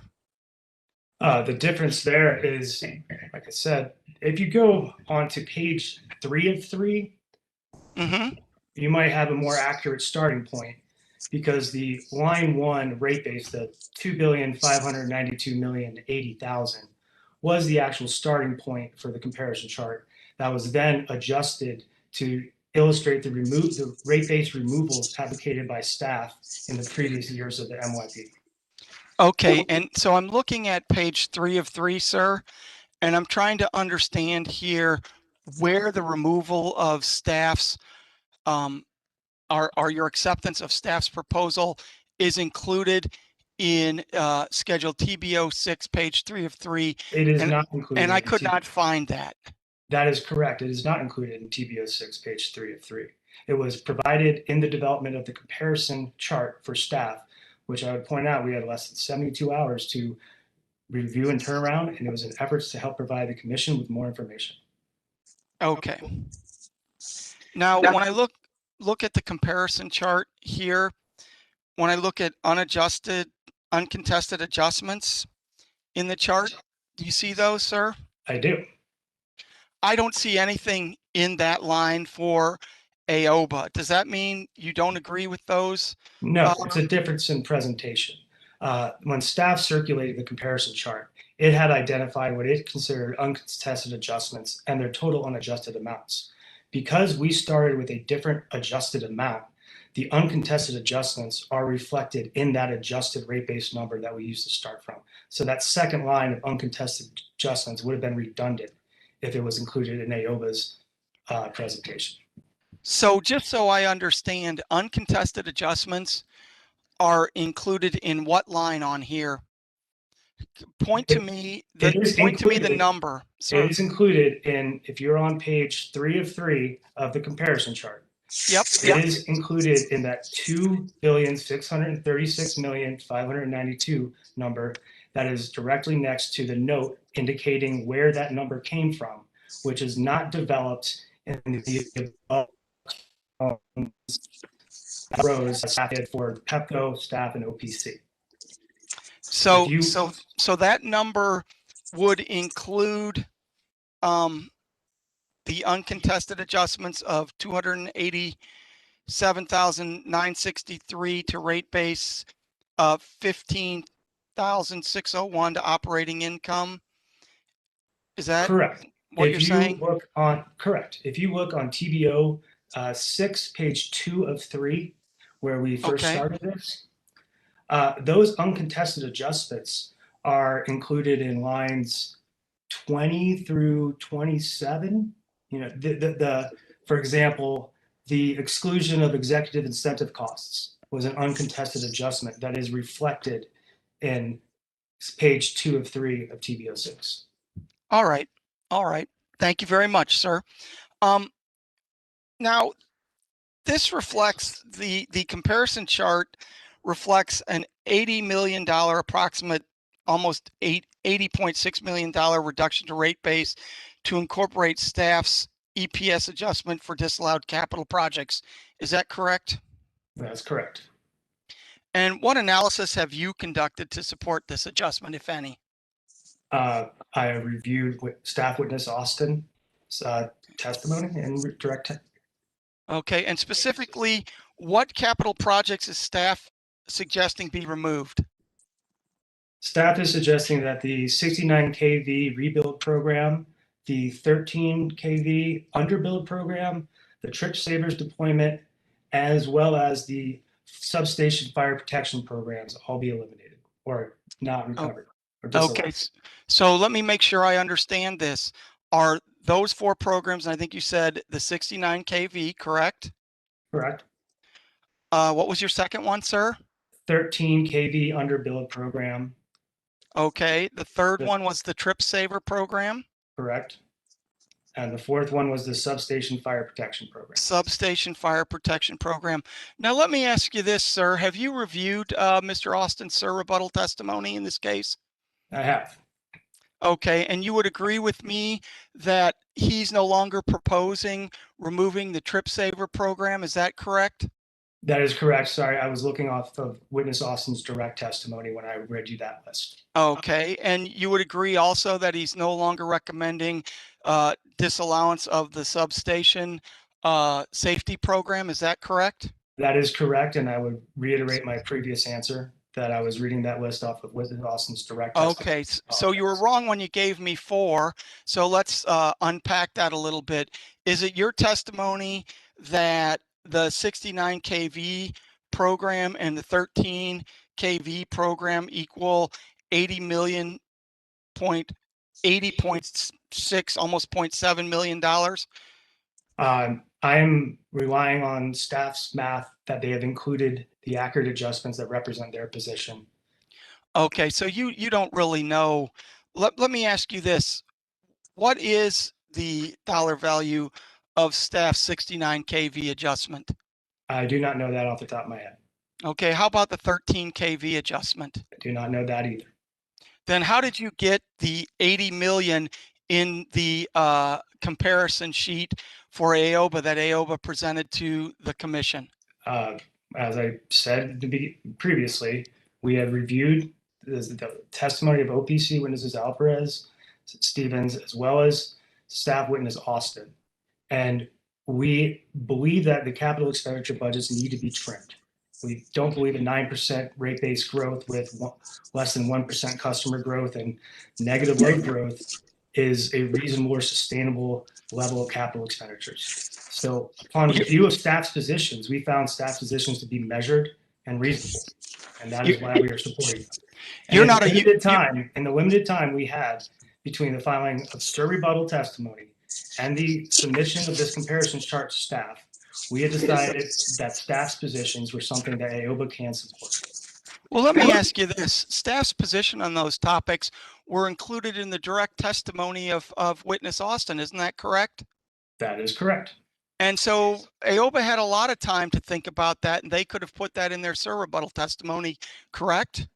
Well, AOBA also was waiting to see the final position, the STIR rebuttal testimonies of OPC and staff to review to see if we would still be able to support them and what they would make. Furthermore, the idea that we had plenty of time to find that is quite accurate, but AOBA is the one that only privately funded interveners, and we do not have unlimited resources to cover every facet of the case. So therefore, we rely on other parties at times. You rely on other parties. Okay. And you're not an engineer, are you, sir? I have passed the Certified Energy Manager's examination, but I'm not an engineer by trade or training. Okay, and your father is not an engineer, is he? Objection. What Mr. Bruce Oliver is not relevant to Mr. Tim Oliver's testimony right now. Council is perfectly capable of asking Mr. Bruce Oliver, who will be on next, what his qualifications are. I'll sustain it. You can ask Mr. Bruce Oliver that question, Mr. Mike Heel. Okay. Is it correct, Mr. Oliver, that AOBA changed its revenue requirement by $5 million from April 20th to April 22nd with no explanation or testimony at all? That is correct. Okay. Mr. Oliver, I want you to look at your direct testimony, and I don't think this is part of your errata. Okay. So if you could, it's your direct testimony, and I'm looking at page 6, lines 1 through 3.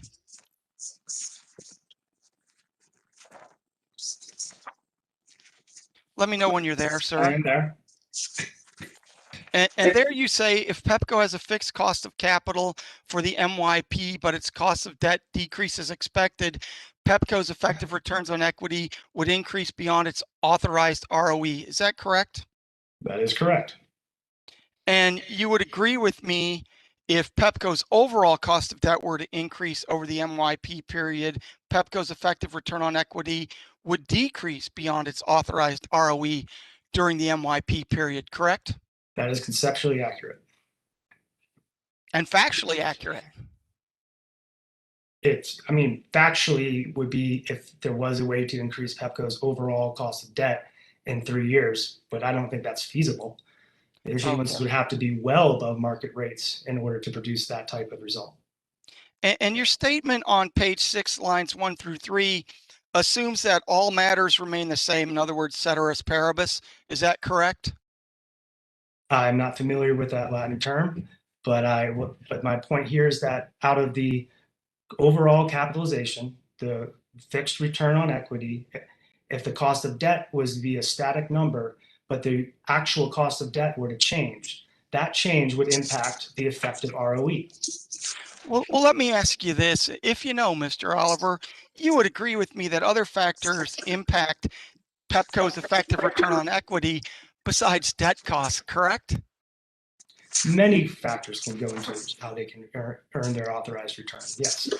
So your statement at page 6, lines 1 through 3, isn't accurate because there are a lot of different things that can impact it, not just debt costs, correct? And that's incorrect. In the context of my statement on lines 1 through 3, I'm discussing the capital structure and rates of return for the weighted average cost of capital. If the weighted average cost of capital and the rate of return is fixed, and the cost of long-term debt varies from the initial set amount, that difference will directly impact the effective ROE.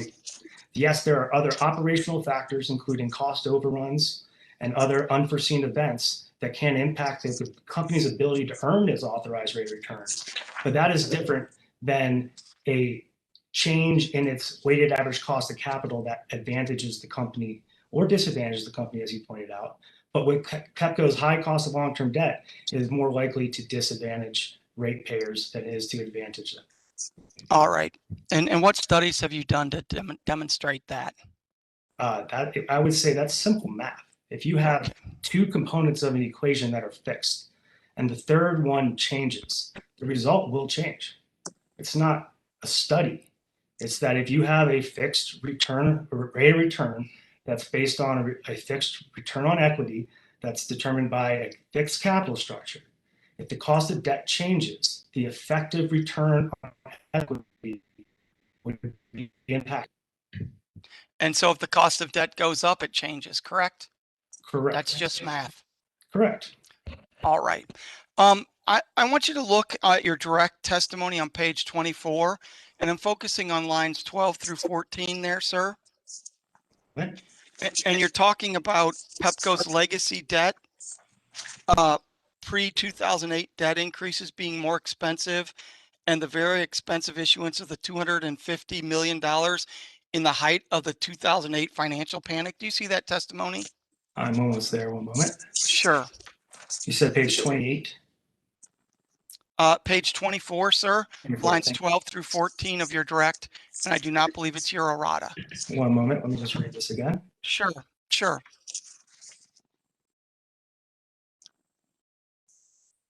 Okay, I'm with you.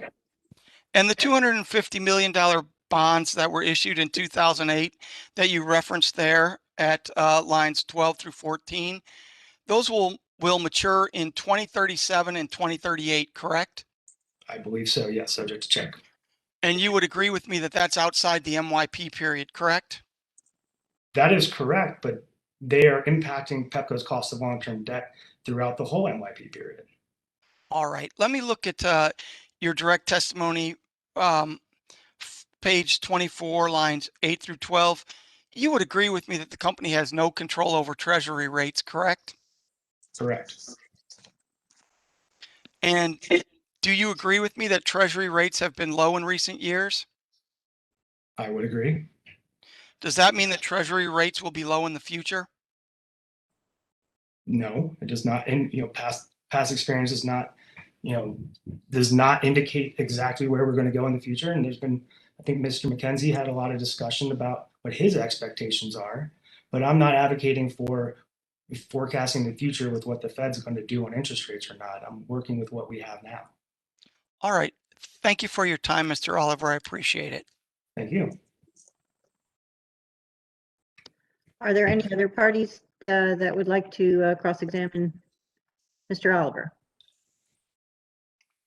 Hearing none, Ms. Francis, do you have any redirect? Yes, I do, Your Honor. Mr. Oliver, could you please turn to page 38 of your testimony?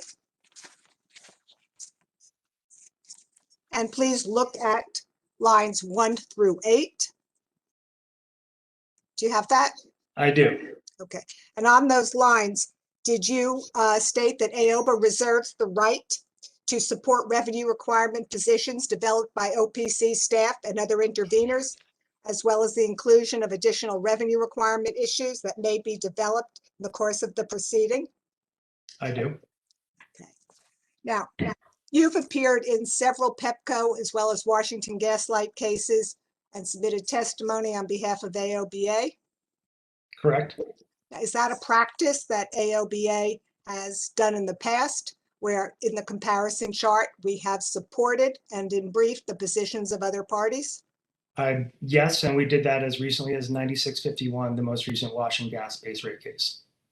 Okay, and is it also your understanding that AOBA may adopt the positions of other parties in its brief in this position, in this proceeding, and reflect those positions in the final comparison chart? That is my understanding, yes. Your Honor, I have no more questions for Mr. Timothy B. Oliver.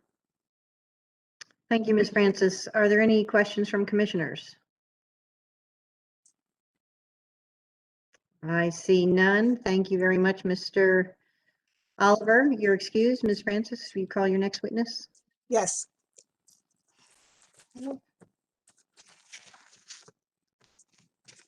AOBA would like to call as its next witness, Mr. Bruce Oliver. I'm here. All right, Mr. Oliver, you'll be sworn in by the court of order.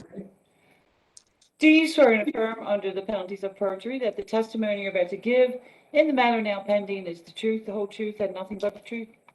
I do. Mr. Oliver, could you please state your name and business address for the record? My name is Bruce Richard Oliver. My business address is 7103 Lake Tree Drive, Fairfax Station, Virginia, 22039. And on whose behalf are you appearing in this proceeding? I'm appearing on behalf of the Apartment and Office Building Association of Metropolitan Washington. And do you have a document before you entitled Direct Testimony of AOBA Witness Bruce R. Oliver, filed on March 3rd, 2021, Part 1, consisting of 88 pages of testimony, 3 exhibits identified as Schedules BRO1-1 through BRO1-3, and 2 attachments identified as Attachments A and B, respectively? I do. Your Honor, I ask that Mr. Oliver's direct testimony be marked for identification as AOBA Exhibit 3. So marked. Do you have a document, Mr. Oliver, before you entitled Direct Testimony of AOBA Witness Bruce R. Oliver, filed on March 3rd, 2021, Part 2, consisting of 41 pages of testimony, 2 exhibits identified as Schedules BRO2-1 through BRO2-3, and 1 attachment identified as Attachment C? I do. Your Honor, I ask that that testimony be marked for identification as AOBA Exhibit 4. So marked. Mr. Oliver, do you have a document before you entitled Rebuttal Testimony of AOBA Witness Bruce R. Oliver, filed on March 31st, consisting of 13 pages of testimony and 1 attachment identified as Attachment A?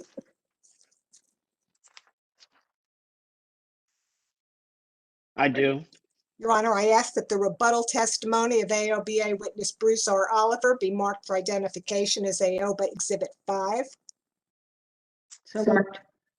Mr. Oliver, do you have a document before you entitled Surrebuttal Testimony of AOBA Witness Bruce R. Oliver, filed on April 20th, 2021, consisting of 56 pages of testimony and 3 schedules identified as BRO SR-1 through BRO SR-3, respectively at attachments A and B? I do. Your Honor, I ask that the surrebuttal testimony of witness Bruce R. Oliver be marked for identification as AOBA Exhibit 6. So marked. Mr. Oliver, was this testimony, including the direct, rebuttal, and surrebuttal testimonies prepared by you or under your direct supervision? Yes, it was. Do you have any changes, corrections, or updates to your testimonies? I have some administrative corrections in part 2 of my direct testimony on the table of contents. Apparently pages weren't updated properly. The discussion of issues indicates it starts at page 13. That should be page 10. Likewise, subpart A of section 3 relating to the bill stabilization adjustment starts on page 10, and Pepco's bill, the discussion of Pepco's billing determinants forecasts, instead of being at page 28, starts at page 17. And then finally, my conclusion was presented in part 1 of my testimony. There is no conclusion in part 2, so that the conclusion should be stricken. Also, at page 10 of this testimony, part 2, the bill stabilization adjustment issues are labeled as section B, and that should be section A. And correspondingly, at page 17, the discussion of Pepco's billing determinants forecast should be section B, and it's labeled as section A. Mr. Oliver, those changes which you characterize as ministerial in nature and do not change the substance of your testimony? Absolutely. And with those changes and corrections, is this testimony true and correct to the best of your knowledge, information, and belief? It is. Your Honor, I ask that the direct parts 1 and 2, rebuttal and surrebuttal testimony I just identified be marked as exhibits AOBA 3, 4, 5, and 6 and be admitted into the record. Hearing no objections, they are admitted. The witness is available for cross-examination. All right, Mr. McKeel. Good afternoon, Mr. Oliver. Good afternoon, Doug. How you doing? I'm living the dream. You're not an engineer, are you, sir? No, I'm not. No further questions, Your Honor. Come on, Doug. You let me. Thank you, Mr. McKeel. Are there any other parties that would like to cross-examine this witness? Hearing none. Ms. Francis, do you have any redirect? Can't think of one at the moment. Thank you very much. Are there commissioners with questions for Mr. Oliver? Madam Commissioner Chairman, Richard? Oh, I'm sorry, Commissioner O'Donnell? I just wanted to thank Mr. McKeel for reminding me of a Latin term that I heard first time over 40 years ago during my Latin studies, caterers. That's what 16 hours of Latin will get you in college, Your Honor. Are there questions from any commissioners? Wrote all that pay. Seeing none, I don't have any questions for you, Mr. Oliver, and thank you very much for your testimony. You are excused. Thank you. That completes AOBA's presentation in this proceeding, Your Honor. Thank you very much, Ms. Francis.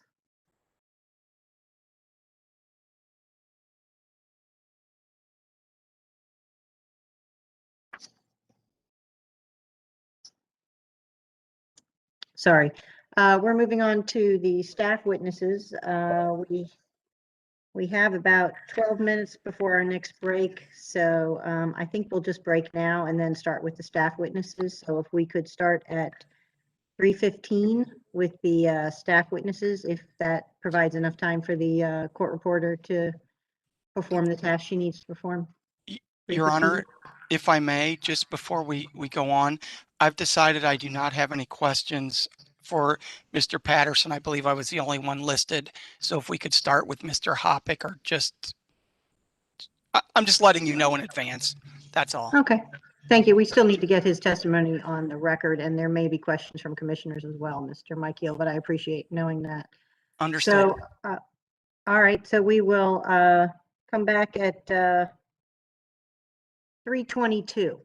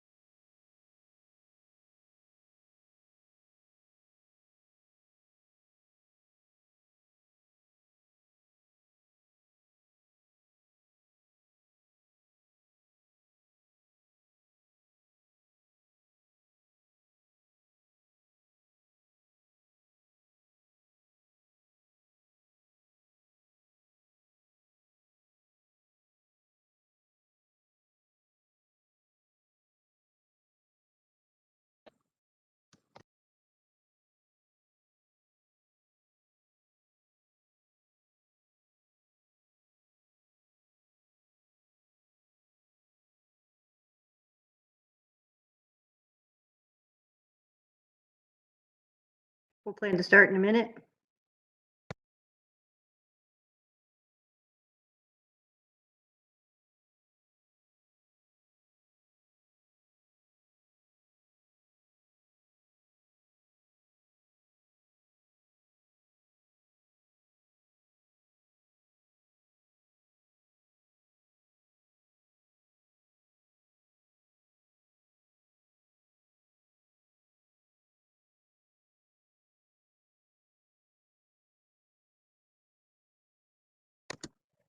All right. I think we are ready to go back on the record. There's the court reporter. Thank you, Linda. All right. I believe we are now on staff's presentation. Mr. Dean. Thank you, Your Honor. I'd like to call Mr. Felix Patterson to the stand. I'm here. Can you hear me? We can, Mr. Patterson. The court reporter will swear you. you in when she's ready. Hi, sir. Would you raise your, do you swear and affirm under the penalties of perjury that the testimony you're about to give in the matter now pending is the truth, the whole truth, and nothing but the truth? It is. Mr. Patterson, could you state your position at the Public Service Commission? Yes, I am utility auditor at the Maryland, State of Maryland Public Service Commission. Thank you. Do you have before you direct testimony of Felix L. Patterson dated March 3, 2021, consisting of 24 pages and attachments? Yes, I do. And do you have a second document entitled Sir Rebuttal Testimony of Felix L. Patterson, consisting of 7 pages and attachments dated April 20, 2021? Yes, I do. Were these written by you or under your supervision? Yes, they were. And is it true that you have no changes or corrections to these documents? That is correct. Do the testimony in this proceeding? Yes, it does. Your Honor, I'd like to mark the direct testimony as staff exhibit number 18 and the Sir Rebuttal testimony as staff exhibit number 19. So marked. And I'd like to move them into the administrative record. Hearing no objections, they are admitted. And the witness is available for your cross-examination. So, Mr. Mike Keel, I believe you said at the end of the break you had no cross for Mr. Patterson? That's correct, Your Honor. Thank you. Do any other parties have any cross-examination for Mr. Patterson? Okay, hearing none. Are there any questions from commissioners? Well, I'll start, Mr. Patterson. Thank Good you. afternoon, Mr. Patterson. How are you today? I'm doing fine, thank you. Good, good. It's nice to see you. Thank you. Nice seeing you as well. Mr. Patterson, if you could turn to page 11 of your direct testimony.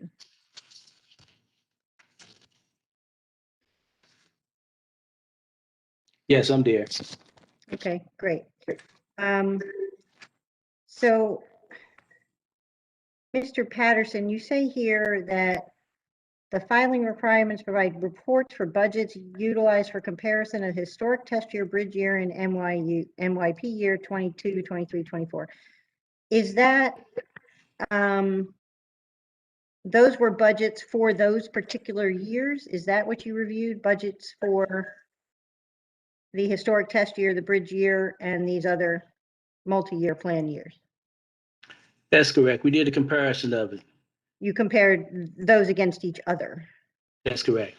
Right. And then the next sentence says the data shows that Pepco's forecasts have been relatively close to actual results.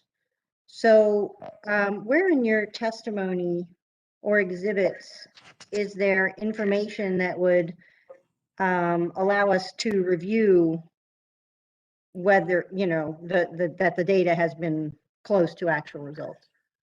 Well, we compared it to the historical test year. Compared to the historic test year, did you go back at all and look at the years, you know, the years before the historic test year to see what kind of budget forecasts and that compared to actuals occurred? No, I don't believe we did, no. Okay, so you only started with the historic test year. So that would really be the only year that where there was a forecast where you had an actual, right? So you only looked at 1 year's worth of forecasts and whether how that compared to an actual. That's correct. Okay, I think that's all I had. Are there any other questions from commissioners? Okay, seeing none, are there any questions from the parties from Mr. Patterson's responses to my questions? Okay, No, Your Honor. seeing none. All right, thank you. Thank you very much, Mr. Your Honor. Patterson. Thank you. You're excused. Let's see, next we have, I believe, Mr. Hoppick. And That's then correct, Mr. Madam Chairman. Mr. Spivak, thank you. Please proceed. Thank you, Madam Chairman. Good afternoon. The commission staff calls David Hoppick to the stand, please.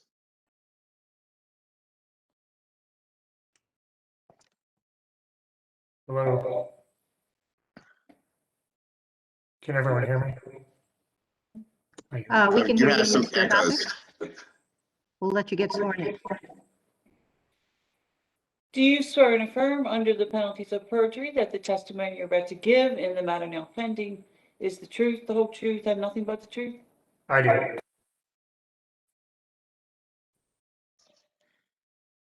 Okay. Good afternoon, Mr. Hoppick. Good afternoon. Do you have in front of you a document captioned in case number 96, commission case number 9655, titled Direct Testimony and Exhibits of David Hoppick on behalf of the staff of the Public Service Commission of Maryland and dated March 3rd, 2021? I do. Does the document consist of 69 pages of question and answer testimony, 6 exhibits, and 2 appendices? It does. Did you prepare this document or was it prepared under your direct supervision? I prepared it. Do you have any additions, deletions, or other corrections you would like to make at this time? Yeah, I do have one correction to my direct testimony. It is on page 15, line 5. It currently says distribution rates based on BGE's requested revenue requirement. Please strike BGE and insert Pepco. Okay, thank you. And with that change, if the questions were asked of you today as they are asked in this document, would your answers be the same? They would. And do you adopt this document as part of your sworn testimony in this proceeding? Do. Okay. Do you also have in front of you another document captioned in case number 9655, titled Rebuttal Testimony and Exhibits of David Hoppick on behalf of the staff of the Public Service Commission of Maryland, dated March 31st, 2021? I do.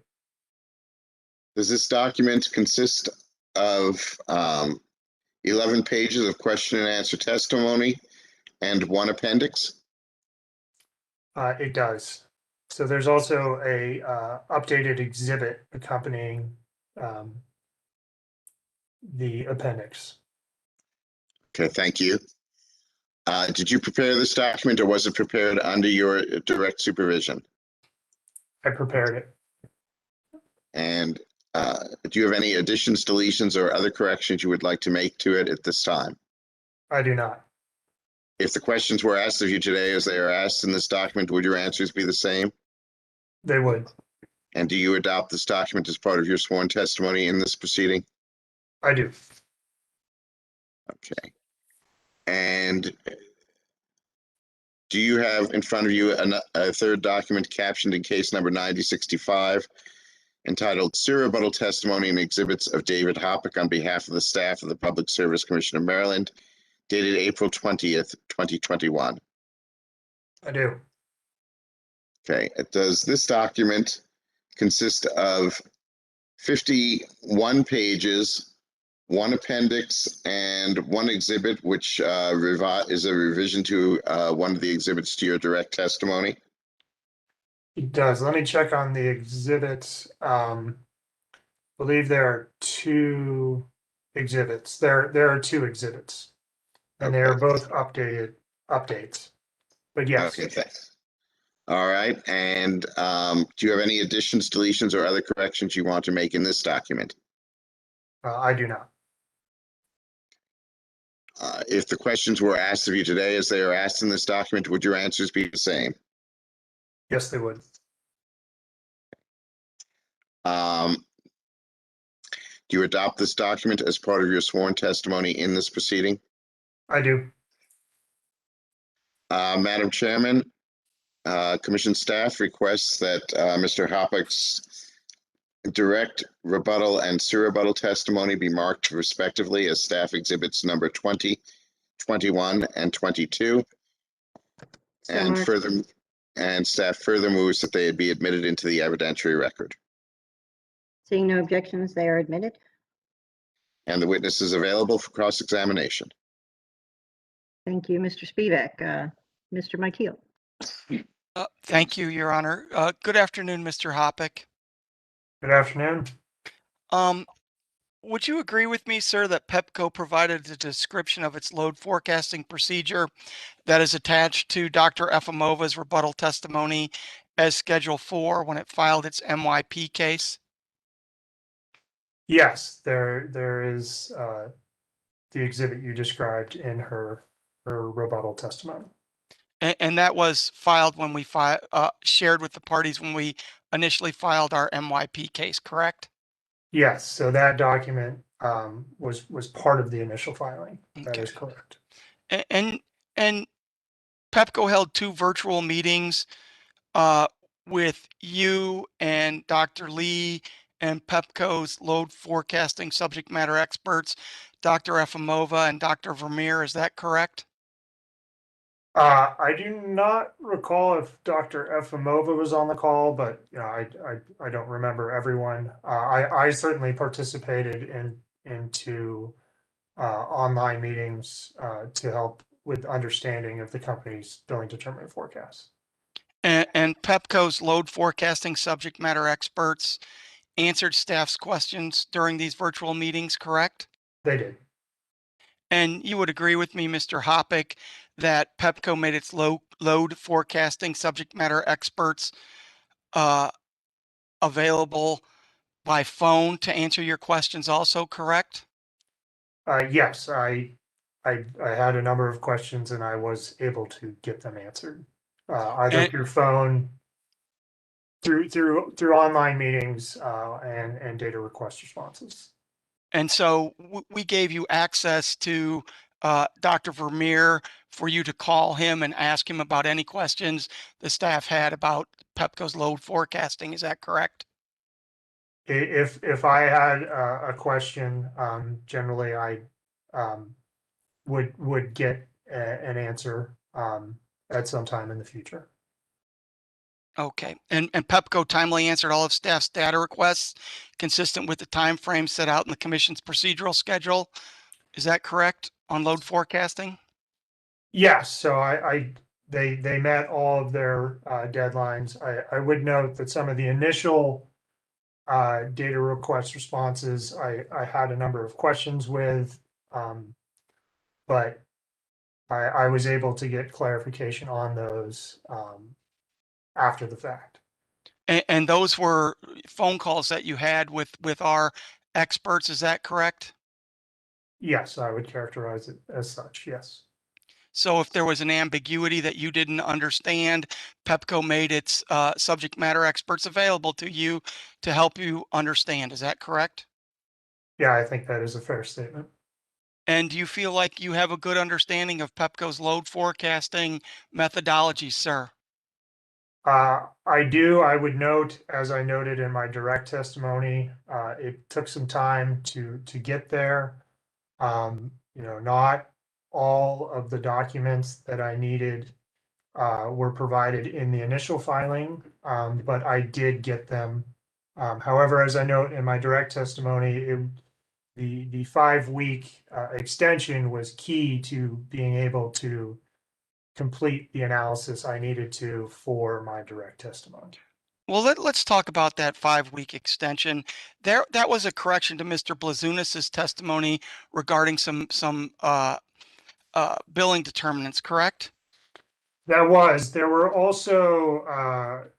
also information provided, I believe, and if you give me a moment, I can find part of my testimony where I walked through when I got things. So, and I'm looking at my direct testimony. Take your time, sir. All right, thank you.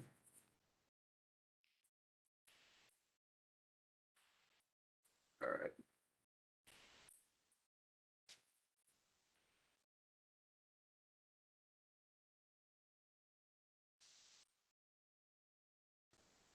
Okay. All right. So yeah, I'm on pages 11 and 12 of my direct testimony. Okay. So as I note on line 14 and 15, as well as 16, on December 30th, we did receive the complete spreadsheet with all the inputs. So there was initial spreadsheet with all the modeling, with most of the modeling inputs, but not all the modeling inputs. And we received on the 30th what I would characterize as a completed worksheet in Excel with all the inputs, as well as calculations to some of the data that was used as inputs, as well as a mapping document. And that was quite helpful. And then on the 11th, as part of the errata filing, staff received worksheets detailing the out of model adjustments to the sales forecast. So this, for example, was the company made an out of model adjustment, for example, to the residential sales forecast and the commercial sales forecast for energy efficiency, for electric vehicles, for distributed solar. So we received those. And then through another data request, I believe it was, and I'm specifically looking at page 12, lines 3 through 4, we received the worksheets for the out of model adjustments to the customer count forecast. And this was related to the company's COVID adjustments to its commercial and residential class customer count forecasts. And you would agree with me, Mr. Hoppick, that all of those out of model adjustments that you're discussing don't relate in any way, shape, or form to the correction that Mr. Blazunis made, correct? So the correction that Mr. Blazunis made was related to the allocation of the modeling results. And those allocations allocated the out of model adjustments because, in terms of order operations, as my understanding is, Pepco conducted its forecast with its linear regression models. Then it made adjustments for the out of model adjustments, and then it allocated them. But yes, it didn't change the out of model adjustments. Isn't that correct, Mr. Hoppick? that is a correct statement. Yes, I would agree with that. And you would agree with me after Pepco provided you the information on December 30th and filed its January 11th errata that staff didn't ask one more data request about that errata filing. Isn't that correct? Subject to check. I sent a lot of DRs, so I do not have every single one of them memorized. I can agree with you there, sir. We answered a lot. Thank you for your time there. Mr. Hoppick, you do not claim in your direct or rebuttal testimony that staff's proposed allocation method would yield a more accurate tariff class sales and customer forecast compared to Pepco's allocation method, correct? So that is correct. And if you give me a moment, I'd like to turn to the section of my rebuttal testimony where I specifically address this issue. I don't really need another answer other than that's correct. Okay, can you repeat the question, please? You do not claim in your direct or rebuttal testimony that staff's proposed allocation method would yield a more accurate tariff class sales or customer forecast compared to Pepco's allocation method, correct? Yeah, so as I note in my rebuttal testimony, in terms of determining the accuracy of the forecast, so obviously Pepco has put forth its billing determinant forecasts, and I made adjustments to those billing determinant forecasts. We don't know the actual billing determinant forecast for this MYP because it has not yet occurred.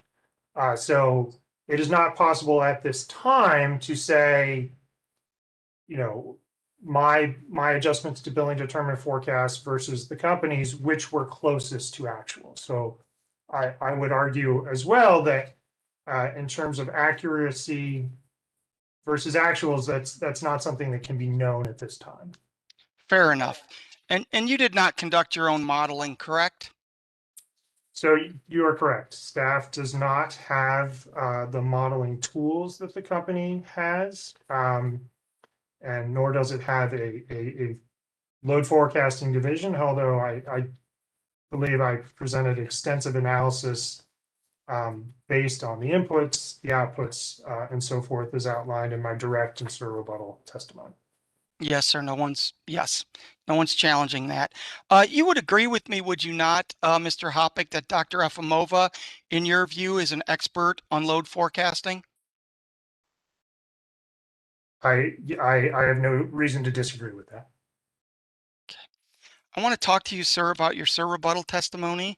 If you could, I believe it's Exhibit 22. And if you could turn to page. Okay. Yeah, your rebuttal testimony is Staff Exhibit 22. I understand. I apologize. Gotcha. Okay. Okay. And if you could, sir, turn to page 14 of that testimony. And I'm looking at your table 6 there, staff's proposed revenue allocations for rate years 1 through 3. Are you there, sir? I am there. And when I look at the total column sum, the very last number I get 68,765,000. Is that correct?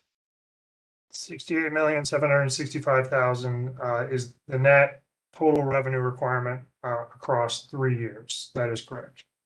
Okay.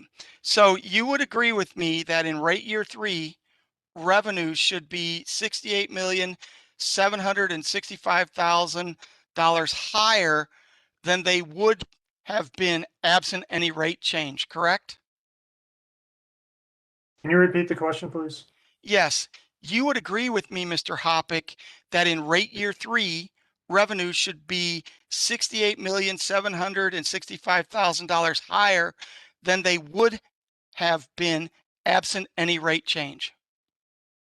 So my rate design method is to use the revenue requirement for each year to set an adjustment to those rates for the applicable classes. So in rate year 1, there's an increase in revenue of $19,596,000 associated with the rate changes for rate year 1 and rate year 2.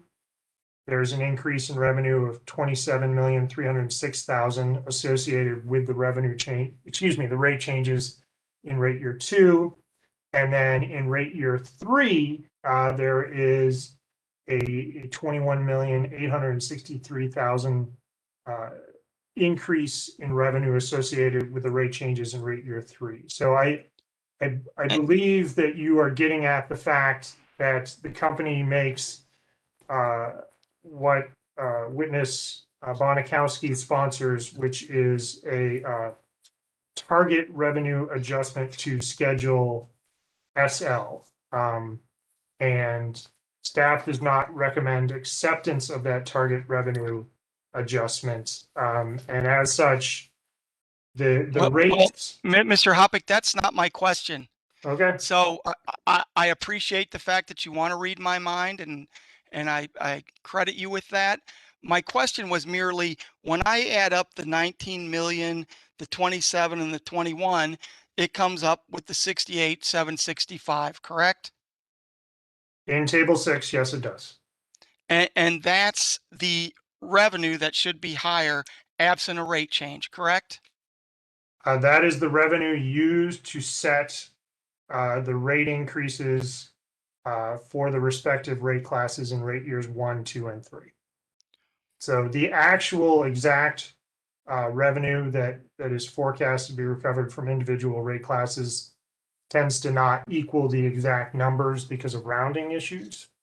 Sure. Thank you for your time, Mr. Hoppick. Thank you. Are there any other parties who would like to cross-examine Mr. Hoppick? Hearing none. Is there redirect, Mr. Spivak? Just a couple of questions, Madam Chairman. Mr. Hoppick, in your opinion, was Pepco's initial filing adequate for its intended purpose? The initial filing did not provide me with the information I needed to understand, for example, the allocation of the revenue class forecast for the residential and commercial classes. I knew that there were out of model adjustments for COVID. There were out of model adjustments for energy efficiency, rooftop solar or behind the meter solar and electric vehicles, but I didn't have the worksheets to understand their mechanics. So I needed those to do my full analysis. And so I described when I got those in my direct testimony, but they were not something that I started off with at the beginning of the case. Okay. And to the best of your recollection, why did staff seek a delay in this case? In the initial, I'm going to object. I mean, we filed a motion about the delay, and staff was a party to that motion, and that motion states why. It's beyond the scope of my cross. Mr. Spivak, do you have a response? Yes, Your Honor. I mean, during his cross-examination, Mr. MyKeel sought to bring out the various things that were done to remedy the issues in the initial filing. And I am seeking to elicit from the witness why that needed to be done. My point is, Your Honor, that was in the joint filing, I might add, that we filed with the staff for why we needed a 5-week extension.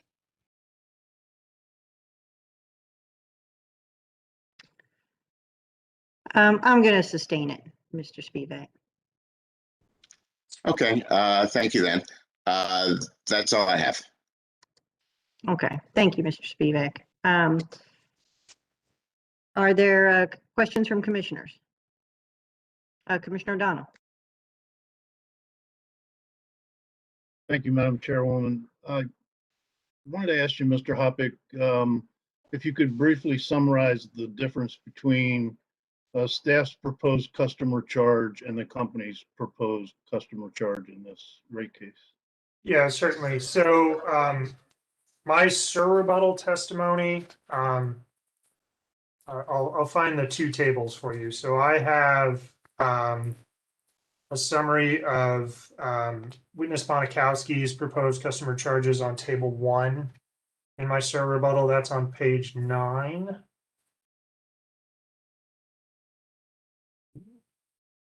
I'll tell you where staffs are when you're ready. It's gonna take me because I was on your direct. I'm sorry, so I That's got. quite all right.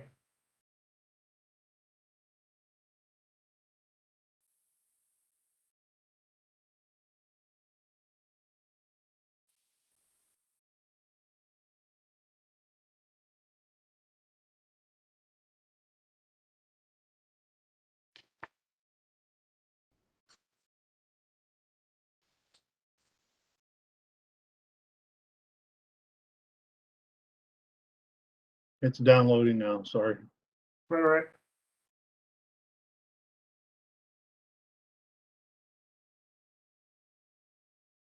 Okay, I have it. Can you send me to a page? Please turn to page 9, table 1 for the company's proposed customer charges on rebuttal. And then table 7 on page 14 provides my customer charges on rebuttal. And I can talk through the differences. They're pretty minor. It looked very similar to me, and that's why I'm asking the question to describe. Okay, so certainly. Witness Bonikowski and I have the same percent change in customer charges over the MYP for everything except scheduled TMRT, which is the Metro class. And the Metro class only has a customer charge. So if you have a different allocated revenue requirement to that class, you're automatically going to have a different customer charge there. So Witness Bonikowski, for the other remaining classes, he increases customer charges in rate year 3. And I would note that Pepco proposes to offset all revenue requirement related rate increases not related to effective BSA changing the rates in rate year 3, whereas I implement the customer charge adjustment in rate year 2.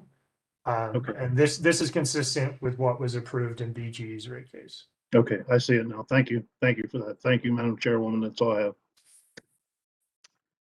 Thank you, Commissioner O'Donnell. Mr. Hoppick, I have some questions. First of all, I think I'm going to state what I think you're saying with respect to the effective BSA, and we'll see if I'm. You can please correct me if I'm not correct.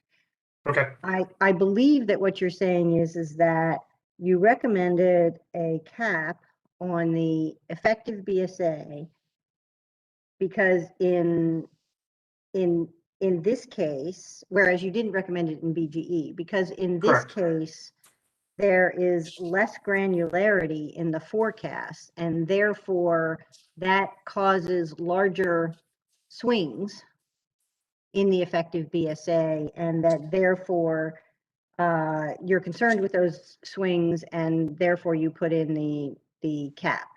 Do I have that right? Yeah, I would add one more reason. So that is definitely part of my reason is concern with, I explained that I think part of the source of the wide range of effective BSA changes, specifically for the commercial classes, is the level of granularity of the forecasting. But if you look at my SIR rebuttal online, pages 4 and 5. Okay. So if you look towards the bottom, so starting at line 16, I note that I am making the recommendation, this is referring to the 10% cap on rate changes due to the effective BSA to preserve the protections embedded in the BSA. So in the BSA, there's that 10% cap on changes. And obviously there are percentage changes for Pepco's rate design, which are higher than that. So for example, for MGTLV in rate year 1, it's a 17% increase. And then I also note that I think limiting these rate increases, and the effective BSA cap for this particular case only applies to rate year one rates. Limiting it to 10%, I think it's reasonable in light of ongoing issues related to COVID. And I would note that both staff and the company proposed to offset increases in rates due to the revenue requirement in rate year one. Okay, so the effective BSA cap would only apply to multi-year one. Yeah, so the mathematically the cap is there in each year, but it is only triggered for select commercial classes in rate year one. Okay, thank you. So Mr. Bonikowski, when I talked to him about this, said, well, we need, we shouldn't cap it because then the company isn't earning its the revenue that it is supposed to earn. But isn't that always the case with the BSA? You may, the BSA is always adjusting up and down, is it not? Yes, I would agree with your logic there. I would also note that the company is fully offsetting its proposed increases in rates in rate years 1 and 2, and then offsetting half of its increase in rate year 3. So it is not proposing to recover its full revenue requirement through its rates as well. Well, I would take issue with you there. They are in Okay. fact increasing the rates. They're just offsetting them with Okay, credits that yes. would have taken place in Okay. the future. So it is a revenue increase. We need to all be clear with respect to that. On page 2 of your testament of your surrebuttal. Servo, okay. Yeah. Okay. So I'm looking at your conclusions here. And I'm looking down at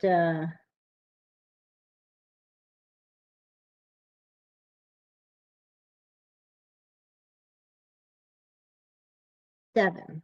You conclude that Pepco's residential revenue class customer count linear regression has no value. And that's because RTM is closed? Was that why? So you're referring to my conclusion number 7, correct? Yes. Okay. Uh-huh. Yes. So okay. Yeah, essentially, I conclude that because the company, because of its aggregated method for the residential customer count forecast, is forecasting an increase in schedule RTM customers in rate years 1, 2, and 3. And I argue in my surrebuttal that is because of this aggregation. But Schedule RTM is obviously a closed class. The company agreed in a data request that the number of customers cannot increase. And then I also talk at length about the difference in prior historical trend as well between Schedule RTM and the aggregated residential data that is actually used as the input to develop the model. So did you make any adjustments to address this issue in 7? Yes. So in my rebuttal testimony, Uh-huh. I updated exhibit DH4. So that is the, and if you give me a moment, I will get there. That is the staff's adjustments to Okay. the company's billing determinative forecast. So you adjusted for that for 7. Yes. And did you and also then that, make an did you also yeah. make an adjustment for your conclusion in 8? Okay, hold on a moment, please. Okay.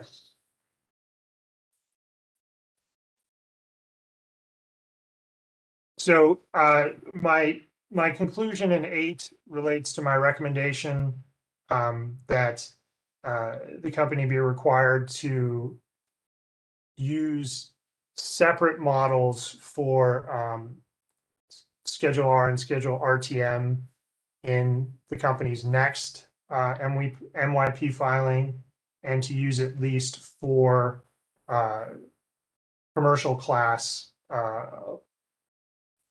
models in its next filing for the commercial classes. So this relates to The next time. my request for next time, basically. Okay. So 8 and 9 are for next time. Yes. Right. Okay, the next question, and it may be that witness Lee is the best person to answer this, but I'm just going to ask you in case you're the right person. I was directed, were you listening when witness Efimova was on the stand? I was. Okay, and I was directed to, I believe it was a response to staff data request 49-1. Okay, yeah, so That's included with her testimony as EE-R6. yeah, so there's, I also included a portion of that in my direct testimony as an exhibit. So the attachments to my direct, I realize are You quite that was in there long. too, right? So help me on there's a, you know, Mr. Hoppick, there's a lot of numbers on this page, and with I don't understand them. So if you could try to give me some sense of what it is that I have here with all of these numbers, because I don't understand. I don't know what's here. Okay. If you give me a moment, I'm trying to find that specific exhibit in my direct, if that's okay. Or would you prefer I worked off of her exhibit from her rebuttal? Well, I have that one up there. If Okay, you okay. know. I need to open that file, so give Okay, me a moment, thank you. please. Certainly. All right.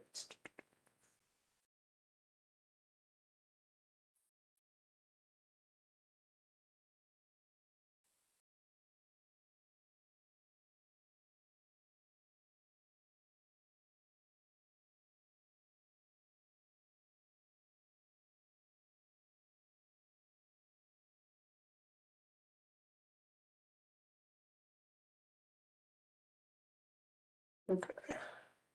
And can you remind me what exhibit it is for witness Efimova? EE-R-6. 6. Okay. Mm-hmm.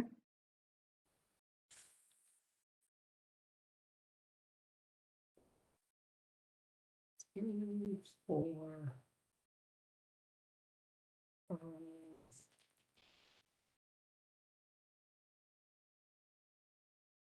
Okay. I am on I've gotten to exhibit EER6 and I'm on the first page. So in this data request, what I did was I asked for a comparison of prior forecasts, because the company does these long range plan forecasts twice annually, and then they come up with kind of that year's forecast annually. And they've been doing it clearly since at least like 2010. Okay. So you asked for what their prior forecasts look like.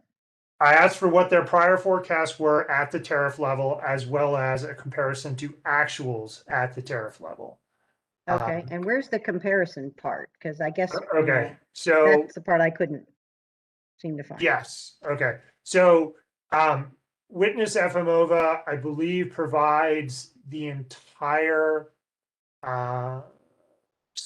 it's hers is kind of hard to look at because the tables go across multiple pages. Okay, so I should look at your testimony then? I think it would be a little easier if you looked at mine, if Okay, that's it's in your direct testimony? so. Yes, it's in my direct. It's an exhibit to my direct, and I will.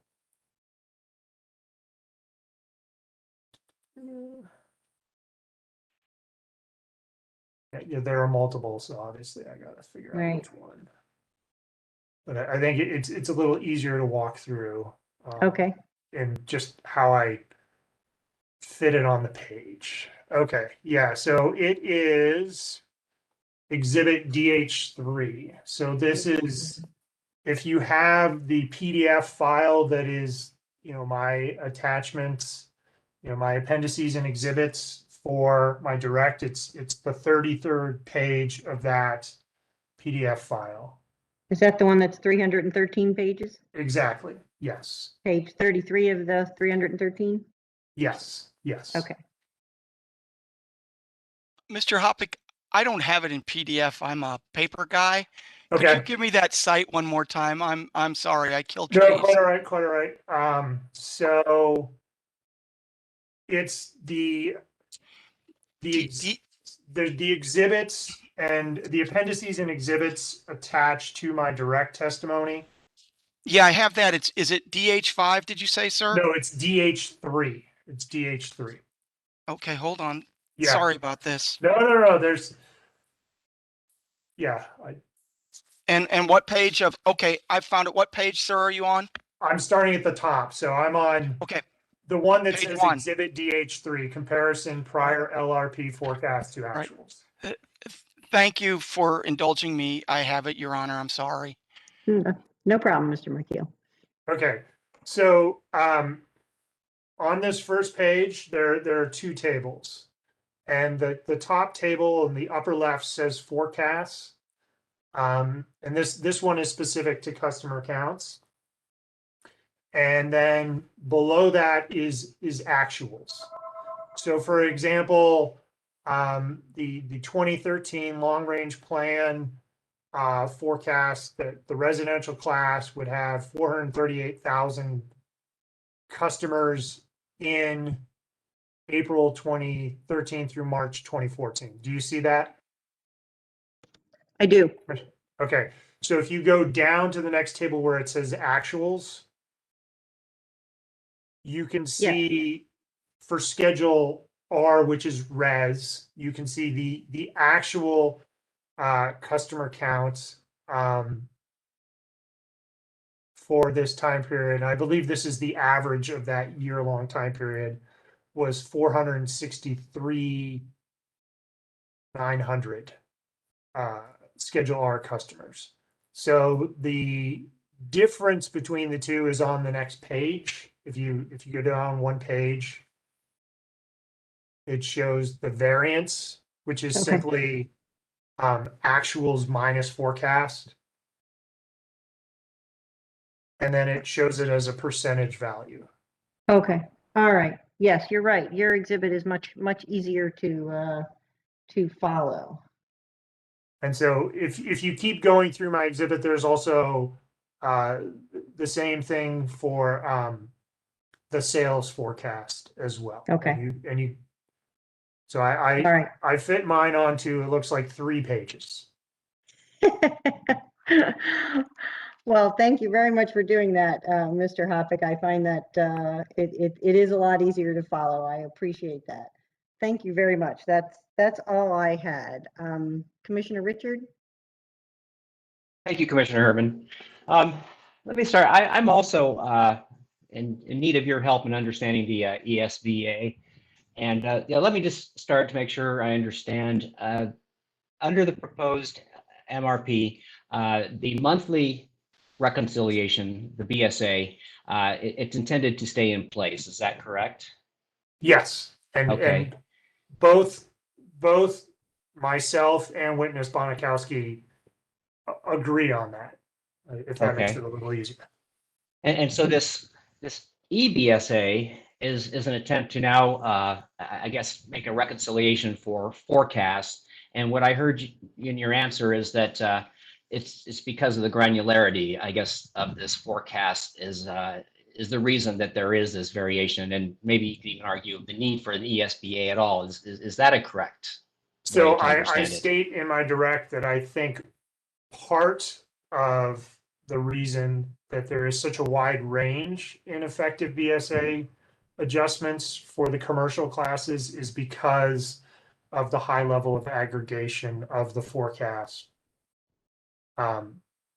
So the effective BSA, do you want me to walk through the mechanics of how it works? Would that be helpful? I don't want to take up too much time. Okay. I think the other commissioners would hate me if that were the case. But yeah, maybe just briefly. Okay, so under the BSA, there is a target revenue, and the target revenue is actual customers multiplied by allowed revenue per customer per month. And so what happens with the effective BSA is there's a forecast of customers, for example, for rate year one, and that is multiplied by the revenue per customer per month that was approved by the commission in Pepco's most recent rate case. So you have a target revenue for each BSA, rider BSA class, and then you compare that to the company's forecast revenue, which is based on its forecast billing determinants. So the target revenue is based on the forecast customer counts multiplied by the revenue per customer per month, and the forecast revenue for the individual class at current rates is a function of forecast customer counts and forecast sales billing determinants. And then for classes with a demand charge, also the demand charge forecast. And so then there is a comparison between the forecast target revenue and the forecast revenue at current rates. And then there is an adjustment to rates, and it's done through volumetric rates, such that the starting point for setting rates is the revenue kind of at the target revenue level. And so Witness Bonikowski and I we agree on that. That same method was essentially used in BG's case and approved in BG's case. What I'm doing is I am capping the adjustments at 10% due to this effective BSA mechanism. And the company, I have a method whereby if there's revenue that doesn't go back to customers or needs to be collected from customers, that is still collected through the BSA. But it is through the deferral mechanism of the BSA. Okay.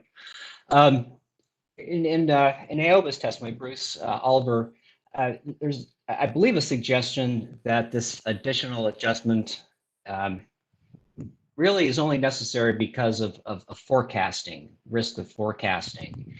And he even suggests we just not do this at all. So can you help me understand what is the benefit to the ratepayer of the EBSA?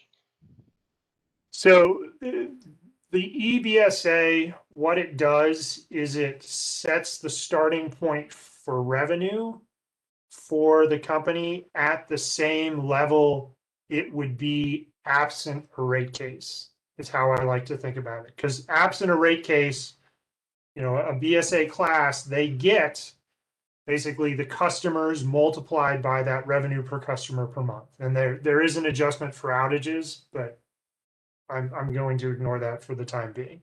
So what it does is in the rate design process is it kind of sets you at the revenue level you would be at absent a rate case.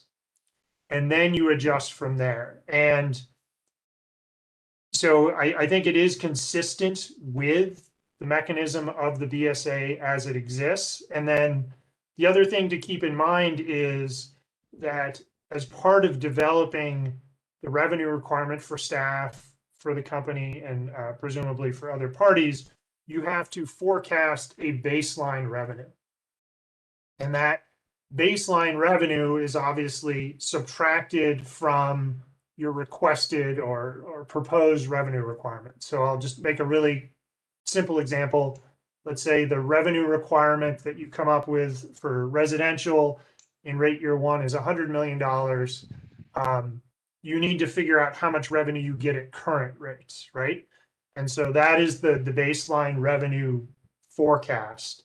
And so let's say that was $90 million, and then your revenue requirement, your incremental revenue requirement would be 10. So if you did not make the effective BSA adjustment to kind of true up revenue to what it would have been absent a rate case, you would still have that reflected in your incremental revenue requirement. Because if, for example, you had a class where the effective BSA increased rate. So for example, the residential class meaning Schedule R, I believe in rate year one, it's on the order of 2-3% increase in rates because of the effective BSA. If you did not do that, your baseline revenue would be lower.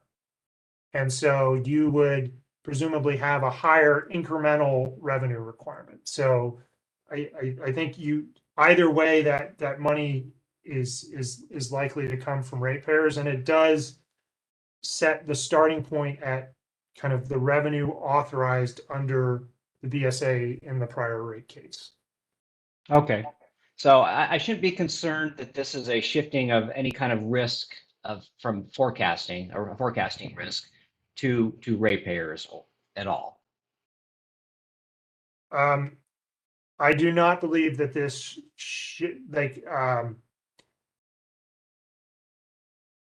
I think that would be case specific. But retaining the BSA on a going forward basis, if there is an over recovery that does return money to customers, and if there's an under recovery that would collect that money from customers, and that will still exist on a going forward basis in an MYP with the continuation of the BSA. Okay. All right, and then the other is when we in the MRP order in this section, I mean, we specifically state that the pilot utility may not utilize these mechanisms, the BSA mechanisms, to return or collect reconciliation revenues at this time. Is this the type of a reconciliation revenue that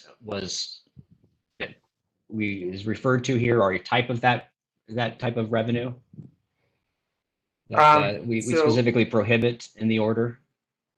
Yeah, so this effective BSA that is in my rate design and Witness Monikowski's rate design was also in BGE's rate design, and that was approved as part of the BGE order.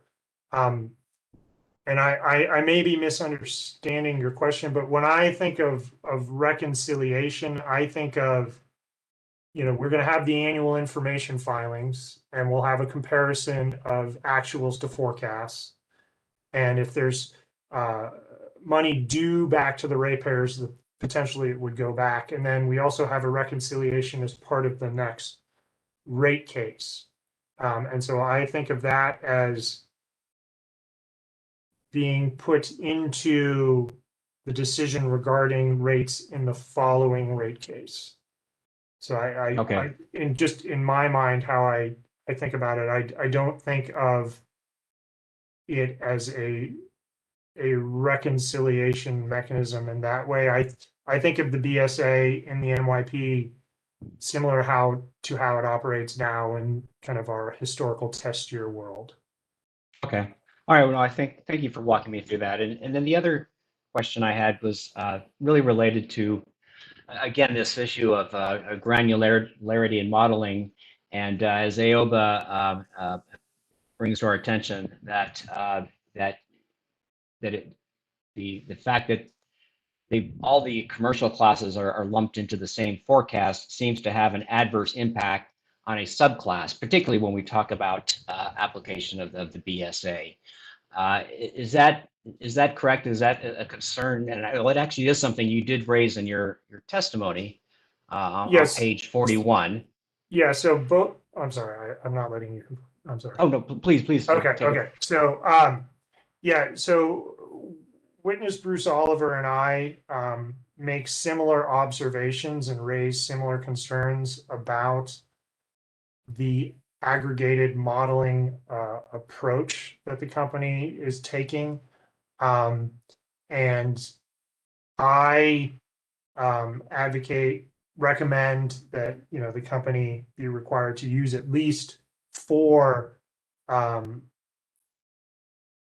models for its commercial classes for both customer counts and sales in its next MYP filing. And I recommend that they propose which grouping to do as part of their initial annual information filing.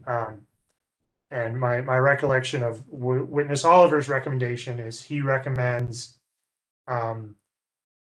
modeling at the tariff class level, excuse me, for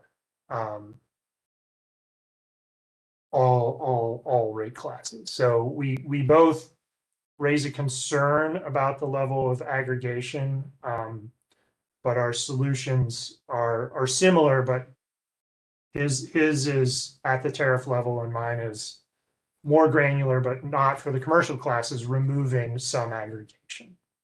And you suggest that this is something that should be addressed in the next rate case.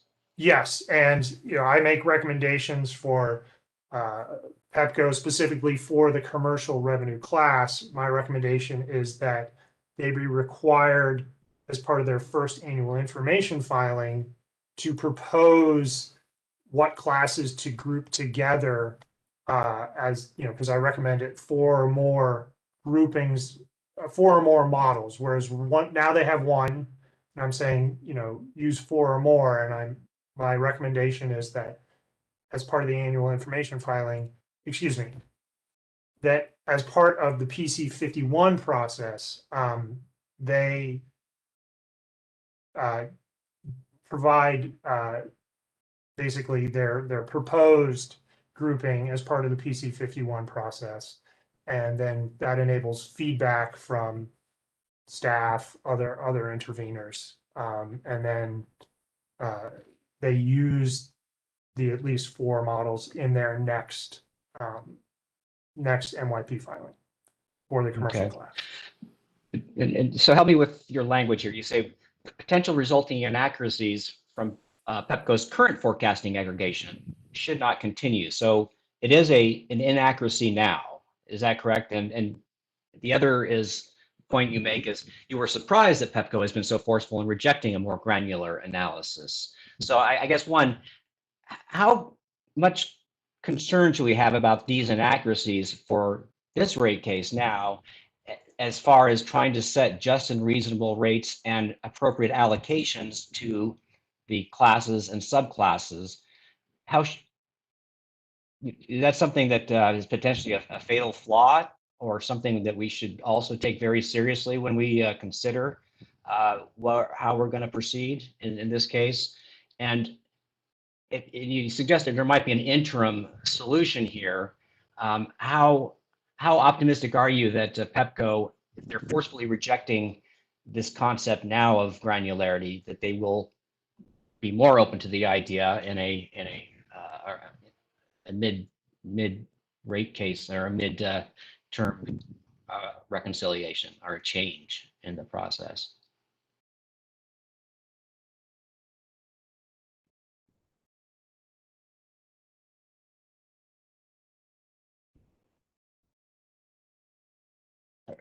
I think you're on mute. Sorry about that. Okay. Can you hear me now? I can. Okay. So just want to be clear on my recommendation. So my recommendations regarding more granular modeling for the residential classes, I am recommending that as part of the next MYP, Pepco be required to use a separate Schedule R customer count forecast, a separate Schedule RTM customer count forecast, and a separate Schedule R sales forecast, and a separate Schedule RTM forecast. For the commercial classes, I am recommending that the commission require Pepco to use at least 4 models for the current 10 classes that are currently aggregated. But I do not pre-decide exactly how to allocate, to group those individual classes. So my recommendation is that the commission require them to use at least 4 models, but to get feedback through the PC 51 process on how it proposes to group the commercial classes for these more granular modelers. Is that clear? And Well, yeah, so that's the first part of the question. There would be the requirement in the order to do at least 4 models, and so Pepco would be bound by that. And as part of the PC 51 process, they could certainly come back and say, actually, we think 5 is the proper amount, or they could say 4, and then they would say, okay, well, we think we should group these particular commercial classes together. Okay, for the next rate case. For the next. But what about this rate case? When you state that the potential resulting inaccuracies from Pepco's current forecasting aggregation, with that kind of a concern, I guess, hanging over us, I mean, are we able to set just and reasonable rates and appropriate allocations of revenue with these inaccuracies that we have for this rate case? So I do raise that concern, and I do make adjustments, recommend adjustments to the billing determinant forecast as outlined in my testimony. So one of my recommendations is also for additional, essentially, data such that we can track this issue. So that is my second recommendation from my direct testimony, and that's that I recommend the commission require Pepco to submit as part of its annual information filings a comparison of actual distribution revenue with a breakout of rider BSA revenues and credits, actual other revenue, and then forecast revenue and forecast other revenues for each rate class, such that if there is a large discrepancy between forecasts and actuals, that it can be addressed on an individual class basis, because that the accuracy that we need is at the tariff class level. And then I also request this similar information for a comparison of actual billing determinants to forecast billing determinants. So I think, I do have concerns about the level of aggregation used to develop the forecasts in the instant case. I would note, and this is part of why my recommendation was to do it in the next rate case, that doing more granular modeling does take some time. It's not something you can turn around and say, 2 weeks like a data request. It would take some time. So my recommendation is an effort to address the issue, but also give the company the time to actually implement my recommendation. Okay, so yeah, I want to be assured that we're doing it right this time. And so if I understand your recommendations, would that provide an opportunity, an avenue, a process to make whole any, I guess, unjust rate we might set, or unjust allocation we might set in this case? That is the goal of that recommendation, is to provide that avenue, provide the mechanism to get the information to potentially do that. So as I stated earlier, we don't actually know the forecast accuracy of my adjustments to the forecast or the company's forecast, because we haven't actually experienced, right, the actual billing determinants, right? So this is the goal of this, is to create a mechanism such that if there is a large discrepancy at the tariff class level between the forecast billing determinants and actual, there is a mechanism to examine that at the tariff level, because the forecasts that you need for rate design, you need accuracy at the tariff level. If you have a overall forecast, say for residential sales, that is relatively accurate, but your schedule RTM forecast is less so, because schedule RTM is considerably smaller than schedule R. You could still end up with, on net, okay, our forecasts were pretty good, but for individual rate classes, we were actually a fair ways off. And the goal of this kind of request for additional information at the tariff class level is to be able to diagnose that. And if the commission decided it wanted to rectify it, to have the information to do so. Well, thank you, Mr. Hoppeck. I've probably way exceeded the patience of my fellow commissioner. So thank you very much for your answers. Thank you, Madam Chairman. Thank you, Commissioner. Commissioner Linton, did you have any questions? Thank you, Madam Chair. Just a few for Mr. Hoppeck. Good afternoon. Afternoon. Did you hear my questioning discussion with witness Bonikowski yesterday?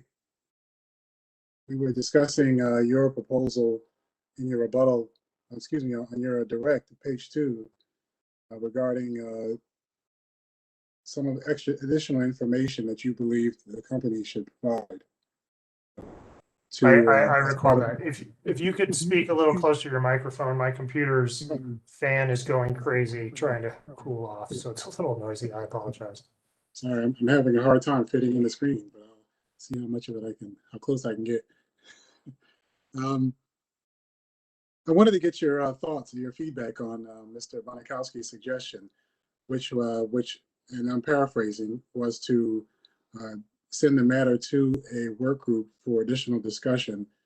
And to the extent the work group can come up with a stronger format for the annual filing, that's the process that would be used. And if in the event that didn't work, the staff could still proceed with collecting data through DRs. So I'm all for getting feedback on the request for additional information as part of the annual information filing. I would note it was in my direct testimony and no party commented on it other than the company. And generally my experience with the working groups is that parties other than the company are always generally willing to ask the company to give more information. So I think it's important to have this as kind of the baseline minimum. And if, as part of the PC 51 process, there were other parties that suggested additional information, I'd be very interested in hearing it. But I do think it is important that we get this information and we require the company to provide this information because of, just the general challenges with forecasting and the fact that we need accurate forecasting or reasonably accurate forecasting at each tariff level. And the current reporting requirements for the annual information filing are at the aggregate and they're not at the tariff level. So I do think it is important to require this at this point. Okay. So in response to some redirect from your Council Spivak, as well as some of the questions from Mr. McKeel, you were characterizing the relationship between the company and staff for purposes of collecting data so that the staff could conduct its work. So I kind of got the sense that there were two different experiences that the staff had. First, that the initial filing wasn't as comprehensive as you needed it to be. But then as you proceeded with requesting additional information, you were able to get, I will say, most of what you needed. I've been asking this question from several witnesses, from the over witnesses, the People's Counsel, and I've noticed throughout most of the testimony that there have been questions or concerns about collecting data from the company. So I'm curious from your perspective, and I'm kind of thinking of you as the policy witness, if you will, for the commission staff. Correct me if I'm incorrect on that, but how would you generally characterize the information transfer between the company and the staff? Was information provided to you without you asking for it, or was it more the case of when you asked, you got it? So regarding billing determinant forecasts, what the company provided initially was not enough information to complete my analysis. I did send a series of data requests and then, express what I didn't understand in the meetings that Mr. Michael explained. And the company, I give them credit. They went out of their way for what I was specifically requesting to make that available. But there was a process where I did have to state that, and on a going forward basis, I think it's very important that the level of information that I got by the end of direct testimony is the level of information that is provided initially for future MYP filings. And so, in my mind, I kind of have a list of things I would add to the filing requirements for billing determinant forecasts. And at some point, I'm hoping to have the opportunity to suggest those. So I think, for my specific tasks, what I was doing, a lot of what I do is in terms of rate design, the billing determinants, there's lots of very large worksheets that are pretty complicated. The company did provide those to me, and they did walk me through them if I needed to be walked through them, just from my understanding. But it was a process, and I'm hoping now that the company has kind of experienced what staff, or at least what I am asking for, they have an understanding of, okay, this is what it would be very helpful to provide at the outset. Is it fair to say, and thank you for that, is it fair to say that the information that you received as part of the original filing, that the information that was included in that original filing was sufficient enough for you to, I'll use the words, recreate what was in the original filing from the company? So it was not so much that it was enough for you to create your own analysis, but that you could determine how the company reached the conclusions they reached as part of their filing as it was made? Or did you need to go back to collect additional information about, so you can understand what was filed before you began the process of creating your analysis of the data and information? I needed additional information. So, I'll give an example. The company proposed obviously as part of its method, because it uses aggregation, it has to allocate. But, I didn't have in the initial filing, I didn't actually have the worksheet to see how they did that. And they did provide that to me, and that was helpful, but I needed that to make my judgment on, and I ultimately made a recommendation for an adjusted allocation. But I needed that additional information to be able to do that. Okay. Thank you, Mr. Hoppick. Thank you, Madam Chair. That's all the questions I have. Are there any parties that have questions based on the commissioner questions? I do, Your Honor. All right, Mr. Michael? Yes, Mr. Hoppick, you were talking with Commissioner Richard about the load forecasting that we provided, and perhaps if there were any inaccuracies in that load forecasting. Do you recall that? I do. And you haven't presented any evidence of those inaccuracies, have you? I've presented what I believe is evidence of problems related to the aggregation, and I think there's an obvious inaccuracy, and I would note the company did accept, or at least partially accept, my adjustment to schedule RTM customer counts. So I think That's for right. schedule RTM for customer counts, there is an inaccuracy because you're projecting an increase where none can exist. And that inaccuracy has been rectified. Is that correct? It has been rectified in my my rebuttal testimony, although, you know, the mechanism through which I did so was holding a value constant. I think in ideal world, we would have a forecast that captured the trends of that class over time, as opposed to just holding the value constant. All right. And I don't want to belabor this point, but when I cross-examined you and Commissioner Linton, or I'm sorry, Commissioner Richard asked you about the forecasts and the need for more granularity, do you recall those questions, sir? I do. And I believe you agreed with me that your request for a more granular forecast, and I'm reading here from your response to Pepco DR 9-3, saying, I do not claim in my direct testimony that my proposed allocation method would yield more accurate tariff class sales or customer forecasts as compared to Pepco's proposed allocation method. Is that correct, Mr. Hoppick?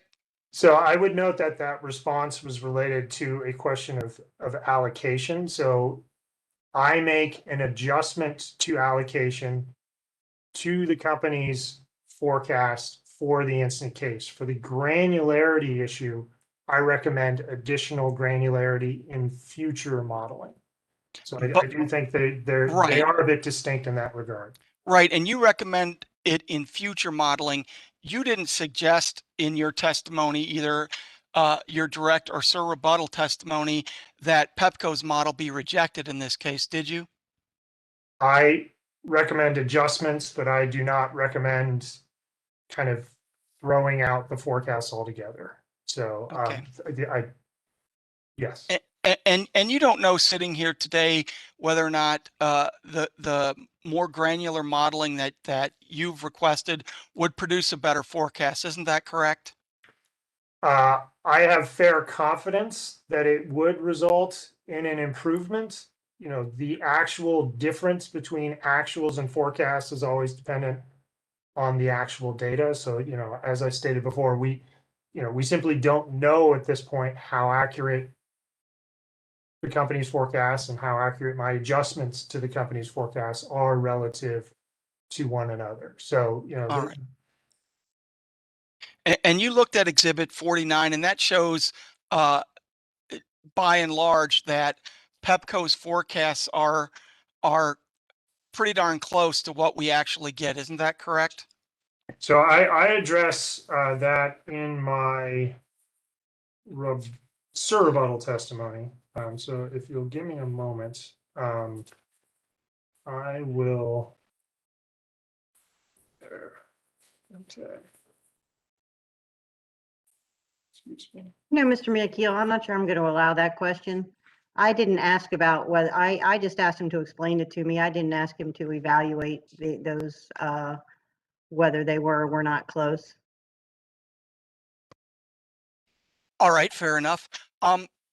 Commissioner Linton asked you some questions about the information that was provided in the MYP filing. Do you recall those questions? I do.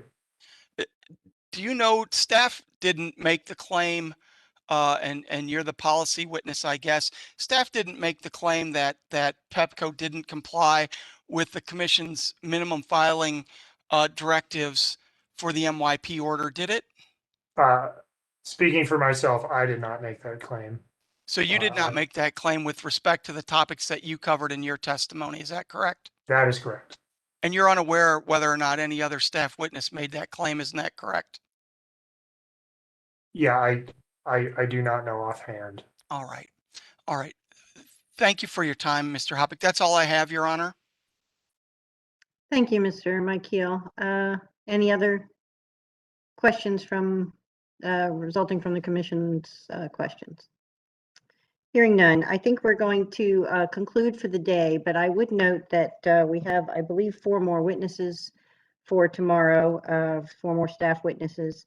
I would also note that we do need to set a briefing schedule, so perhaps the parties this evening might be able to discuss a briefing schedule and be prepared to present that to the commission tomorrow morning. Your Honor, it's Potentially. my recollection that the briefing, at least the dates, are in your procedural order. I will check tonight, but that's my recollection. I could be wrong. It's been a long day. It is, Mr. Mikeel. is Thank right you. on this. Your Honor, I have briefing dates written down in my book, which means we probably discussed them, but I do need to know the page limitation. Are we following the commission's usual rules, or is there going to be a different page limitation?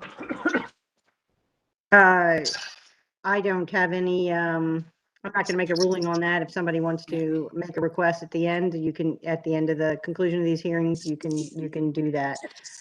I've also like to propose, if it works for the parties and the witnesses, if we could begin at 9:30, if there's any issue with beginning at 9:30 again tomorrow. I'm happy to begin at 9. No issue. 9:30 will do it. Commissioner, I do have one issue tomorrow, and that is I have to leave at 12:30 to get my second shot. The only witness I have to present tomorrow is Ms. Lee, and she is scheduled first. So assuming she doesn't go past 12:30, we're fine. If she does, then I would have Mr. Dean take over for me at that point. Thank you, Mr. Spivak. I suspect that won't be the case, but if that's the case, then we'll have Ms. Lee covered either way. Your Honor, just Yes, Ms. Francis. okay. The date that I have written down, I'm sure parties can confirm, is that our initial brief is due on May 21st, and our reply brief is due on June 1st. That's what I. Okay, that's fine. Thank you. We'll leave it there. That briefing schedule is fine then. Is there anything else today before we adjourn for the day? All right, we'll be in recess until tomorrow morning at 9:30. Thank you all very much.